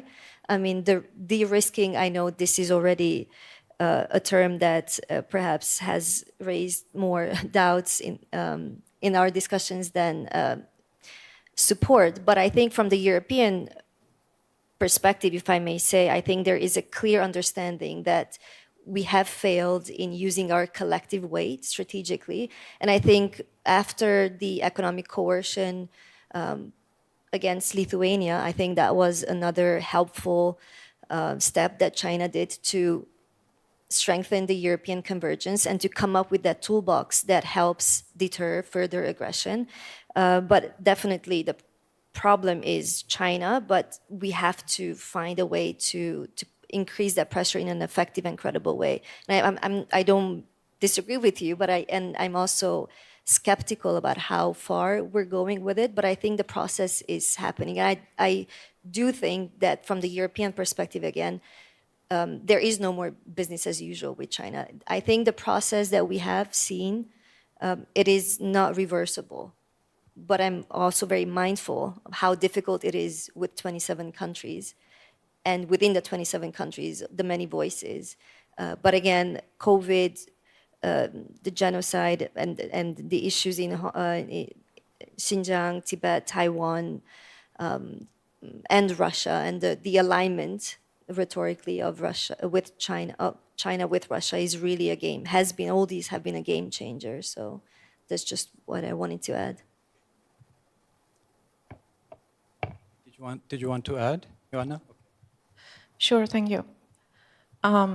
So yes, I will build upon what national member of National Assembly, Mr. Tae Yong-ho said, and Mr. Minohara and Susa as well. One thing in terms of this 2,000 people is that, or however many thousand there will be in the soon future, because you have to understand that with the opening of the border, many people will be leaving, and again, they will be reported back to China. Again, that question that I want to come back to is that we never have confronted China with the fact that the repatriation policies is serving the businesses, Chinese businesses and Chinese state, and both states. I had testimonies since 2011 of women who are saying that they are producing wigs and fake eyelashes and so on in detentions when they were sent to for 5 years after being repatriated back from China.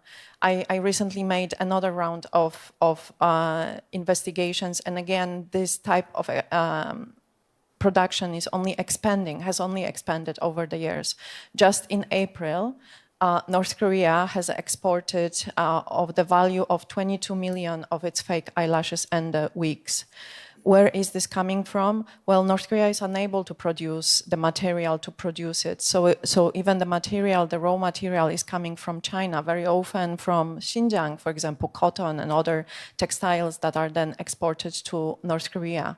But also what North Koreans are producing, including in Tandong, is further processed by prisoners in Xinjiang, by Uyghurs. So look at these connections. We have never confronted China. And yes, I agree, there is a limit to what we can do. But as Susa said, I mean, there are methods, and EU Parliament has discussed, for example, the non-judicial forms of accountability, which is really strategic kind of sanctions against those that contribute to crimes and large-scale human rights violations, and the companies that are behind it, both North Korean and Chinese companies that are behind it. I think we have to start discussing this.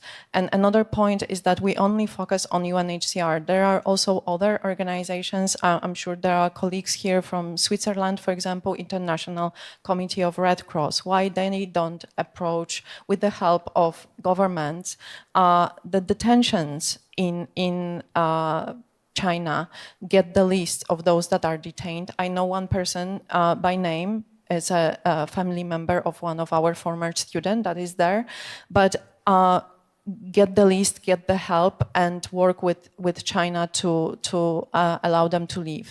But also Mr. Tae Yong-ho has said that South Korea has never said we will accept them. That's the first thing. You, as a South Koreans, you have to, and South Korean society as well, and young generation here, you have to voice out that South Korea should say, we will accept these people. They cannot be deported. We want to accept them. That's the first thing. And then, work out the solutions further. But the fact is here that the ping pong kind of that is played between different ministries and who is in charge of what and who is finally not doing anything because it's not his area of responsibility to deal with the refugee issue is mind-boggling in South Korea as well. Thank you. Thank you, Joanna. So the focus of this panel, this session, is what the international community can do to make progress in North Korean human rights condition. And no organization represents the international community more so than the United Nations. And we were just earlier talking about possible divestment from China. And speaking of divestment, it brings back the memories of South Africa and the apartheid system. Egregious institutionalization of racism practiced in South Africa. And the international community came together to divest from South Africa. So I know for a fact that companies like Nestle divested from their presence in South Africa. But more so than that, what the United Nations did was that it denied South Africa of the credentials to participate in all UN General Assembly activities, committees, subcommittees. So the Credentials Committee denied South Africa the credentials to function in the UN General Assembly. And that lasted for 20 years, from 1974 to 1994. What happens in 1994? Nelson Mandela becomes the president of South Africa, and obviously the apartheid system is abolished. So when you look at North Korea, this is a country that violates every single articles of the UN Human Rights Declaration. It proliferates nuclear arms. And why is this not even a discussion that North Korea, it's almost farcical that North Korea actually last year, I think June or July, for 1 month, chaired the disarmament conference. It's almost a joke. And I think this year it joined the, I don't know what the exact term is, the Council of the World Health Organization, right? Yeah. Yes, yeah. So, it's almost mind-boggling that this is happening. Why can't something like what happened to South Africa in terms of the Credentials Committee, what the Credentials Committee in the General Assembly did, why can't that happen with North Korea? There is a power to deny credentials, but the problem, this is just one of several wicked problems, so-called, affecting North Korea. The problem is if you insist on that, then North Korea, if denied credentials, would not be around to be subject to such ever pressure that the United Nations can impose. So this is This is the wicked problem, and there are so many of these wicked problems affecting North Korea, and they just ride it out. And I think the international community prefers to have North Korea there so that it has to come along on its cycle to the Human Rights Council and do the Universal Periodic Review. And they've just got to sit there and listen to the complaints, and then they've got to provide an answer. And North Korea didn't have to join the United Nations, but it was determined to join the United Nations at the same time as the Republic of Korea. And it's there. And to some extent, it's useful to have it there because they then have to answer complaints. And I think that was part of the success of the COI report, that they had to listen to the debates that were taking place. Cuba then moved a resolution that had been delayed to give North Korea the opportunity to absorb all the information and to become much more human rights compliant. But in the end, because of the power of the report, the United Nations didn't swallow that, and it said no. They denied the delay resolution from Cuba, and they insisted that North Korea proceed. There were very few abstentions in the Human Rights Committee. I think there are only 5, whereas North Korea didn't have many friends amongst the members of the Human Rights Council. And I think it's good to have them there where they're under the spotlight and they can't walk away from it. They don't like it. It's uncomfortable for them. The COI report was very uncomfortable for them, but that's 10 years ago. And it's difficult to get this in printed form. You can go online, but we need to really restore this to the agenda. And it may be that the 75th anniversary of the Universal Declaration of Human Rights that comes up in December of this year might just provide, with the membership of the Security Council of the Republic of Korea, for the second time in quite a short time, may provide gateways within the United Nations to apply pressure and to apply criticism, calumny about the egregious wrongs that have been done. And I think the answer to your question about South Africa is that was all about a white regime, and it was easier to pressure them, and the United States and the United Kingdom and France were all leading the charge to pressure the South Africans, whereas not the same enthusiasm exists amongst those P5 members to pressure North Korea. I think South African's apartheid case is quite different from North Korean case. South Korean African case, actually, former Soviet Union and China were the strongest supporters of South African National Congress. So inside United Nations, whenever South African apartheid issues was on the table, it was always Soviet Union and China who criticized most, even to American side. So actually, United Nation-wide, I think there is no any big, guys who actually on the side with South Africa. But North Korean case is quite different because in United Nations, even now, North Korea is strongly supported by Russia and China. And North Korea's almost 90% of trade and its relations with other countries are dependent on China. So actually, technically, North Korea does not need any outside of the world. If they have only Russia and China, North Korea actually can still survive. That is quite a different case with South African case. And lastly, what I want to mention is that when North Korea prepared the 6th nuclear test, Kim Jong-un asked Foreign Ministry how many European countries would cut off diplomatic relations if North Korea conduct sixth nuclear test. And what Foreign Ministry report to Kim Jong-un was at that time that no European country would cut off its diplomatic relations with North Korea, even though North Korea conduct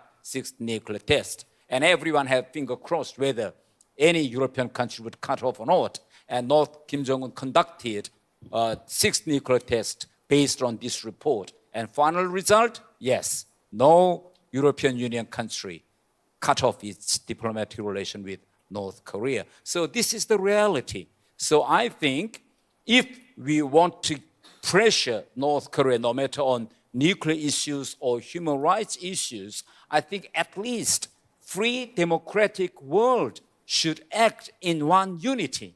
That is the problem we can solve. We can't solve the problem with North Korea, but at least we can agree on what we should do among ourselves. That is my argument point.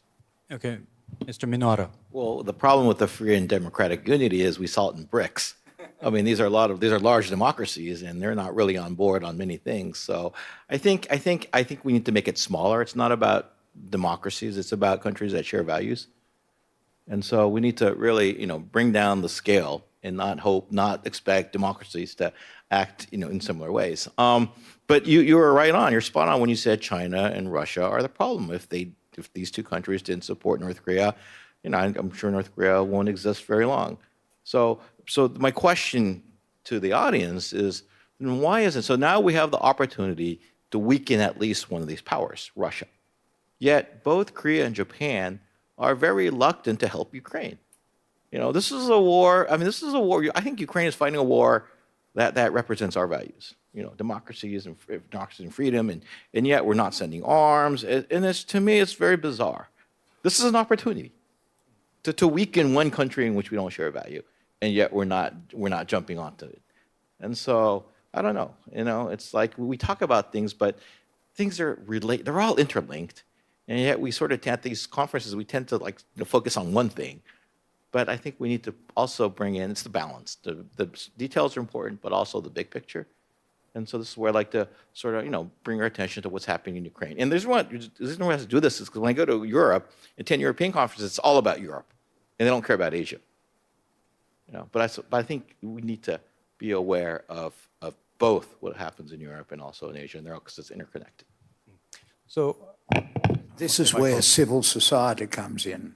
Governments and big business can pressure their own country or speak to it privately or not, and nothing gets done by them. But civil society plays a vital part in alerting the general community, alerting citizens, alerting the political parties, and getting behind taking rights seriously. The R2P Declaration of the United Nations General Assembly in 2005 promised that the world would never again look away when it was established that there were crimes against humanity, because that's what it did in the 1930s, including my own country. The world looked away.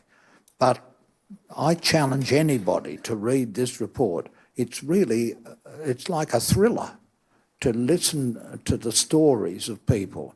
And every second page has got a quote from testimony we received that we accepted.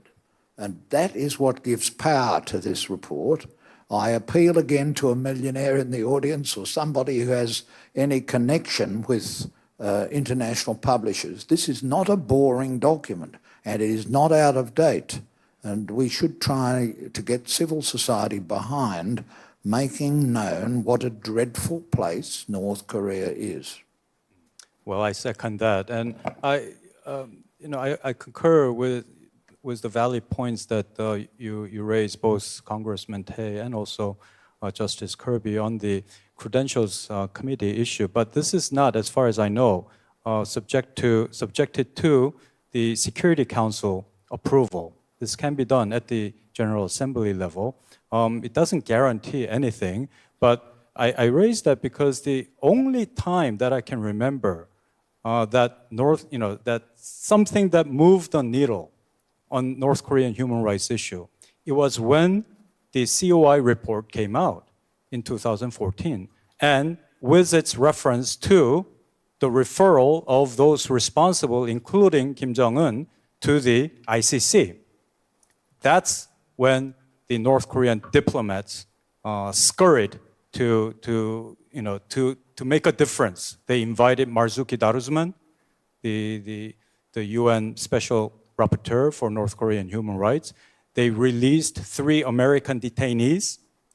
Their foreign minister appeared at the UN General Assembly for the first time in 15 years. So that kind of language, that kind of pressure works when it comes to a dictatorial, totalitarian society like North Korea. So the Credentials Committee, it may not happen like South Africa. North Korea may never really be denied of its credentials, but the simple process of doing that, I think, will raise some alarm bells, and I think that will move the needle. That's just the way North Korea is. So that's why I was raising that. Could I mention a point of interest? When we were finishing our report, I said, look, we haven't had Kim Jong-un before us, and he has a right to be heard. So we sent the draft report to him, and I wrote him a letter in which I said, you have a right to know what we're going to say, and there is a principle of international law called the command principle, and if you, having the power as commander to stop actions which are crimes against humanity, fail to do so, then you may be personally liable. Well, the United Nations said, you can't do that. We've never done that before. You can't write to a head of state. And I said, he's not a head of state. Well, you can't write to a head of party. And I said, we're going to do it because we're obliged to do it, to give due process and the opportunity to respond. Well, it was sent by email to the embassy in Geneva, and there was never a reply. And so at the back of this report is a very polite but very firm letter to Kim Jong-un saying, have you heard of the command principle? Because by the command principle, if you have the power to stop any of these egregious wrongs and you fail to do so, you will be personally responsible in international law. There's a difficulty to get it before the International Criminal Court, but it is there and it remains standing, and one day there will be action on it. Be sure. Thank you, Michael. As I promised, we have a few minutes, so maybe 2 or 3 questions from the audience. If you do have a question, please raise your hand and then identify yourself, and please make your question very short. No speech, please. Okay? So 1, 2, 3. Am I too prejudiced to this side? Okay, 1, go ahead. Hello, I'm Ji-Yoon Lee from Citizens Alliance for North Korean Human Rights. And first of all, I would like to thank the panelists here. It's such an honor to be here and hear the meaningful discussions of the very mindful leaders in this regards. So my question majorly directed to Congressman Tae Young-ho, and so about 2 major topics. So it struck me quite much when you mentioned the confiscation of the North Korean asset abroad, referring the Otto Warmbier's family's case. So in your opinion, who should take the gear to make that happen and how that can be possible? And also, what are the types of the assets that can be confiscated in your opinion, in abroad? That would be really informative to know that. And also, you know that there was a civil law case in South Korea, and the South Korean prisoners of war, they filed a lawsuit against the North Korean leader Kim Jong-un to get the compensation about their forced labor in the mines. But they had very hard time to collect collected and the justice is delayed, because so I was wondering whether there's like, whether you see any like movement or plan in the South Korean government or the Congress to assist them to achieve the justice that they deserve. Okay, thank you. We'll take the questions first and then have the panelists answer. So somebody in the middle, yeah, go ahead. Short question, please. Okay, got it. So my name is Inu So, studying political science major. I want a question to Mr. Michael Kirby. So the reports published by the Commission of Inquiry induce several movements by the North Korean government on the issue of promoting human rights, but it is hard to believe that they have put sincere efforts to promote their real situations in their country. And considering the geopolitical chasm between the United States and China, it is more difficult to deduce such changes by putting pressures through reports or other measures from the leading countries such as the United States or other major democracies. So in this regard, how the international society can make real changes in light of promoting human rights in North Korea and developing some credible mechanisms to pressure North Korea. Thank you. Okay, and final question. Please, go ahead. Go ahead.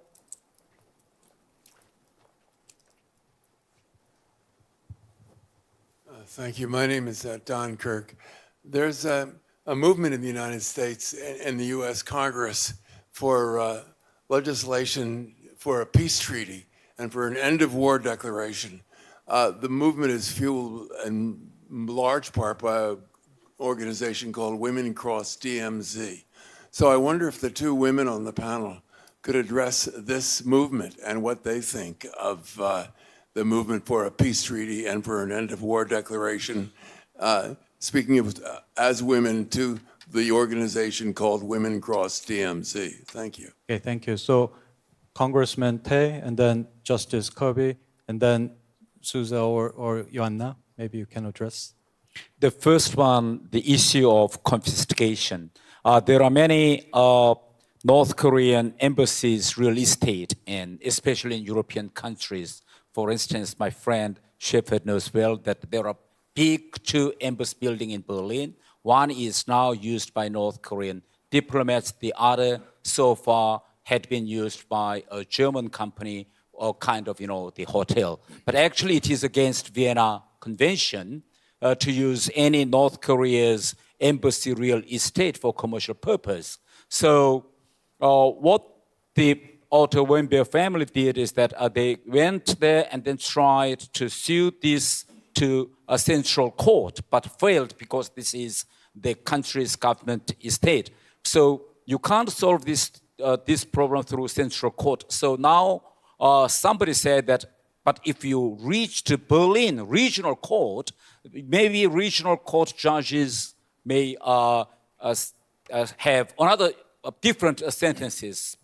But it is really, as you said, a long process, and it needs a lot of financial support to go on. So actually, the member of those victims cannot continue this kind of long process. First, money, and then second thing is too long journey. So I think there must be a kind of NGO. It doesn't matter whether it is big or small, but there must be a talented, very experienced professional NGOs who should support it. For instance, in South Korea, many people in the past argued that we should do something to compensate the South Korea's prisoner of wars who had hard labor in North Korea. But at first, a few years, nobody said, oh, who would have that kind of sentence in the court? But the first case, we won the case. So it is the first time in South Korean history that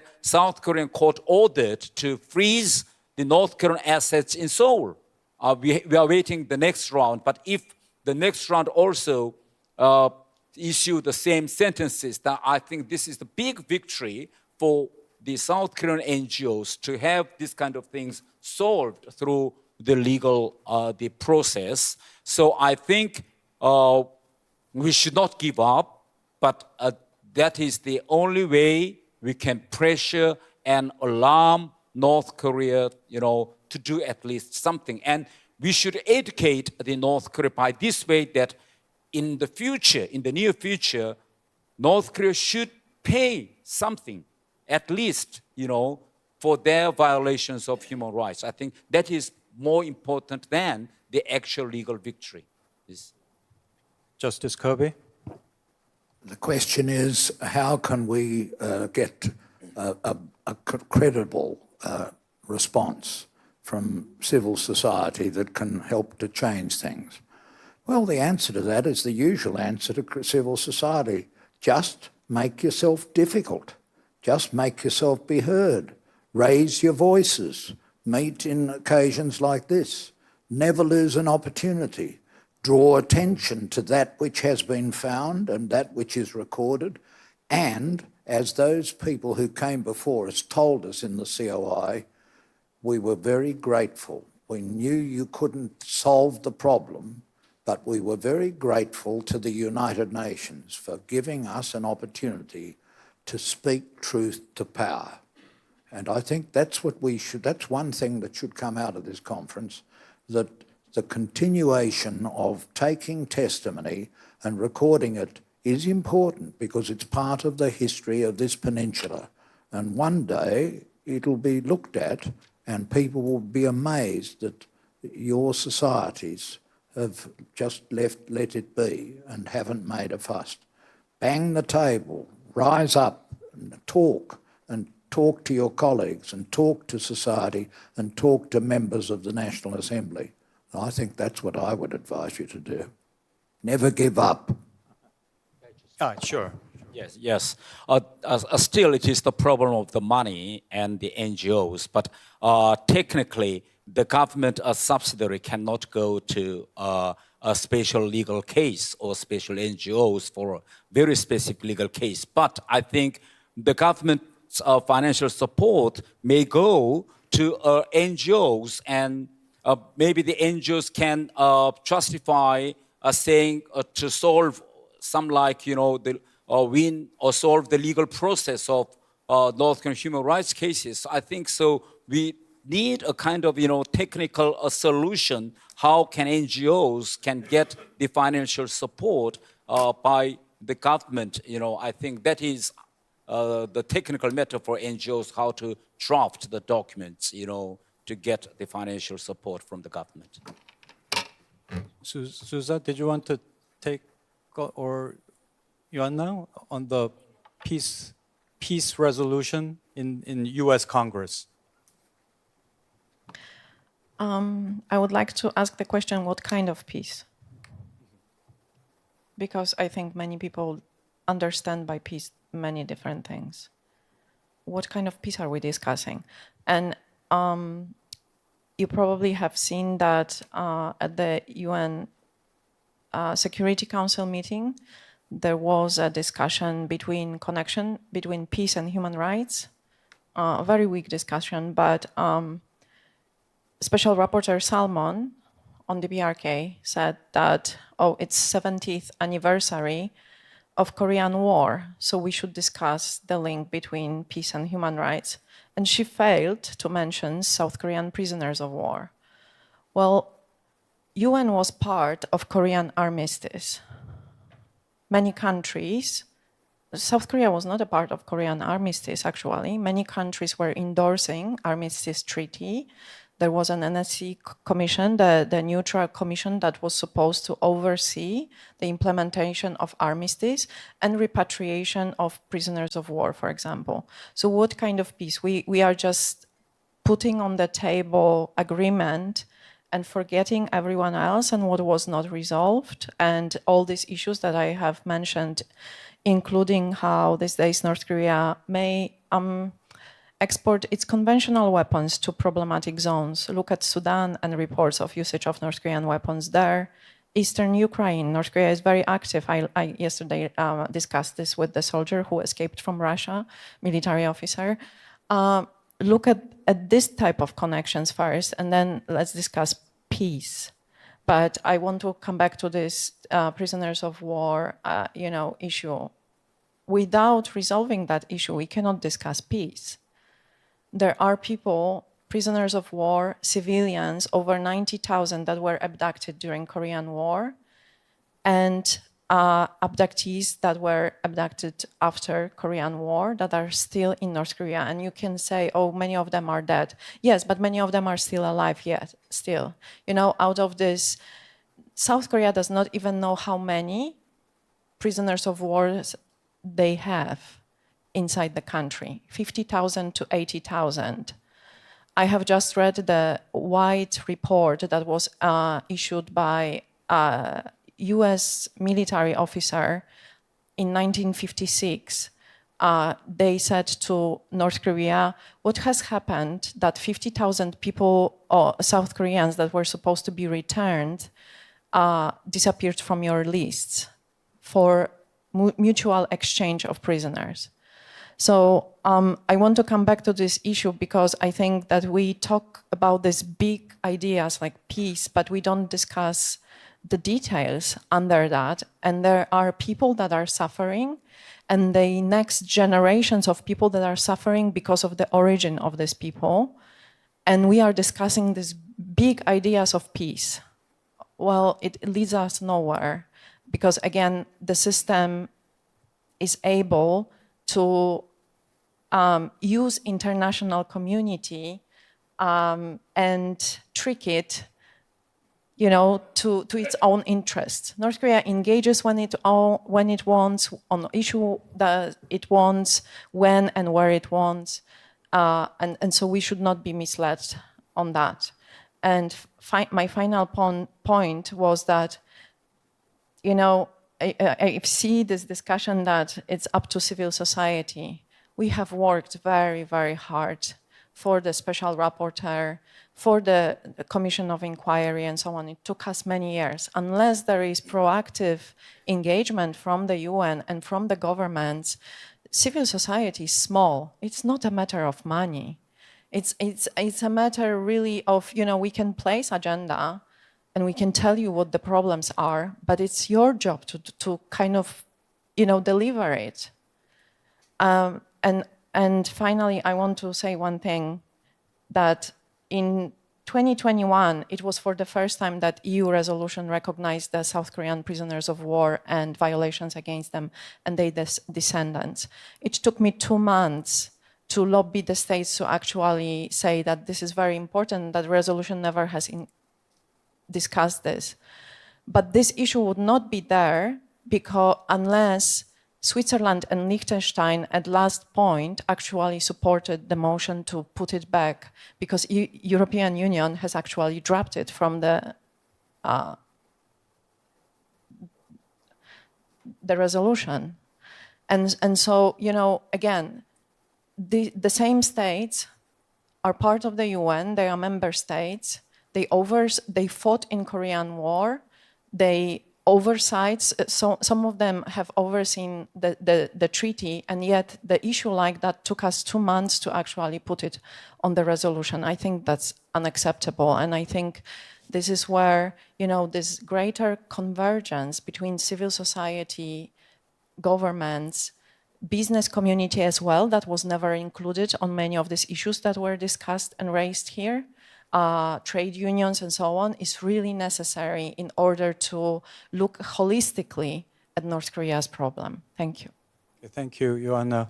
So Don, I've been paying attention to that particular issue for the past 2 years, and it's only about 30 U.S. congressmen, all Democratic Party members except one. There's one Republican. It's really going nowhere, but it is a big nuisance. That's all I can say about that. Sure.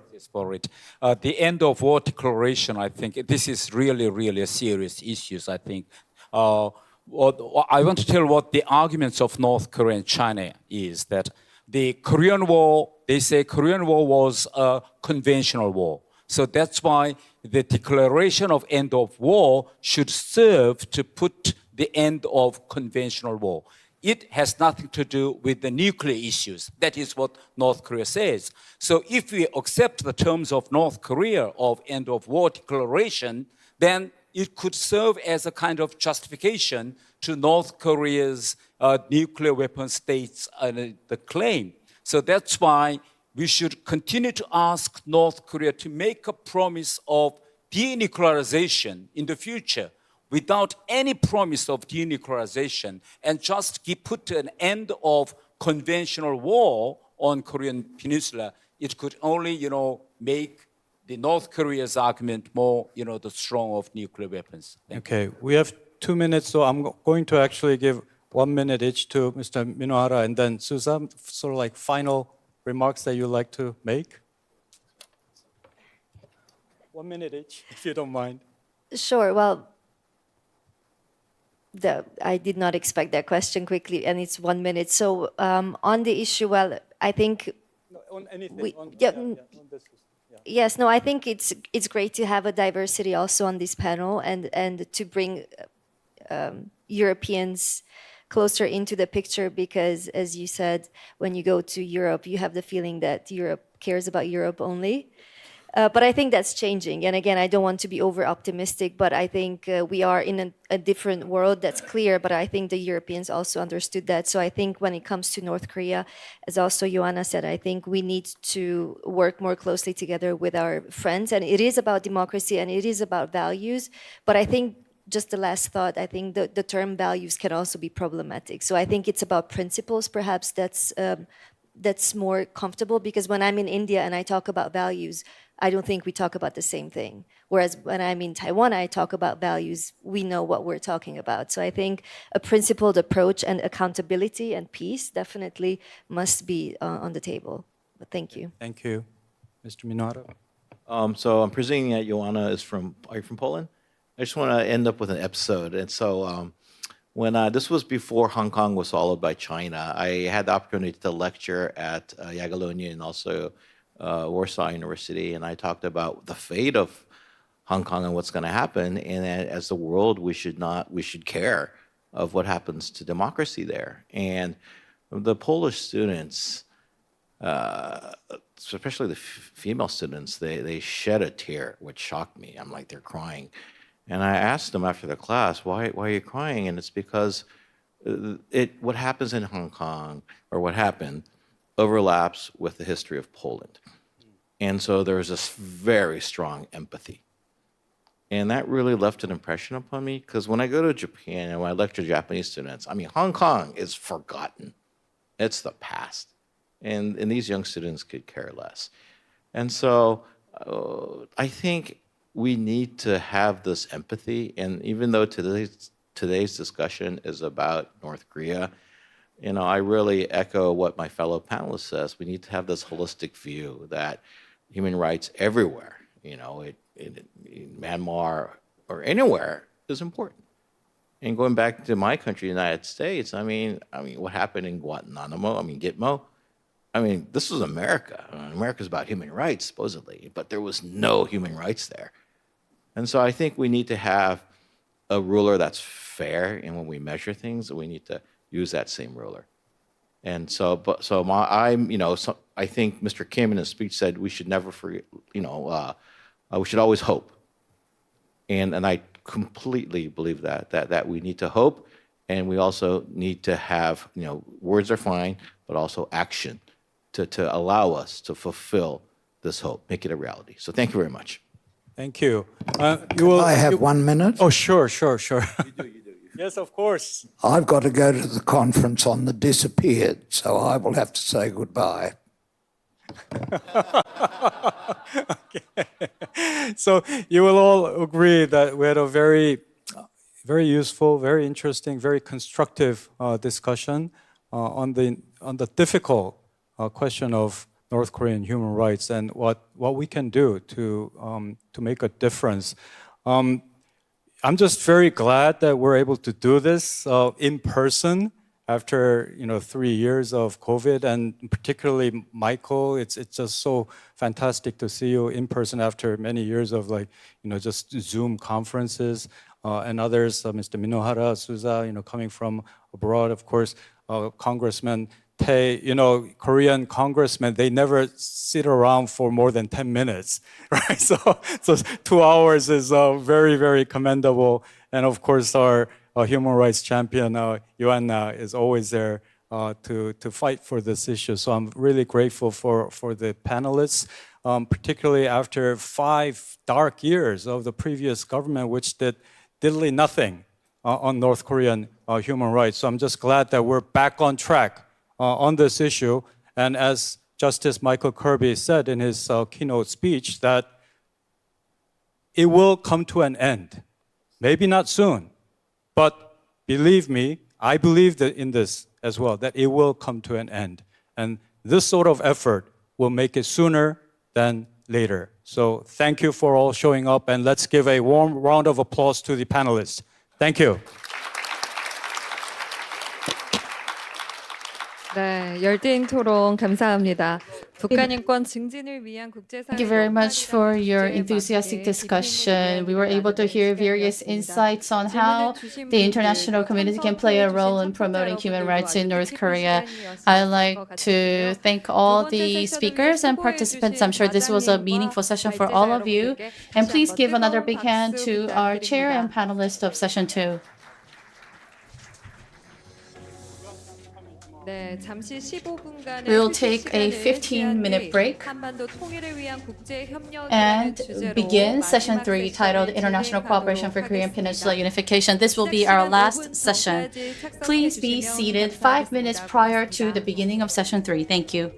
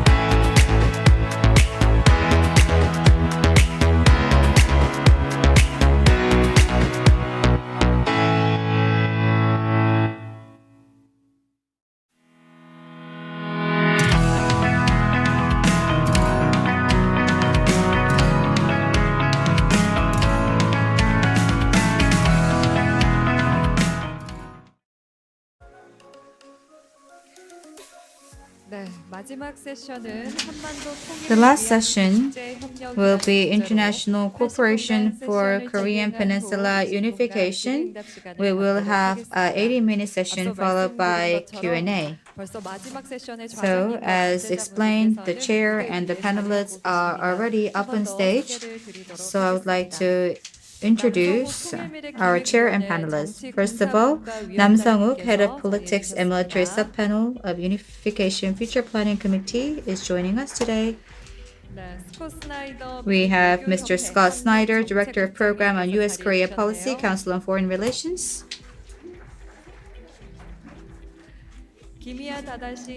Next, we have Professor Kimiya Tadashi from Graduate School of Arts and Science, University of Tokyo.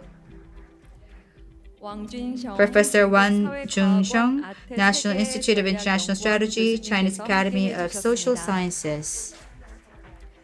Last but not least, Director Lam Pong-er of Center for Korean Studies, National University of Singapore. Yes, now I would like to turn it over to our chair for this session, Mr. Sung-wook Nam. I think that the coffee break outside is still going on. So today we have an all-day session, and now we are holding our last session. I think that it will be the most difficult session for everyone because you will be staying until the end. But in Korea, we say, the last is good, everything is good. So this will be our last session for 100 minutes. And during this session, we're going to have very in-depth discussions as to how we can promote international cooperation for Korean Peninsula unification. Actually, I thought about speaking in English, but now I decided to speak in Korean. But I checked on YouTube that, the number of viewers watching the English version was not many, so I decided to speak in Korean during this session. So we are joined by very distinguished scholars as panelists for this session. And I think Mr. Tae Young-ho is still here with us. I'm surprised that you have not left, because usually our former chair, Professor Lee, also said that the Korean, congressmen do not stay until the end for an event. But thank you very much for staying with us until the end. And now, as said, we have 4 panelists who will give their intervention, 10 minutes each. We're going to have the first round of talk, followed by about second round of talk for 10 minutes each. And for the rest of the time, that is 20 minutes, we're going to entertain questions and comments from the floor. I think that we're going to have a very interactive session. As introduced, the title for this session is International Cooperation for Korean Peninsula Unification, and I would like to provide you with you a bit of a background as to why we chose this as our title.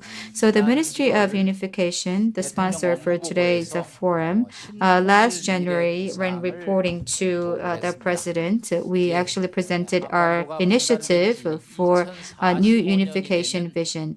By 2045, it will be the 100th anniversary of the Two Koreas division. I don't know if I'll be still alive in 2045, but we have to not actually pass down another 100 years of division for our next generations. In 1988, when the Seoul Olympics were held in Korea, the Roh Tae-woo government announced the July 7th Declaration. So this was actually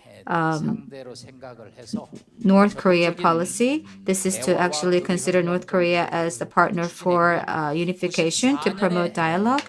And in 1994, Kim Young-sam government, the Unified Korea Unification Policy or Initiative was launched.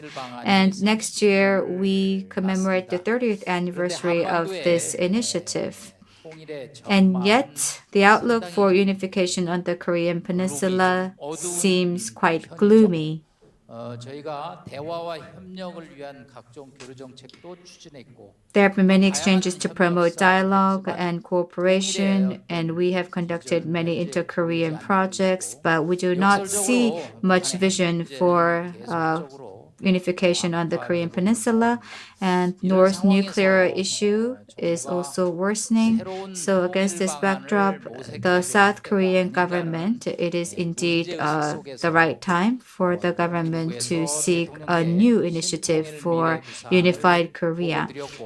So the Ministry of Unification presented this vision to the President of the Republic this January, and the new Unification Vision Committee has been set up to get feedback from different stakeholders. When I say stakeholders, that also includes like MZ generations. There is a declining awareness of unification on MZ generation, and we also visited Washington and New York last June. And in Washington, the biggest issue was China and Taiwan, and we could not see much presence of DPRK, meaning that the DPRK agenda has actually is taking a less important place in the international community. So if that is the situation, how can we present a new vision for the unification of the South Korean Peninsula so that we can pass down the new vision to our next generations? And that is what the current government is doing, and that is also the objective of this session as well, to get your views and input. So today we are joined by scholars from home and abroad, USA, China, Japan, and Singapore. Now we'll stop here and now turn it over to Director Scott Snyder for his presentation. Please go ahead. Well, thank you, Professor Nam, and I want to thank the organizers for inviting me to be here. And I've prepared a little bit more than I think I can get through in 10 minutes. So I'm probably going to cut some things short. But the first thing that I want to talk about is that we've already had a panel this morning on international cooperation for North Korean denuclearization. And this is the panel for international cooperation for Korean Peninsula unification. So I think that we have to look at, well, what is the difference between a focus on denuclearization and unification. Professor Nam has already stated where we are in terms of the distance for unification. Denuclearization is a much newer problem than unification. Denuclearization really is only a 30-year problem so far, and with unification, we're already 70 or 80 years in. But also, I think that unification, in a way, if we're talking about unification, we're talking about, I think, root causes related to the peninsular standoff, as opposed to arguably denuclearization as a symptom. And unification is possible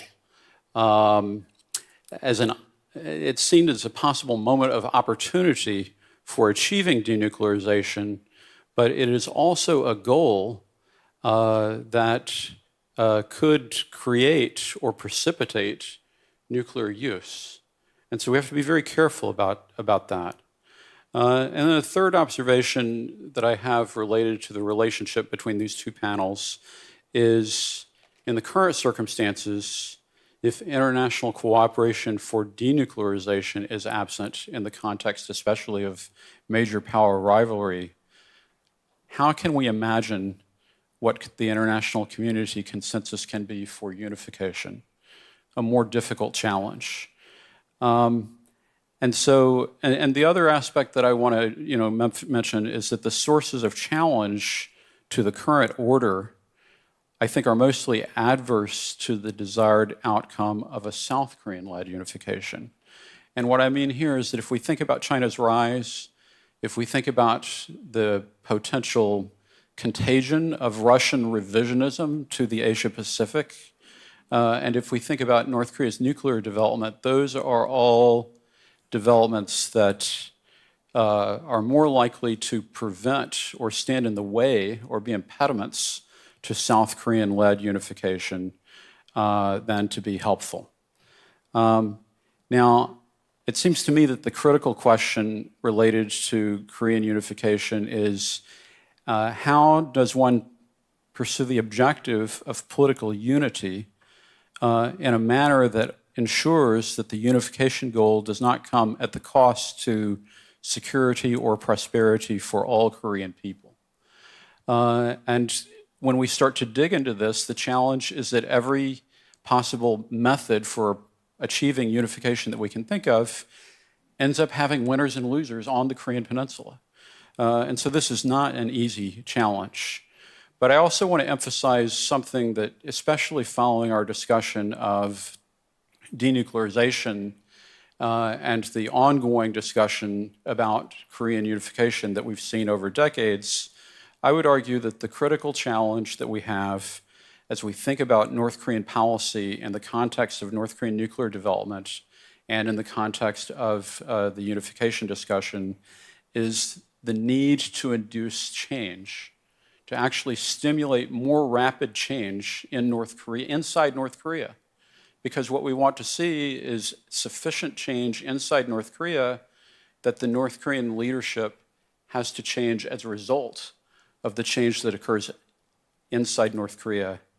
And yet the tools that we've been using in order to punish North Korea or to ensure that North Korea's nuclear development is not legitimated are tools that isolate North Korea. And so that is a big challenge. How do we manage to induce change in North Korea while at the same time recognizing that the tools that we have available are primarily isolating? And then I'm just really going to focus on this graph as part of my, as maybe the last slide that I show in my presentation. And this is really related to the question of North Korean stability and the nature of North Korean leadership and its impact on the possibilities that we have. And I would actually argue that within this graph, we've seen elements of each of the four quadrants that have been in play to some degree or another just during the time of Kim Jong-un, during the last 10 to 12 years. You'll recall that when Kim Jong-un initially came to power, he talked about how he didn't want to the people to tighten their belts, and he introduced a number of economic reforms inside North Korea. And at the same time, the previous government was really hopeful about that. And so they sought the ideal outcome, which is a gradual glide path to greater integration between North and South Korea that requires both a peaceful environment and an economically liberalizing North Korea. Well, it turns out that Kim Jong-un did not share that vision. And we saw North Korea shift from a peaceful approach to a more hostile approach, especially in 2018, 2019. And we saw North Korea shift from economically liberalizing policies to more autarkic policies. And as that has occurred, what has happened is we've seen increased elements of inter-Korean competition.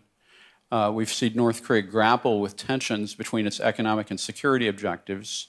And we've seen a period where it seemed that peaceful coexistence might be possible, but unification was unlikely. And then now I would argue with the Yoon administration coming in, with a conservative government in South Korea, we're really in the bottom lower quadrant. North Korea has a vision for unification that is North Korean-led. We see heightened inter-Korean tensions and the continuation of inter-Korean competition. And so, you know, the prospects for engagement in a peaceful manner have really declined. I might just add, as related to the international community roles regarding Korean unification, the major power rivalry between the US and China, I think, is a significant inhibiting variable. And it was raised in the earlier session. I do believe that we need to find a way to compartmentalize the North Korea issue from the broader strategic competition among the US and China and Russia. I think that is going to be increasingly difficult to do, but I think that it is probably necessary for there to be an environment of international support for Korean unification. A second point, with regard to progress toward unification, it requires the right conditions both at a peninsular and a regional level. And so having this major power rivalry has created a lot more space for North Korea to do provocative things with relative impunity, like intercontinental ballistic missile tests and the absence of response from the United Nations.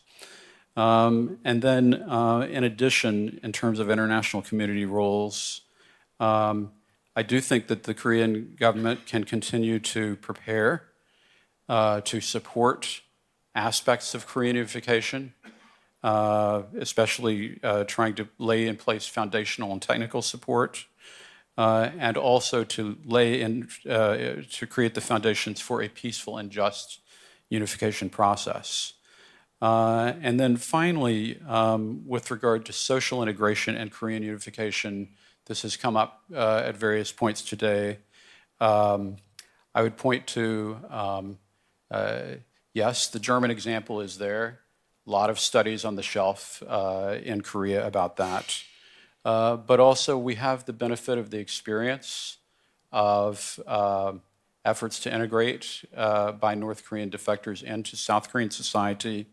And finally, and I'm going to close with this point, I think that the most critical ingredient in terms of preparation for Korean unification is actually lies with people like the young gentleman that we heard speak after lunch, Kim Il-hyuk, who, as former North Korean citizens, have the opportunity to gain the technical experience necessary to be really the leading edge of reform within North Korean society when conditions warrant.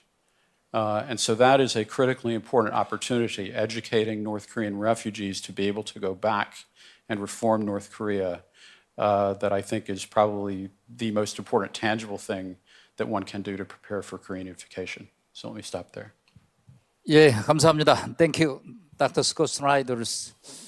지금 Dr. Yes, Scott Snyder. thank you very much. So that was the intervention by Mr. Scott Snyder, and we saw an image of Panmunjom in his presentation. So actually, Mr. King, who was a U.S. soldier in Korea, actually crossed the line there to go to the north. And I think that sort of like that line symbolizes the division of both countries.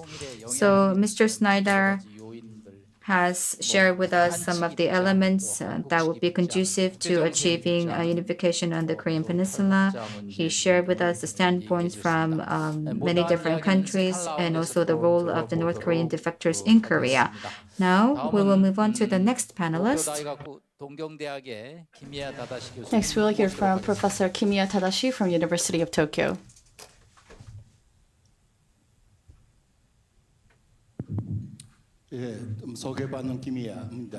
As introduced, my name is Kimiya. As for me, I'm actually more comfortable with speaking in Korean than in English since I'm a scholar studying Korean affairs. During first round, we made an assessment of Korea's. So in the first part of my presentation, I'm going to make an assessment of the history of Korea's unification policies, especially focusing on the Yoon administration's policy. And also, I'm going to deal with Korea-Japan relations when it comes to unification issue. Now, South Korea's unification policy in the 50s and 60s, compared to North Korea, South Korea was at a disadvantage in economic terms and so on. So during the Park Chung-hee administration, it established the so-called construction first, unification later strategy to redress this power imbalance. So it means that it's going to pursue economic development first and then address diplomacy issue later. For Korea to really gain an advantage over North Korea. And it was able to do so, and therefore South Korea was able to reverse the power imbalance between North and South. And during the Chun Doo-won administration, it laid out several visions for unification, namely the National Reconciliation and Democratic Unification Plan. And so this optimistic outlook prevailed under the belief that leveraging power and systemic advantages to bolster exchanges could enable a South Korea-led unification. But there were two concerns. One is a fundamental shift in North Korea's strategy. So North Korea recognized that its regime is inferior compared to South Korea, and therefore North Korea abandoned its conventional North-South competition and prioritize the regime's survival rather than unification. So, in order to safeguard its regime and secure the recognition of the United States, North Korea leveraged its nuclear and missile development program. And the second concern was unification cost. So, the Kim Dae-jung administration's sunshine policy was actually, I would say, a unification policy with no aim for unification. With the goal of fostering peaceful coexistence, the administration was convinced that reconciliation and heightened exchanges could facilitate harmonious coexistence. And by securing international support from the US, Japan, and China with regards to its North Korea policy, South Korea aimed to leverage the support in persuading North Korea. And North Korea had its own calculus. And therefore, according to its own calculus, it reciprocated by proactively enhancing not only inter-Korean ties, but also its relations with the US and Japan. And I would say that this actually strengthened inter-Korean relations and also contributed in enhancing a bit the Korea-Japan relations as well. But there was a second nuclear crisis, and therefore the policy of Kim Dae-jung saw no success, and also the Roh Moo-hyun administration's peace and prosperity policy saw no success either.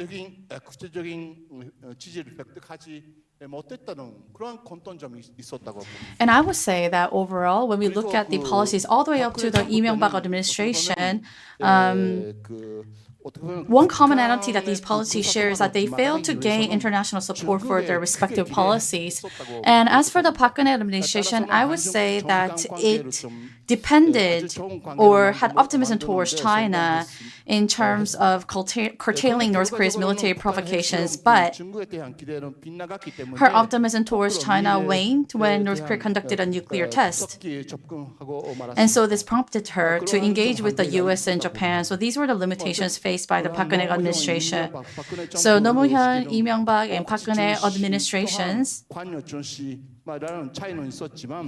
did have their differences, whether it be deterrence policy or engagement policy. But like I said before, one commonality that they share is that they failed to gain international support for their policies. Now, moving on to the Moon Jae-in administration's North Korean policy. It's named the Korean Peninsula Peace Process, as you all know. And in 2007, tensions between Kim Jong-un and Trump actually escalated. And therefore, the Moon Jae-in administration laid out the Korean Peninsula Peace Process. And actually, there was a momentary improvement in the relations in 2018 when the two Koreas agreed on a comprehensive policy package that's aimed to combine North Korea's denuclearization effort with improved U.S.-North Korea relations. So with this, the Moon administration actually tried to convince the Trump administration. And so it did lead to a tangible outcome, which was the US-North Korea summit. But like I said, it was just a momentary breakthrough. Afterwards, the North Korea-US relations deteriorated, and subsequently, North Korea's nuclear missile program seemingly progressed without restraint. So the Korean Peninsula peace process was not able to establish its sustainability because it overly relied on Trump, and it also coupled together with its inability to garner stakeholder support, especially from Japan. So therefore, in the Yoon Suk-yeol administration, it declared the audacious initiative for a denuclearized, peaceful, and prosperous Korean Peninsula. So this administration believes that engagement-oriented policies have failed because they made concessions without concrete principles. And so, Yoon's government established a policy based on the principles of deterrence and reciprocity. But if North Korea shifts its stance and takes tangible steps towards denuclearization, then South Korea in return would be willing to engage in economic cooperation and or mediate the regime's negotiations with the United States. So that's the gist of the audacious initiative. And the government has also pursued a more assertive approach in revitalizing South Korea, US, Japan trilateral security collaboration for deterrence. And in order to bolster the credibility of U.S. extended deterrence, Seoul and Washington announced the Washington Declaration. So, because there was a growing call for within South Korea to build a nuclear arsenal of its own. But it's important to note that the declaration alone does not guarantee the safety of South Korea and Japan by compelling North Korea to abandon its nuclear program. And the likelihood of North Korea's military provocations escalating necessitates careful consideration of response strategies. With regards to the Yoon administration's North Korea policy, deterrence plays an important role, but actually, we need a policy that can allow a balance or coexistence between deterrence and engagement. And we also need to take into consideration reassurance as well. Reassurance needs to be provided to North Korea. So North Korea is trying to advance its nuclear missile programs, and against this backdrop, a deterrence-oriented policy becomes imperative to curb excessive military provocations. But deterrence only cannot compel North Korea to cease military provocations and to give up its nuclear arsenals.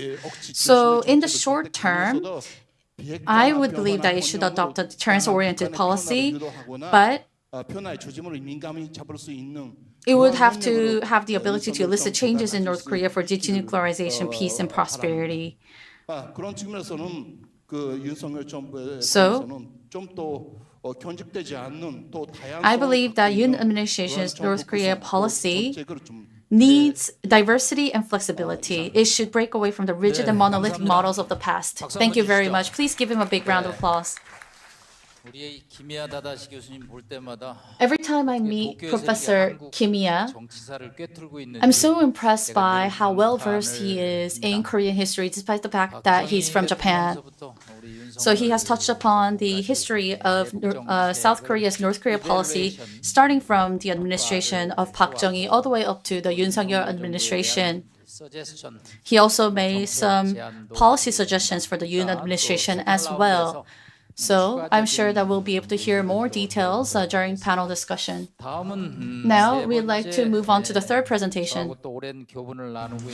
So this is someone that I've known for a long time. So we are joined by Wang Jun-sung, Professor of National Institute for International Studies, Chinese Academy of Social Sciences. You have 10 minutes. I just wanted to talk about how China will unification of Korea Peninsula.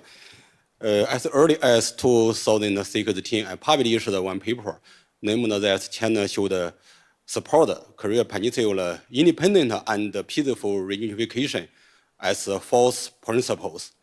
Another three principles, everyone should be very, very well known.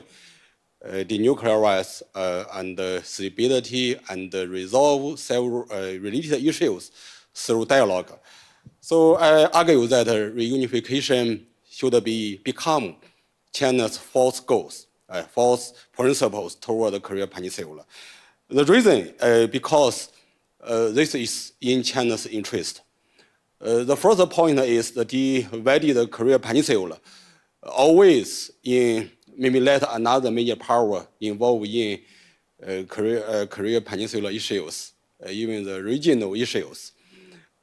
Actually, in the past several years, especially since last year, the very tension in Korea Peninsula not only strengthen the relation between U.S. and South Korea, but also, trilateral military alliance, even we can call de facto alliance among South Korea, Japan, U.S. Really, it's a very, very big headache for China. So China, from Chinese perspective, I think reunification, maybe the divided, the current situation may invite another major power, another power involved in this regional affairs. The second reason, the divided Korea Peninsula always let China feel very difficult to develop our relations with two Koreas. Even to develop the basic trust with two Koreas. As a Chinese scholar, I always feel if I argue denuclearization, I will receive protest from North Korea, even the formal protest. But if I argue that, okay, military drill by South Korea and the US should be stopped, I will receive a cold response from here. So we can see China is really, the situation is a very dilemma. We have a huge interest with two Koreas. We are very close neighbor, but because the divided situation, Korea Peninsula situation, I think let China feel very difficult to develop our relations with two Koreas, even with North Korea. I think there are very huge distrust between two Koreas. Thirdly, because of the division in Korea Peninsula, I think conflict, even the war, cannot be ruled out. We can see the story since last year, very tensive situation. Not only frequent missile tests from North Korea, but also the largest scale military drill between US, South Korea, even with the Japan. Even the war happened, no matter what kind of reason, as a close neighbor, I think China, no matter China what's the willing want to involve or not involve, I think China has to be involved in such kind of scenario. So from the history to say, if the two Koreas reunified, I'm sure China's interest in Korea Peninsula can be multiply enlarged. We can see what's the story in the last year. South Korea become China's second largest trading partner. I think not only economic reason, but also geopolitical, historical, even cultural reasons. So we can see, we can expect to Korea, if reunified again, I'm sure Korea Peninsula not only to become China's very, very important trading partner, but also very important partner in the international affairs. So my opinion is independent and peaceful reunification is in China's interest. What's the mean? I think there are maybe several aspects. The first one is the unification should be realized independently. No matter China or US shouldn't dominate this process. The secondly, I think the unification should be realized peacefully. We can imagine if we use military means, maybe regime unification can be realized in a short time, but it will generate a lot of social problems. So I think the unification should bring sustainable peace and stability. Lastly, I think unification after reunified, two Koreas reunified, I think China definitely hope the the relation between China and unified Korea should be friendly. At least, Korea Peninsula, I think, should stand the balanced position between China and the US. But we can see the current situation in the Korea Peninsula, I think, is far away from, just as I mentioned earlier, the unification is quite gloomy. It's quite gloomy, just like our chairman mentioned. The first, we can see the two Koreas, the relation between them, at the lowest point. Very tensive situation between two Koreas. Even now, you cut all the communication channels. Second reason, we can see since last year, not only frequent missile tests by North Korea, there are no any effective measures to control the situation for North Korea from missile tests again and again. I think this is also a headache for China. This is not in China's interest, but because of our different assessment, among China and the US, Russia and the US, we cannot cooperate. At the same time, we can see the scenario is worsening. The military drill, large scale, among US, South Korea, and Japan, even nuclear, consultative group officially launched. Even the submarine, even there are some rumors, there are some information that maybe US considering deploy their military assets in Korea Peninsula. So we can say the situation is very tensive. The war and conflict is very possible. At least cannot be ruled out. The last situation we can see clearly, following South Korea's relation with US strengthened, even the Camp David trilateral summit very successful, but the relation between China and South Korea also were at the very, very lower point.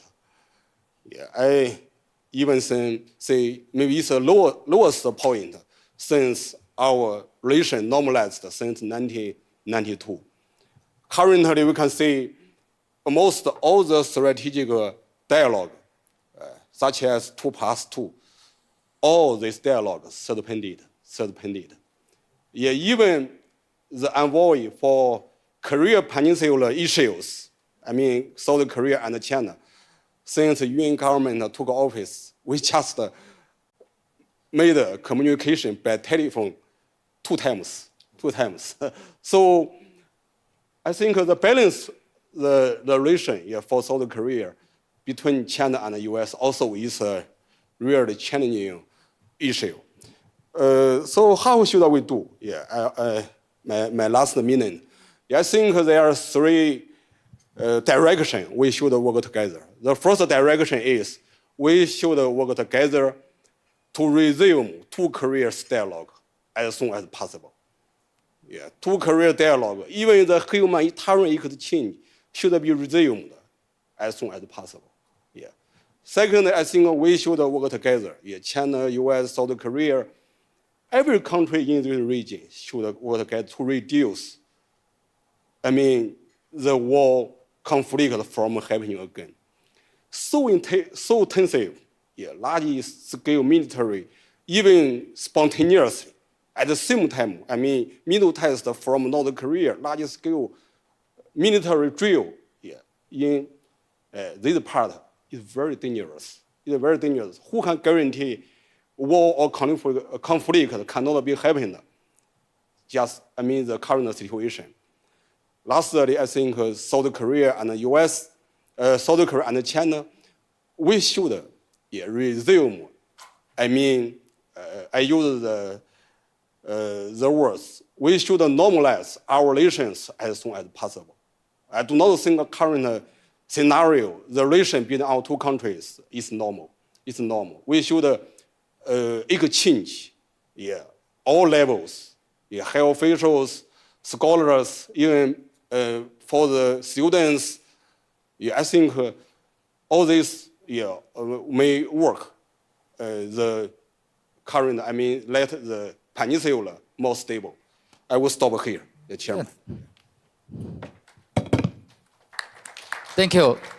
네, 우리 왕준성. Yes, thank you very much. So that was Professor Wang Junsong, and the gist of his message is that he mentioned about the principles of China's policy vis-a-vis Korean Peninsula, and he briefly mentioned about the keywords like friendly relations, and I think he also shared with us his perspectives on China-Korea relations. I think that it is not as bad as inter-Korean relations. Now I'd like to move on to the last presenter. Mr. Lam Pong, our Director of Center for Korea Studies at National University of Singapore. South Korea National University of Singapore. When do you start your institute center? On November the 29th, 2021, Singapore's Foreign Minister Vivian Balakrishnan officially opened the Korea Center at the East Asian Institute. And it was very interesting because His Excellency, Republic of Korea Ambassador to Singapore, Choi Hoon, came. Of course, the president of the National University of Singapore came. So did the president of the Korea Foundation came. Yes, we received some support from the Korea Foundation, some seed money. And most of the ambassadors from the ASEAN countries came. But all of us wore masks because Singapore had a very strict pandemic prevention. So we all attended, all wearing masks, except for the person who speak. Yeah, it's great center. So my center, it's basically a baby center. We are really interested in the Korean Peninsula. And personally, I've been to DPRK, to North Korea, to do fieldwork. I've been to Pyongyang, Wonsan. I've climbed Mount Kamgang, which is very beautiful. I've been to Kaesong, and I've been to both sides of the DMZ, from North Korea and South Korea. Yeah, so the mission of my center is to be an intellectual hub between ASEAN, the Southeast Asian countries, and the Korean Peninsula. So for Singapore, we have official relations with both North and South. So we just hope that we can play a useful role to the Korean Peninsula. Yeah. Yeah, it's a big job. Yeah. I hope that you will play a great role in the unification of Korean Peninsula in the near future. It seems like mission impossible, but we have the faith, me Non-mission and many of our impossible. friends in Southeast Asia. We hope we can contribute in our own small way for peace, prosperity, stability in East Asia. Although this sounds like motherhood, apple pie and motherhood statement, no? Yeah. Okay, thank you for introducing your centers, and please go your presentation. Okay, thank you. Good afternoon, friends, ladies and gentlemen.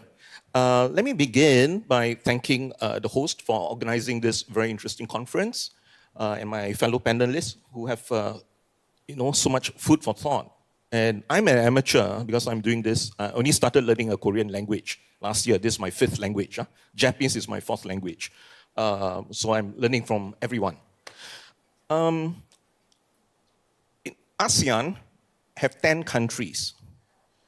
And the 10 ASEAN countries came together and decided to sign a treaty called the Southeast Asian Non-Nuclear Weapon Free Zone.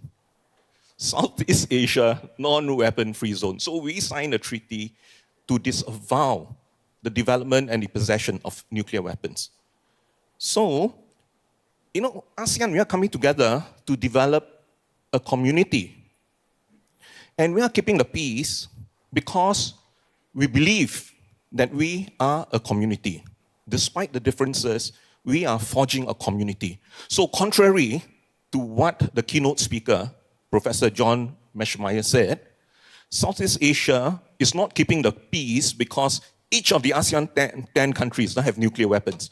In fact, to us, if each of the 10 ASEAN countries seek to develop and to possess nuclear weapons, it will be very, very destabilizing. It will actually erode the NPT, the Non-Proliferation Treaty. You know, so I can understand the logic of Professor John Meschmeyer, which is by no means an original argument. In fact, when I was a young student decades ago, I read an argument by Professor Morton Kaplan.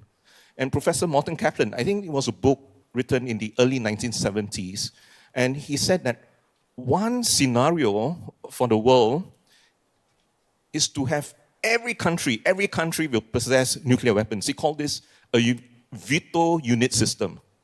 Veto unit system. And his argument is that if there is mutual assured destruction, if every country have nuclear weapons, then this will be a deterrence against war. Then there will be peace, you know. But basically, the ASEAN countries think that this is just a parlor game. This is just an intellectual argument. That in reality, it does not quite work because you cannot count on the rationality. You look at human history. It's the folly of man, F-O-L-L-Y, folly of man. That's a miscalculation. Look at the First World War. It's a miscalculations, right?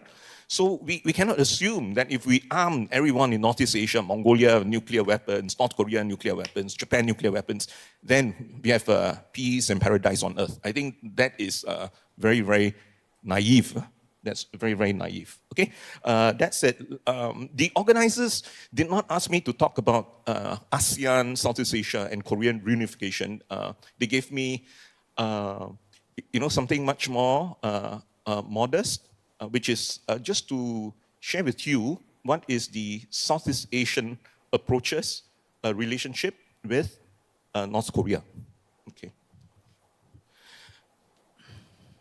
Okay, this is just a very vulgar self-advertisement. Last year, Routledge of London and New York published an edited book of mine. Okay, the imprint is 2023, but actually was published late in 2022. It is a book about the triangular relationship between Seoul, ASEAN, and Pyongyang.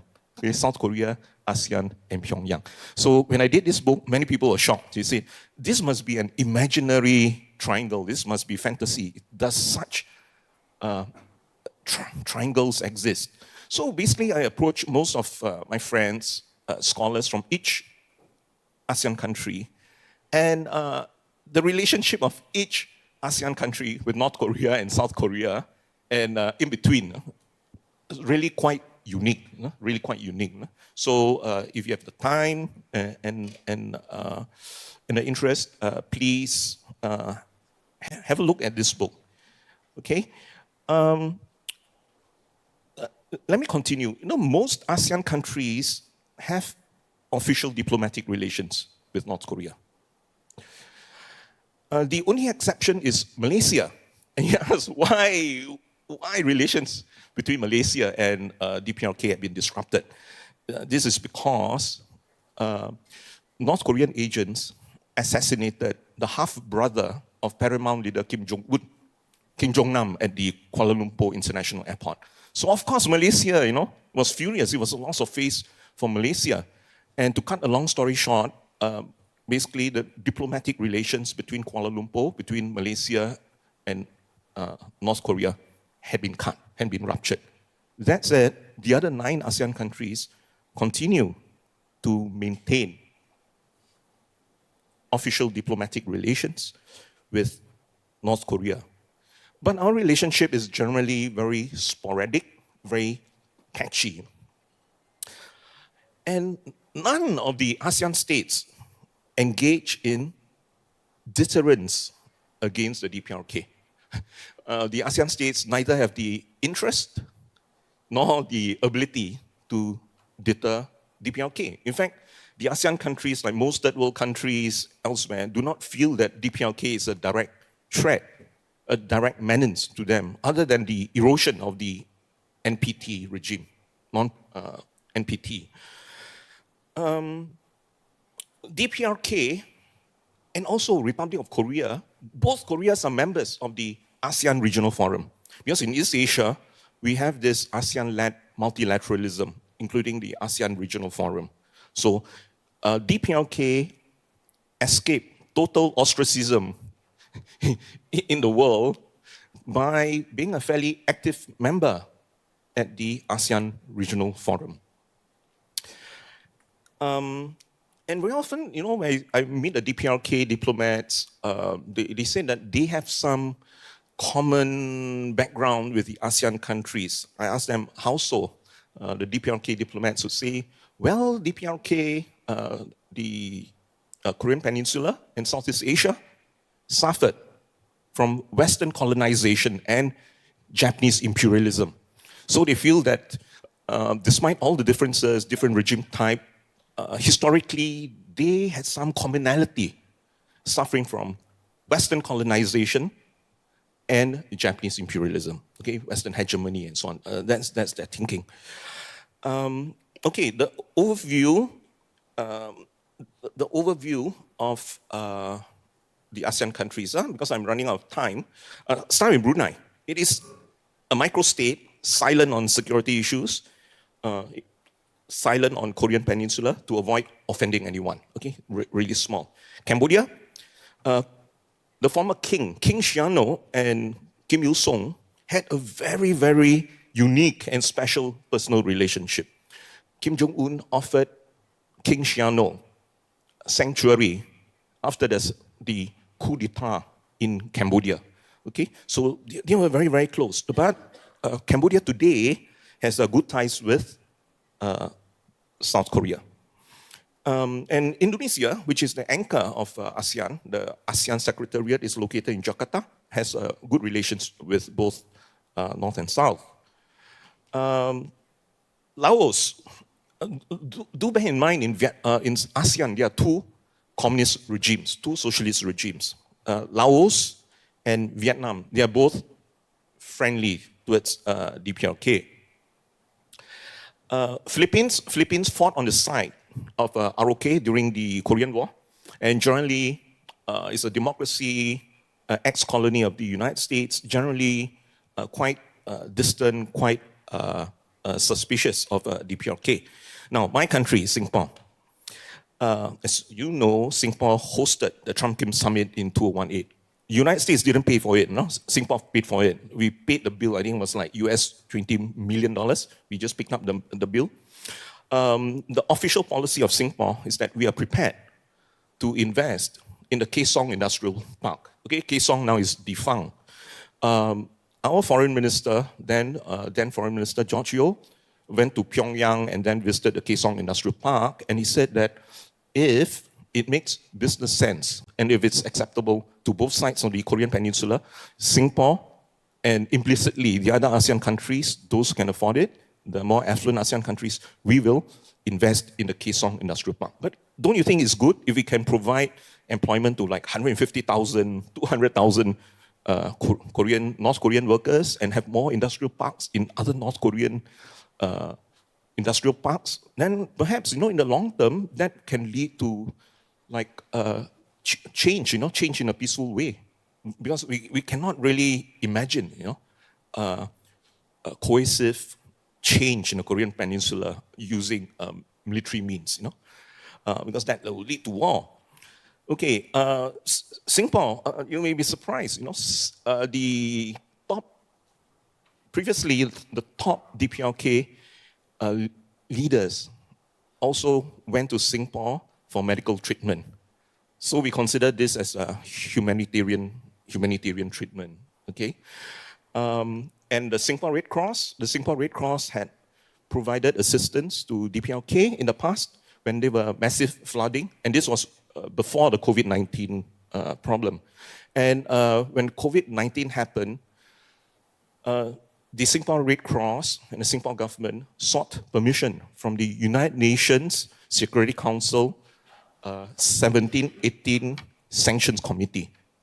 Okay, so Singapore had special permission from the United Nations Security Council 1718 Sanctions Committee to provide assistance to North Korea, provision of testing kits, provision of ventilators and so on. And we had permission from UNSC to extend the humanitarian assistance to North Korea.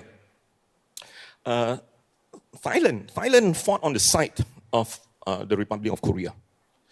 But very interestingly, it also has reasonably good relations with North Korea. You know, the Thais bend with the wind. They are very, very skillful in their diplomacy. Afterwards, I'll show you a picture which may be shocking to you. And Vietnam has a special relationship with North Korea. Why do you think Vietnam could hold the Trump-Kim summit in Hanoi? It's because the North Korea has fairly good relations with Vietnam. And from the thinking of the DPRK leaders, Vietnam owe DPRK big time. Why is that so? Apparently, North Korea supplied more than 100 pilots. I don't know about the statistics, but this is what I read. Supplied more than 100 pilots selling, piloting the same MiG fighter planes against the US and its allies during the Vietnam War. So many North Korean pilots died assisting Vietnam's reunification. And that's a DPRK cemetery, very well tended by the Vietnamese in Vietnam. So as far as the DPRK is concerned, if we go to Hanoi and so on, no big deal, because we really help you in your reunification. So that's the mentality of Vietnam. Okay, next I'm going to show you a picture. Now, this is shocking. The guy on the left, that's King Vajiralongkorn. And this is a picture of him when 1 year. Yeah, when he was the crown prince, of Thailand. So as a crown prince of Thailand, the Thai royal family conducts its own royal diplomacy, very close to royal family of Japan. The crown princess, his sister, very close to China, visited China at least more than 100 times, can speak fluent Chinese. So this is how the Thai royal family play the game. So the Thai royal family even have their own royal family diplomacy towards DPRK. So now he's the king. Okay. Very quickly, I know we are running out of time. This is based on a conference which the Korea Center in Singapore organized. So on May 19th, we organized a one-day conference, and we actually invited the diplomatic corps from the 6-party talks. Okay, but I know, because I have a fairly cordial relationship with the DPRK embassy in Singapore, and they told me that informally, this is off the record, please do not ever put us in the same room with ROK diplomats. So I have to respect that wish, because they want to avoid any awkward situation. But interestingly, for my conference, diplomats from the US Embassy, from Republic of Korea, from China, Chinese Embassy, from Japanese Embassy, even from the Russian Embassy. So 5 out of the 6-party talks came for my conference.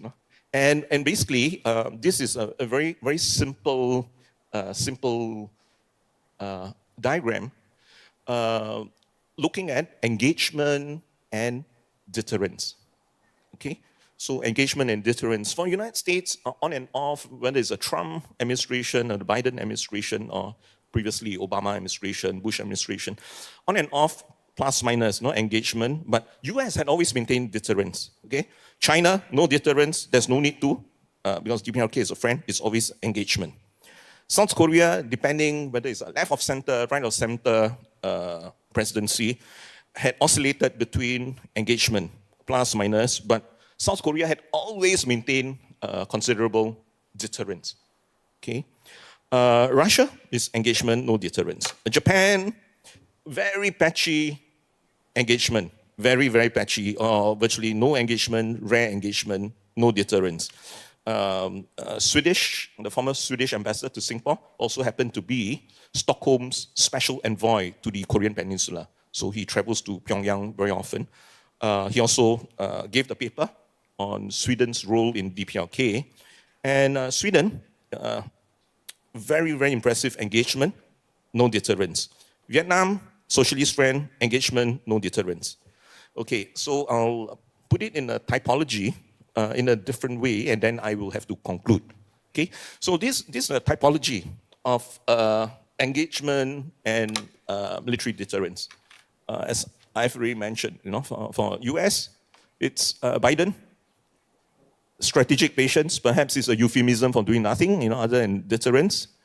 US, Trump, there were 2 summits. There were, after Hanoi summit failed, the US and DPRK met in Stockholm for further discussions, but that didn't work. Okay, Japan, Abe, Koizumi was very interesting. He made 2 trips to Pyongyang, if I remember correctly. And you'll probably be very surprised. Why did I put EU and Ireland? Okay, because I invited an Irish NGO. Okay, it's called Concern Worldwide. Concern Worldwide, and this Concern Worldwide NGO is an Irish NGO funded by the Irish by Ireland, but it's also supported by the EU. Had been in a very quiet way under the radar, very active in DPLK, but basically doing humanitarian assistance, like purification of water, helping in agricultural development, and so on. Okay, so next, I have to conclude. Maybe I'll conclude in 1.5 minutes. Okay, you see the conundrum is that engagement does not seem to work. Deterrence has worked thus far, but will deterrence continue to work? I have no idea. And this is something we know, the cost of war, whether it's conventional or nuclear, is really way too high for everyone, right? But I'm also mindful of what Winston Churchill said. To jaw is better than to war. To jaw is better than to war. But jaw has also not produced any concrete results thus far. You can say, well, it kept the peace, but kept the peace, maybe it's just deterrence. I'm not sure. But neither has any combination of engagement and deterrence have led to any light at the end of the tunnel or any tangible, substantial results, right? Combination of engagement and deterrence. However, it is not inconceivable that a future US Republican president may seek a summit with Kim Jong-un again. But then again, let's say for the sake of argument, if Trump is back or DeSantis or whoever, and they have a summit, whether in Hanoi again, in Singapore again, or some other ASEAN capitals, will it lead to any tangible results? I'm uncertain. I cannot really predict that will happen.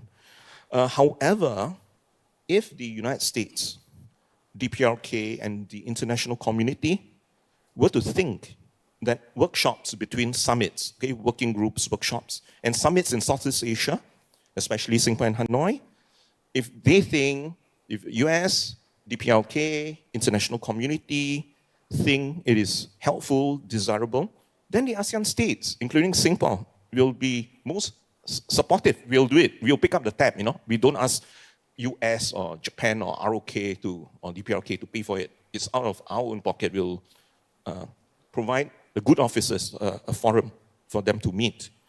And I really have to end because of time. Back to my Korea Center at EAI, we are open to second track activities with like-minded friends in ASEAN and Nordic countries. Nordic countries like Finland, Sweden, to reach out to the Korean Peninsula for peace, stability, and prosperity through engaging the DPRK. But I would cite the Greek mythology, Sisyphus, Very often, you may have the best intentions. Reaching out to DPRK may be like rolling a stone up the hill and then the stone will roll back, Sisyphus. But why should we be like Sisyphus, keep rolling the stone up the hill? Because I think human beings must have the faith and courage to do the right thing and a good thing, even though it seems like mission impossible, right? So for Singapore, for the ASEAN countries to reach out to the Korean Peninsula, including the North, may appear very silly, idealistic, glib, naive, but we should be guided by the philosophy, the principle, to avoid a nuclear war. And my final statement is that, well, the conundrum remains. How to have engagement without appeasement? I mean, there are no easy answers. There are no easy options indeed. But still, whatever we do, I think we should try our best to avoid war in the Korean Peninsula. Thank you. 예, 일단 박수 부탁드리겠습니다. 네. 1라운드에 한 10미니트 하는데 우리 람퐁월 디렉터께서 지난 5월 13일 날 아마 EAI에서 했던 세미나 결과를 간략하게 요약을 해주셨는데 그 overview of 10 members of ASEAN 10개국에 대한 그 평양과의 관계 그거는 우리 평양 외무성에서 근무했던 태용호 의원님께서 나중에 한번 멘트 좀 해주세요. 이밸류에이션을 했는데 그 어느 정도 정확한지 한번 해주시면 좋을 것 같고요. 이 북한이 전통적으로 아세안 국가들을 좀 편하게 여기고 있죠. 그러다 보니까 Traditionally, North Korea feels rather comfortable with regards to ASEAN countries. So that's why Kim Il-sung received, for example, elephant as a gift. So they raised the elephant in Pyongyang, but later it just cost them too much to actually buy food for this elephant. So it actually became a big trouble for North Korea. So I remember that incident. But overall, North Korea, it seems, that appears a bit more comfortable about approaching these ASEAN countries, and it feels that I have a feeling that it feels like it can do anything in front of the ASEAN countries. So, since the days of the non-aligned movement, North Korea has developed strong ties with ASEAN countries. And what I felt while listening to Mr. Lam Pong-er's presentation is that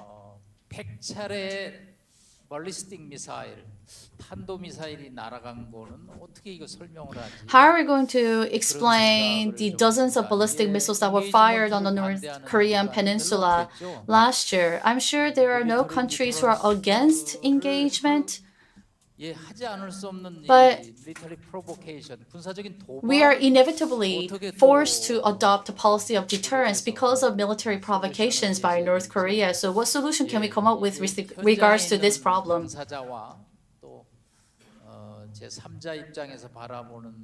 So I think there might be some differences in the perspectives of people who are actually directly involved in the situation and those who are watching from outside as a third party. But anyway, we have 30 more minutes given to us. So I'm going to spare 20 minutes for a panel discussion. Maybe we can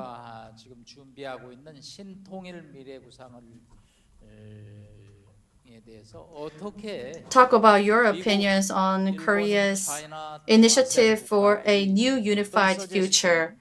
I look forward to listening to your constructive suggestions for the Korean government.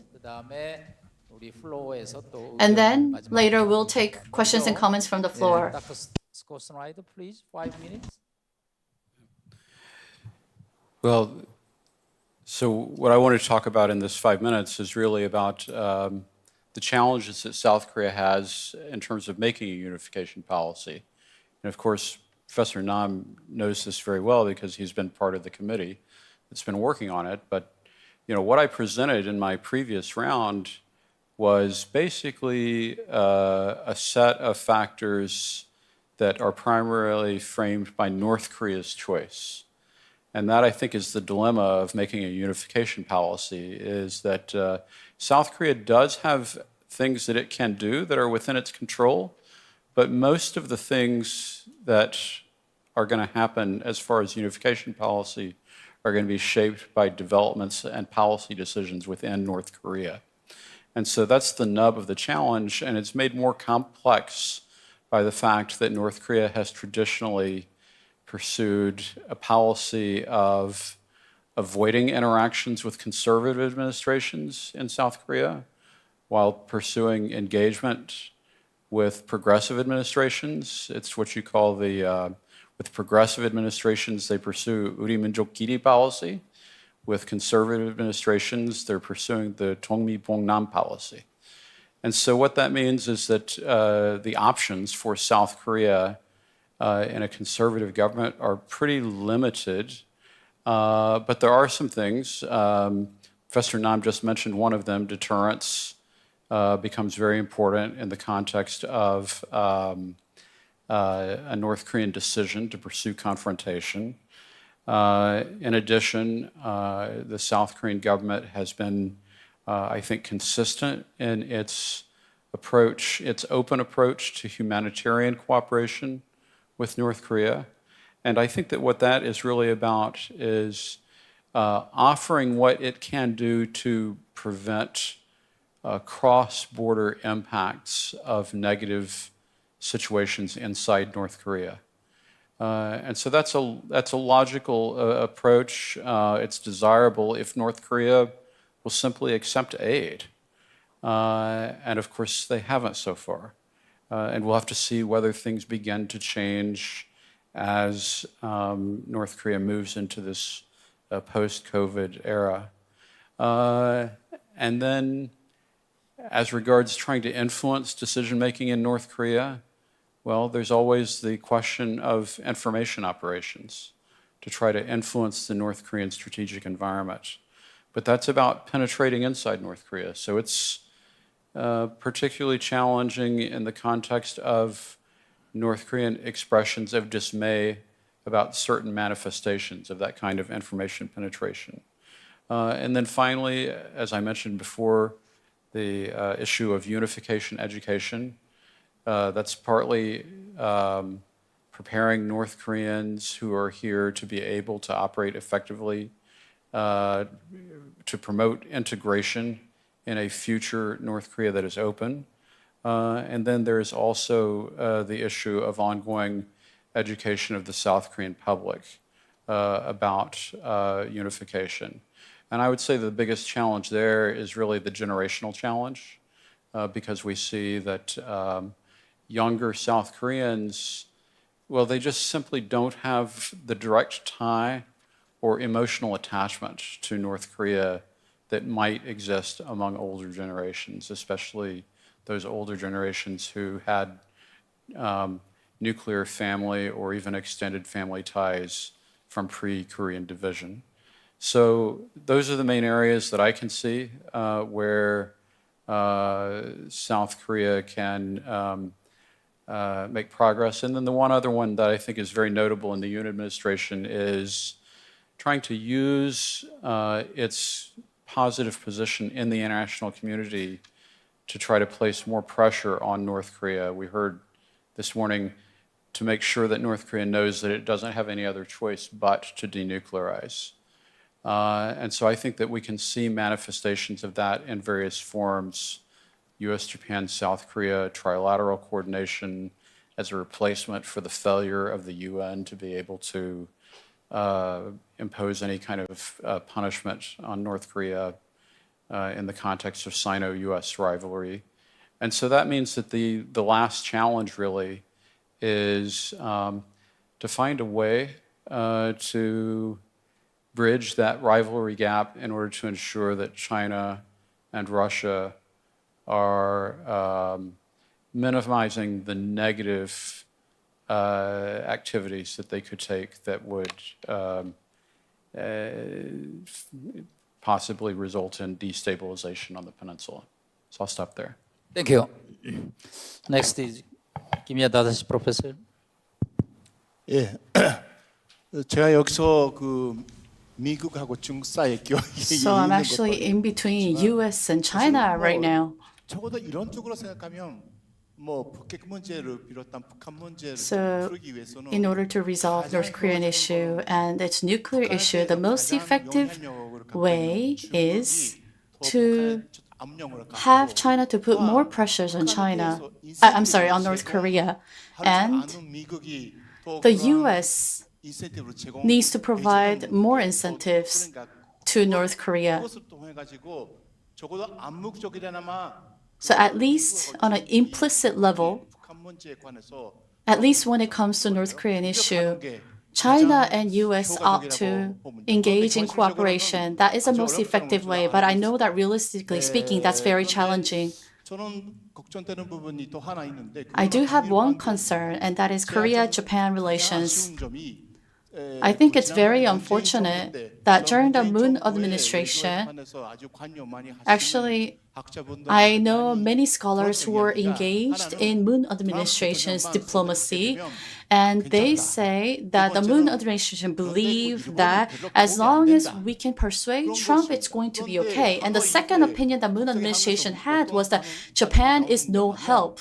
But after the breakdown of the Hanoi summit,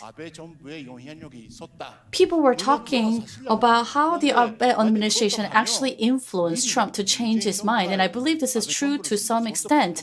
But I do believe that Moon administration then should have made this calculus and gone ahead and persuaded Abe administration to at least not to try to persuade Trump. But he thought that Abe administration is going to be of no help. Relatively speaking, Japan has the closest similar interest with South Korea. It feels most threatened after South Korea about North Korea's missile and nuclear development program. And they're also very close to each other, geographically speaking. So again, Japan and Korea share many common interests, but there are historical problems and other problems that are involved between the two countries. That there are these rather a bias that or prejudice that these countries have two distinct diplomatic track. But I would say that the diplomatic direction or the track between the two countries can be looked as being very similar, and therefore it is worth that these two countries ought to cooperate.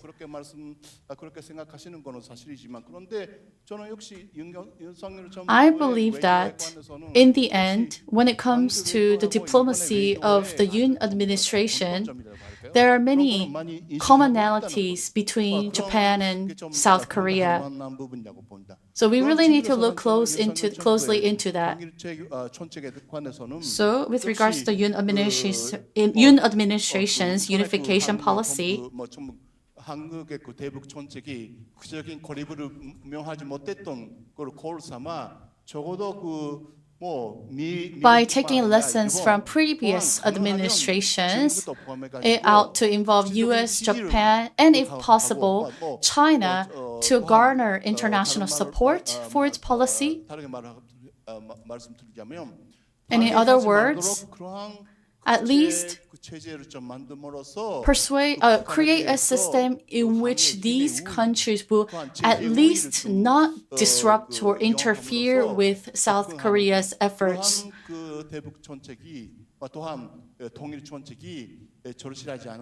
So this is the kind of unification policy that is really needed for the Korean government. Thank you. Next, we will hear from China. So, Professor Wang. From the 1 year, from the Yun government took office, we can see Yun government's position toward North Korea. I can speak very frankly. It's not attractive. It's not attractive for North Korea.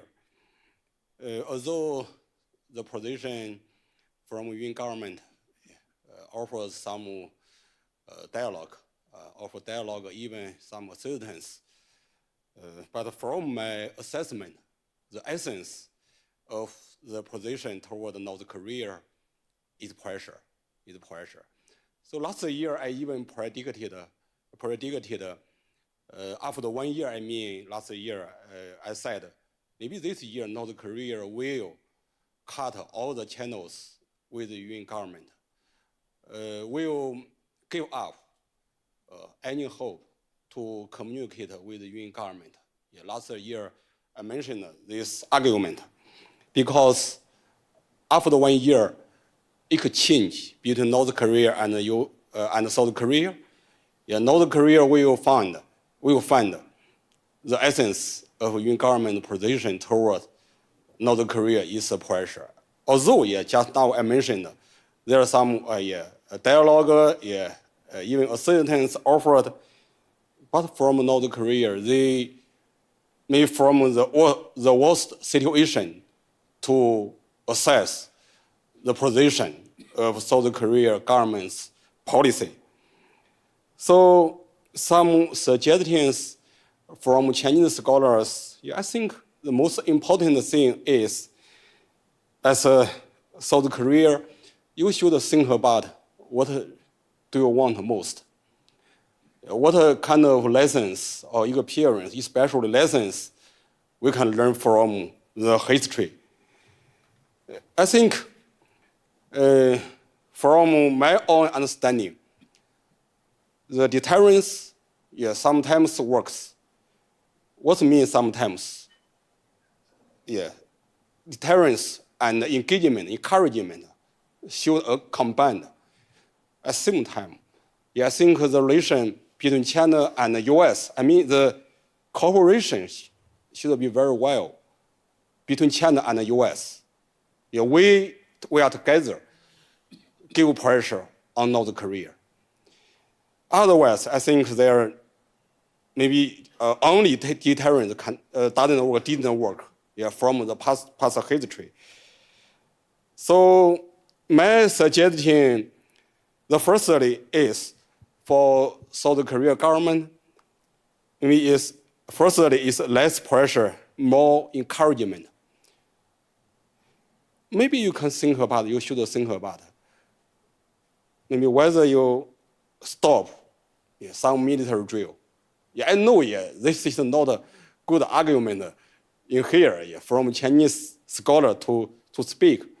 But you really think about it, really the military drills, deterrence works, really works. We can see so many lessons from last year, from even last maybe since second nuclear crisis, last 20 years.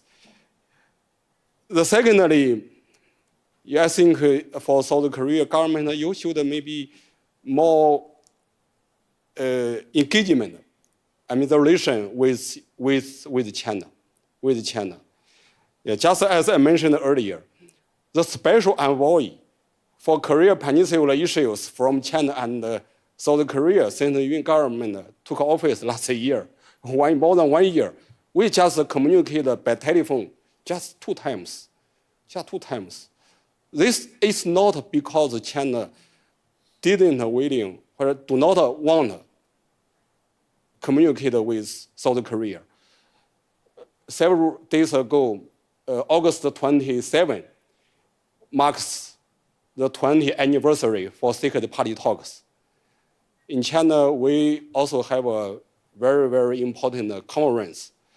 I have a chance opportunity to ask the Liu Xiaoming, special envoy, whether China's position toward the Korean Peninsula changed, especially denuclearization.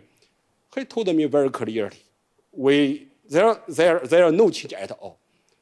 Also, he told me, okay, China knows very well this issue, this problem should to be resolved by cooperation with South Korea and the US. Because this is a problem we face commonly. This is not only the problem by South Korea, by US. So I think we should cooperate. For South Korea government, I think you really should, more engagement with China. The last point I wanted to say, China-US cooperation. I also feel shocked. The 9/19 joint statement in Secret Party talks, we reached a very important agreement. US dropped out of this statement firstly. I really shocked by this reality. The reason is why? The reason is US didn't want to see China to dominate this process, Secret Party talks. So we can see clearly, even 20 years before, the rivalry between China and the US is a reality. Then for South Korea, what should South Korea to do? South Korea should to make a bridge, try to let China and the US cooperate. in my experience is in the past 20 years, if China and the US cooperate very well, North Korea will develop their nuclear or missile test will be less. But if we compete, this we see very clear in just maybe 2 or 3 years. North Korea will accelerate their program because there are no any effective response from international community. I will stop here. 네, 인게이지먼트와 디터런스를 어떻게 컴바인할 Yes, so how 것인지. we are going to combine engagement and deterrence, that's always an issue at hand. Now I'd like to turn it over to Mr. Lang Fong-all. I'm actually quite pessimistic about denuclearization of DPRK for at least 3 things. First, it's the impact of Russia's invasion of Ukraine. Okay, Russia's invasion of Ukraine, and this had actually given the DPRK the opportunity to solicit more support from Russia. There are claims, allegations that the DPRK is actually supplying ammunition to Russia, okay? Because Russia is using ammunition in Ukraine at an incredible rate. So DPRK has similar weapon systems as Russia and could supply ammunition to DPRK. So if this is true and the war in Ukraine carries on as a stalemate for another year or 2, or perhaps longer, don't you think Russia may extend some kind of benefits or rewards to DPRK? Okay, so these international sanctions, if the U.S. relations with China and the United States and Russia relations are bad, how can we expect Russia and China to support the US at the UNSC to turn the screw tighter on the DPRK? I think that's, from a geopolitical viewpoint, I think that is highly unlikely. So I'm not quite sure whether DPRK may even supply workers or labor battalions to Donbass, in the eastern part of Ukraine, which had been occupied by Russian forces.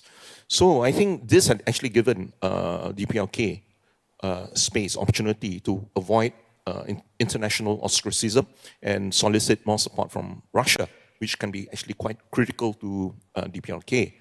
Second thing, which I think is even more important, is the strategic competition between the United States and China. And I wouldn't be surprised if Northeast Asia is bifurcated into some kind of new Cold War, which will persist for another 30 years. I hope I'm absolutely wrong. Is it conceivable? It is unthinkable that the trends in Northeast Asia, what we'll see is an alignment between Russia, DPRK, and China on very specific things in the Korean Peninsula.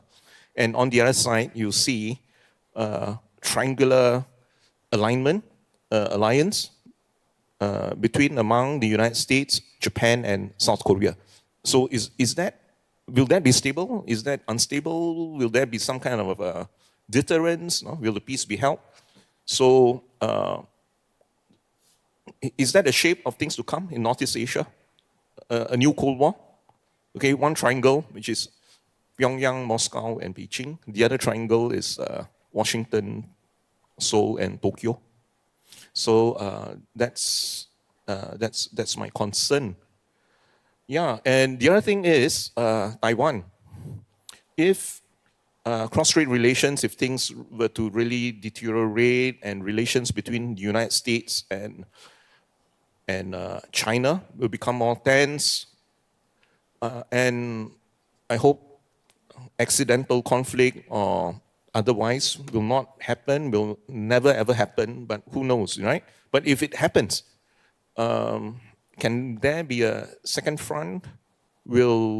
Why should China assist the United States over the Korean Peninsula if the United States put pressure on China over the Taiwan issue? Okay, of course the Taiwanese have their own views, Japan has its own views, US have its own views, but that's a reality, Russia's invasion of Ukraine, the intensifying US-China competition, and the Taiwan issue. So I hope all these hotspots, flashpoints will not make the situation in Korean Peninsula even worse. But all these problems, may be a silver lining to the DPRK in the sense that it will give it space for it to continue its inexorable nuclearization. 땡큐. 자, 저희가 이제 100분 중에 90분을 사용하고 10분을 남았습니다. 오늘 우리 플로어에 젊은 학생들도 많이 온 것 같습니다. 제가 한 2분 정도 짧게 소통하는 기회를 갖도록 하겠습니다. 먼저 손을 들어주시면 저희 우리 진행 요원이 마이크를 전달하도록 With the panelists, 하겠습니다. if you raise your hand, could you please, yes, you can speak in English or you can speak in Korean, doesn't matter. Can you please pass the microphone over there? 본인 소개해 주시고 짧게. Please introduce yourself and make your question short. Hello, I'm from the Graduate School of International Relations at Korea University. My name is Lee Seung-kwon. I have 2 questions. I'll make them short. First, my question is to Professor Kimiya Tadashi. During the first round, you talked about engagement and deterrence and their coexistence. Actually, you talked about reassurance. So what are those reassurances that you are talking about specifically? Do you have anything in mind? And second is, so this functionalist approach like sunshine policy are considered as outdated theories. Then conversely, maybe ASEAN countries and China and Japan and US can take part in an economic or financial manner to naturally induce North Korea to actually come into this system and become integrated. Or, as a naive student, I think that might work. It's for us to actually maintain harmony with North Korea. So can you give your thoughts on this comment? Thank you. Professor Kimiya, did you understand the question? Yes. Then let's take the last question first. Can you pass the microphone? 감사합니다. My name is Michelle Winthrop. I'm the Irish ambassador to the Republic of Korea, and as of recently, the ambassador designate to DPRK also. I wanted to ask a question to whomever really about intermediate objectives for unification. So many parallels have been made between the unification discussion in Ireland and on the Korean Peninsula. And one thing we have learned in Ireland is that before we can talk of uniting, we have to learn how to share. And right now, our objective is pursuing actions that help us share better. So strategic conversations about infrastructure, economic integration, things like education, like Professor Schneider mentioned also. But I wanted to ask the panel, what is your view of the benefit of explicitly pursuing intermediate sharing objectives rather than unification, perhaps as a confidence building measure and perhaps as a way to build the foundation for a very long-term objective of unification? 감사합니다. Dr. Schneider, 우리 김서우 차관님 늦은 시간까지 자리해 주셨는데. Vice Minister 네, 됐습니다. 그러면 두 is 분의 also joining us 발언에 대해서 in this late hour. So regarding our 2 questions, I think there was one addressed to Professor Kimiya Tadashi. We will listen to Professor Kimiya followed by Mr. Snyder. Thank you for the question. As for the reassurance that I mentioned, by that I'm talking about we need to give North Korea something to be reassured about, even when it renounces its nuclear development. So in order to, in other words, make North Korea renounce its nuclear program, we need to provide reassurance. But reassurance alone is not going to work, of course, but deterrence alone is not also going to persuade North Korea to give up its nuclear program either. That's also very unrealistic. So I think deterrence and reassurance need to go hand in hand. We need to strike a balance between the two in order to persuade North Korea. And as for your second comment, I think you made a very good point. Yes, a functionalist approach. When it comes to inter-Korean economic cooperation and exchange, there are some elements that make North Korea hesitate to jump into these offers.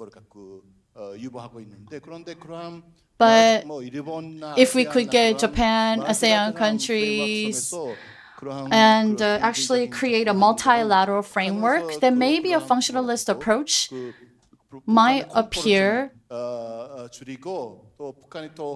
more attractive to North Korea. It might decrease its concerns and worries and allow it to join the system, the multilateral framework, the system that you talked about.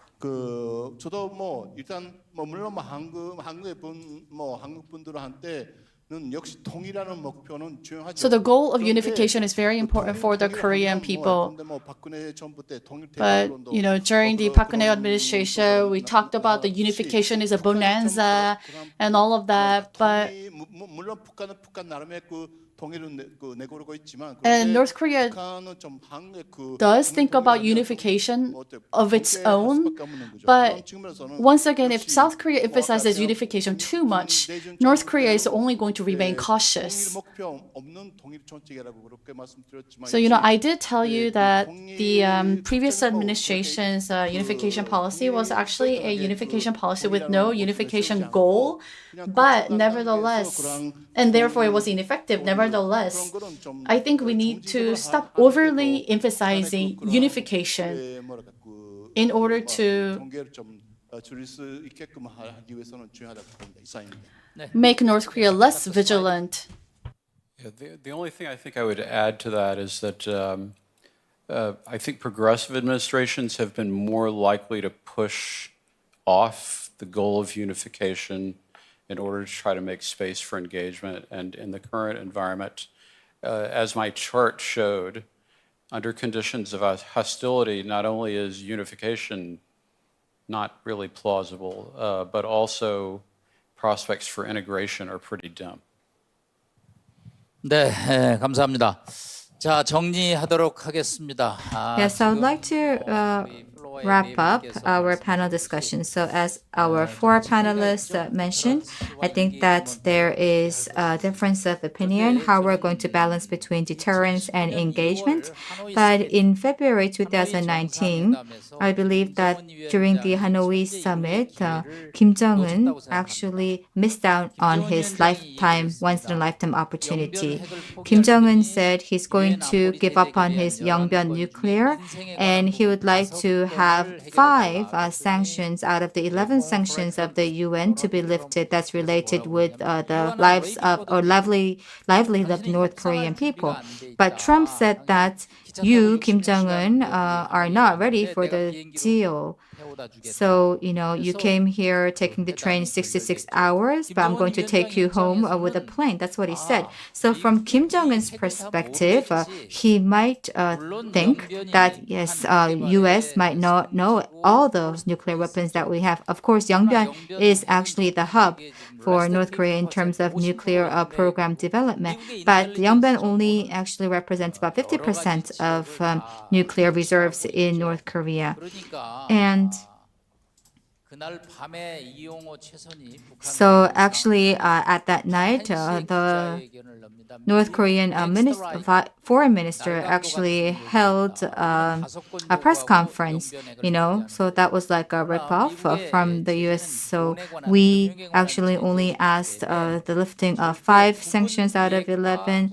So we cannot actually go for a partial denuclearization of the Yangban. So actually, Kim Jong-un overlooked the importance and significance of intelligence of the U.S. So during the next elections in the U.S., if Trump is re-elected, we might expect to have another U.S. DPRK summit. But if Kim Jong-un does not change his stance regarding denuclearization, no matter how many summits we have, it will be very difficult to tackle the current challenges. And just yesterday, Kim Jong-un actually visited the Navy headquarters with his daughter, and he criticized the trilateral summit, and he also did not refer to South Korea as South Korea, but ROK, Republic of Korea. It's actually for the first time that he did that. This is to say that he's going to keep South Korea completely separated, or North Korea completely separated from South Korea, and he would not consider South Korea as Korea. Whatever he refers to us as, whether it's ROK or South Korea, it doesn't really matter. We just want the provocations to stop. So, given the stance of North Korea, the MZ generations in South Korea are not very much interested in this situation.